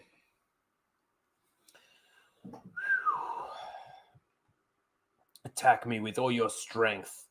Yeah. Gay as. All right, here we go. Convened a small council to discuss next steps. We've convened a small council to discuss next steps. Waiting your arrival. With respect, we don't have time for talks, Master Vanestra. Our problem has changed. This is the thing. He's right. He's right. They're on the trail. They are on the trail. Why would you leave that trail, right, to come back for discussions about what's the next step? What is the reason? She's about to tell us. Your old Padawan going rogue was one thing, but now a trained outsider is responsible. We need to strategize. A trained outsider is now responsible. We need to strategize. Okay. Send more Jedi out to me. We'll strategize and discuss, and we'll stay on this hot trail. Because if the Sith in this are anything like the Sith are supposed to be, they are going to try and cover their tracks and go back into hiding as quickly and as easily as possible. By doing this, you're giving them that chance. But again, look at the way that they're talking to each other, the frustration, almost the anger on Sol's face, her cutting him off. But we know where she's going next. We must We move. don't make decisions like this without meaningful discussion, Sol. We don't make decisions like this without meaningful discussion, Sol. Again, who is she? Why is she speaking for the entire council? Why is she the only one that's speaking to him about this mission? There's no one else there? No one else on the Jedi Council that he can report back to? We will see you soon. And he just cuts him off. Look at his face. That pissed him off.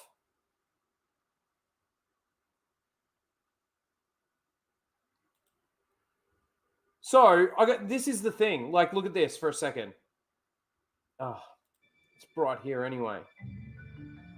Back in the village.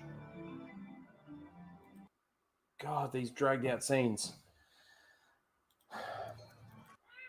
So this is the Jedi Temple, right?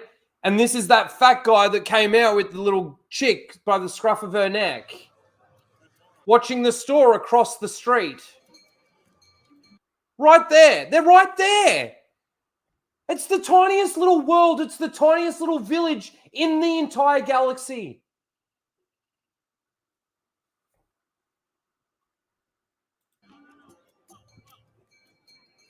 Right there. He gets distracted by that other chick, and then he comes out, and May is there, and they have a discussion. They go into hiding, go where? Well, I can't remember exactly what the discussion is. And then he's like, he's gone. Oh, she's alive. I know. Yeah, he knows because he saw her. He's gone. Come on. He's gone. Come on. They're literally across the street. You got distracted by somebody. You can't have a conversation like this with somebody that's standing next to you. You can't do that. This retarded Jedi that comes out holding a little girl by the scruff of her neck. We found her. Is so retarded that he can't do his job and have a conversation with someone at the same time.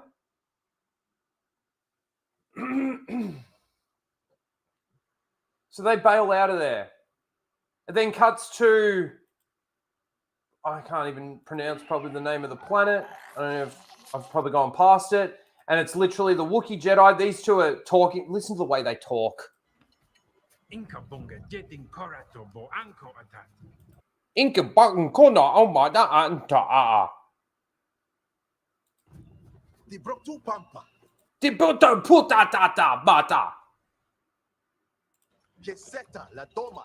Then what they said to these actors is go out there and just speak some weird language, make it sound like they're saying the same, like in the same language to each other, and we'll just put subtitles over it. It's okay.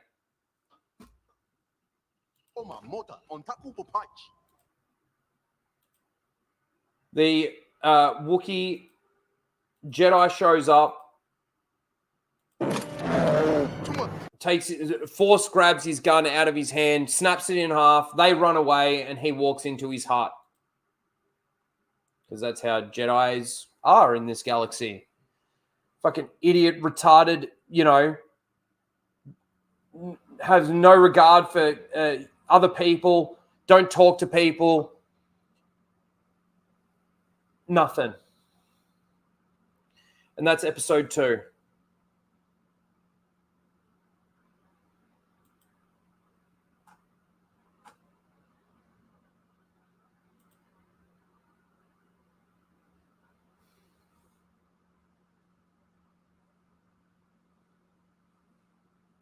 That's episode 2.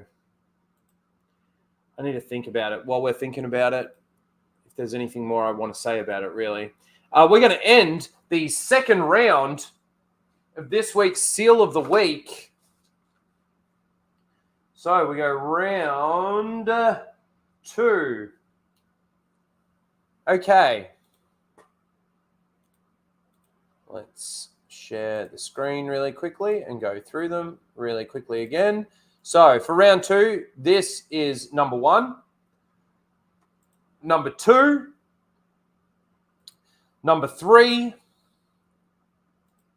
and number 4. And as I predicted, I thought that this was going to happen. All right, we got 35 votes on the second round. That's still pretty good. We're going to end the poll here. Just ticked up. I'm going to give it a couple of seconds here. Bing, bing, bing. We need that, thinking music. Here, we'll use...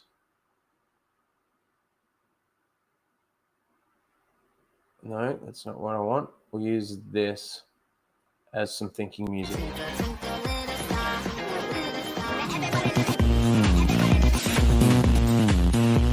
Not bad, not bad. Now you...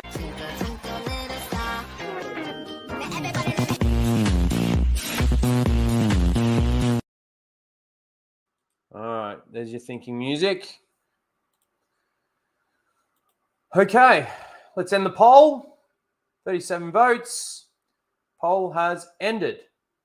Okay, in last place, where am I here with my tabs? In last place was number 3. Yeah, I thought that would be the case. In second last place or third place, with 16% of the vote, is number 2. In second place, the runner-up for this round with 24% of the vote was number 1. And the winner with 45% of the vote was Happy Pride. Reminder that Obi-Wan Kenobi is canonically queer and Alec Guinness was bisexual. Okay, so with that done, we're going to go 4 with 45%. 24%, no, so 27% beats that. So we don't need any others. So we need 1 and 2. We need 1 and 2 from the first round and 4 from the second round. Okay, so hold on. Let me jump out of my share screen. Fuck. So we want 1 and 2 from the first round. We want to get rid of 3 and 4. And then what number do we want? Number 4 from the fourth round. From the fourth round, from the second round. Get rid of that one, get rid of that one, and get rid of that one. All right. So for the ultimate Acolyte Seal of the Week, let's go through it. I'm not going to play the stinger. I'll play the stinger at the end once we've finished this final round. You know what I will play just for this?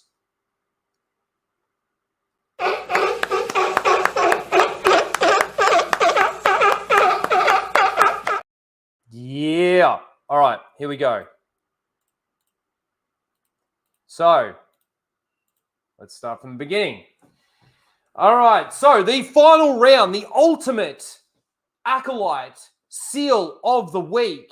Nominees are Taylor with The Acolyte is The Acolyte is off to a fantastic start. The first 2 episodes were fresh, fun, and exhilarating. We really can't wait to see the rest of the series and explore this new era. Thank you, Star Wars, for the special preview. This one is definitely a can't miss. Nominee number 2 goes to Andy, that says The Acolyte is a breath of fresh air in Star Wars television storytelling. The cast is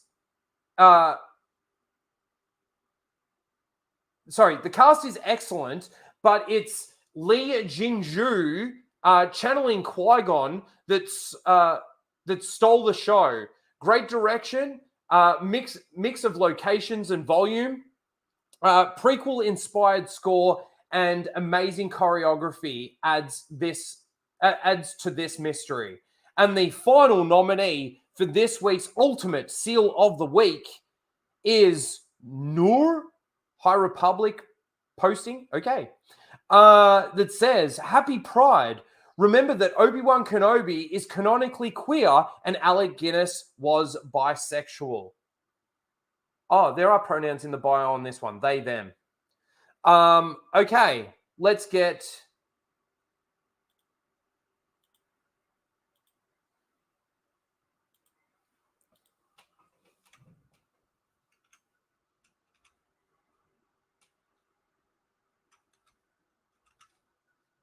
Let's get this poll in the chat. Oops. Oh, I hear you. It's getting to that time, isn't it? It's getting to that time. All right. So, what? What was that? I just wanted to copy and paste it, but it didn't work. Anyway. Okay, so we're going Ultimate Acolyte Seal of the Week. 1, 2, 3. Post. All right, there we go. There we go. Oh, listen here. Quiet. Okay, we can get rid of that. Oh, I'm still sharing here. We can get rid of that.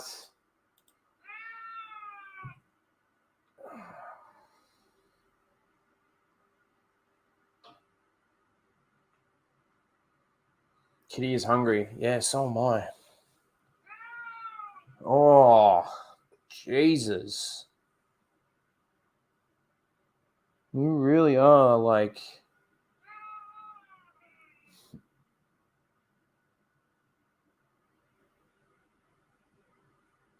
Den of Nerds should be nominated too. I haven't seen Den of Nerds. He's definitely a shill. Den of Shills, man. Den of Shills. But I haven't seen much from him.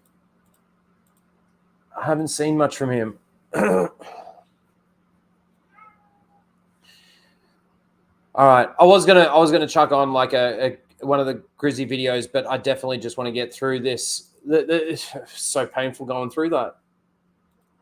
Can't even begin to tell you. 4.5 hours. I'm exhausted. I'm hungry, and I'm done. I'm done. And so is Eric. You hungry? Yes, he's hungry.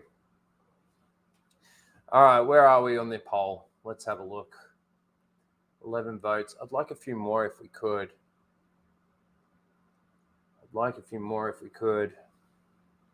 Still got 45 people here. Thank you all for being here. Please smash the like button. Subscribe to the channel if you're not subscribed. Leave a comment to any of those people that are coming back and watching the replay. Thank you. Appreciate you. Do all the same things. Smash the like button, subscribe, hit the bell for notifications, all that good stuff. We're obviously going through the entirety of the Acolyte. Reviews and breakdowns and discussions. Oh, I've also got to let you guys know, I don't know if we will see Anna during this series.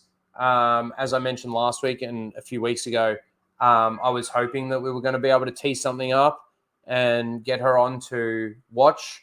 But if you are paying any attention to her channel whatsoever, she hasn't been really well. But the reason for her not being too well in recent times is actually quite a nice thing. She's pregnant. So congratulations to Anna. It's awesome. Good on her. I know this is what she's wanted. And yeah, I can't wait to meet her in October. She's going to have like a little baby belly, I reckon. Wonder if it's going to affect her ability to come out to LA Comic-Con or not. That's going to be interesting. Excellent for her. Yes, it is. Congratulations, Anna. That's Star Wars girl. Yes. All right. Where are we at with the poll? 18. Can we get the 20? 2 more? All right. I'm going to go feed the cat. I'm going to keep talking.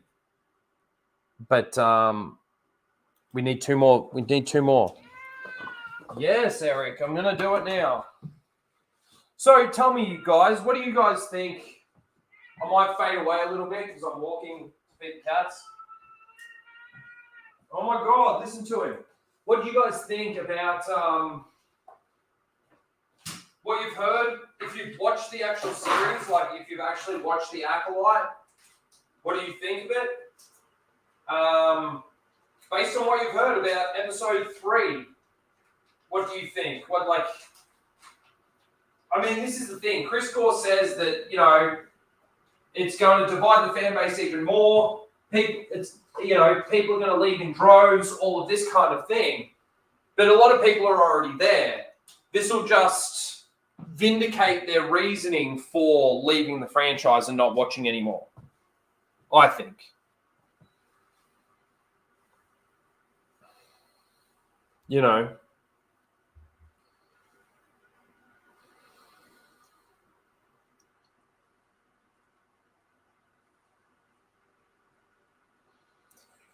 I want to see it crash and burn.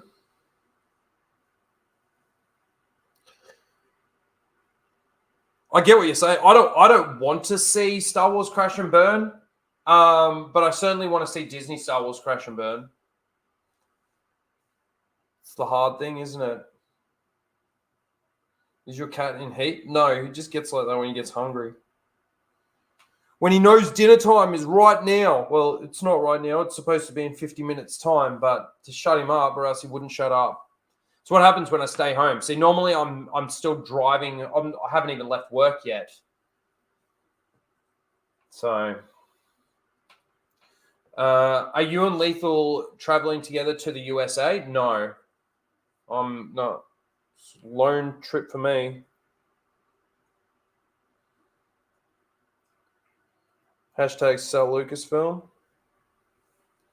Did we get those 2 more votes in the poll? No. Oh, that's a shame. All right. Wow. Wow. Let's do this and wrap this stream up, shall we? All right. It's been a long one. Thanks for hanging out, everyone. Appreciate you guys. We got 18 votes so far. That's true. We did. All right. We are going to end the poll, though. Let me share my screen. So, number 1, number 2, and number 3.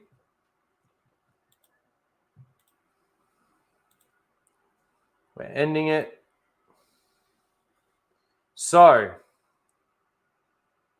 in last place with 1%, with 1% of the vote. In last place with 16% of the vote, it's Taylor with it's a fantastic start.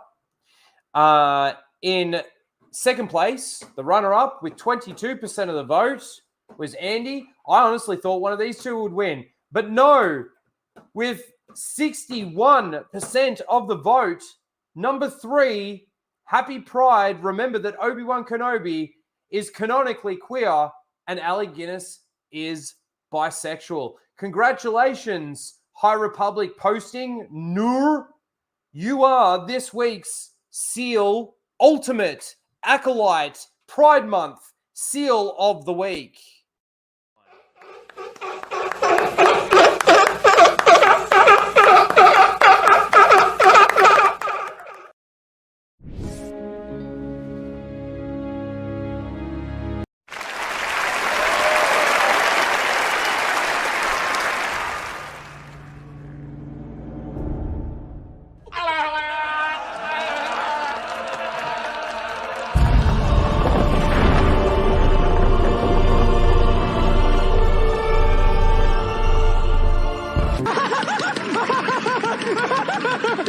Hello, the Jedi.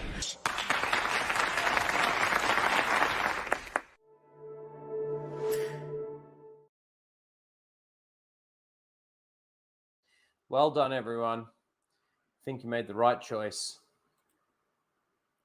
Yeah, the other two were more Acolyte related, but even still, we had to throw a Pride Month one in there, and the Pride Month one worked. This is a proper democracy, and the democracy says that person wins Seal of the Week. All right, everyone, thank you for hanging out. We went for 4 hours and 40 minutes. Jesus Christ, one of the longer ones. Thank you again to all the members, to everyone that did send a super chat. I appreciate you guys for all your support. Everyone for hanging out. You guys are awesome. The chat, you guys are the best. Get ready for episode 3. From what we're hearing, it's going to be an absolute disaster. But hopefully, we can get what we're saying out there a little bit more. I think people are on board anyway. So, smash the like button, subscribe. If you're here watching the replay, thank you. You're all awesome. That is it. We're out.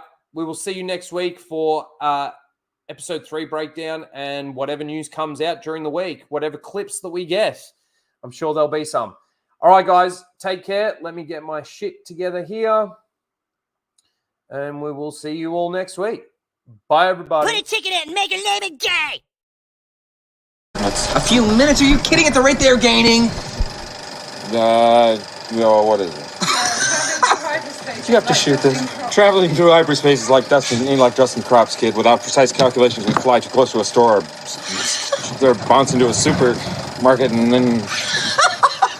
Yeah. It'd be a hell of a mess. What's that? Watch. You're losing the deflector shields. Go strap yourselves in. Be careful on the way out. Yeah, sure. I'm taking it very cautiously. You go away. Bounce too near a supermarket? They came bounding over. Fuck off! Disney!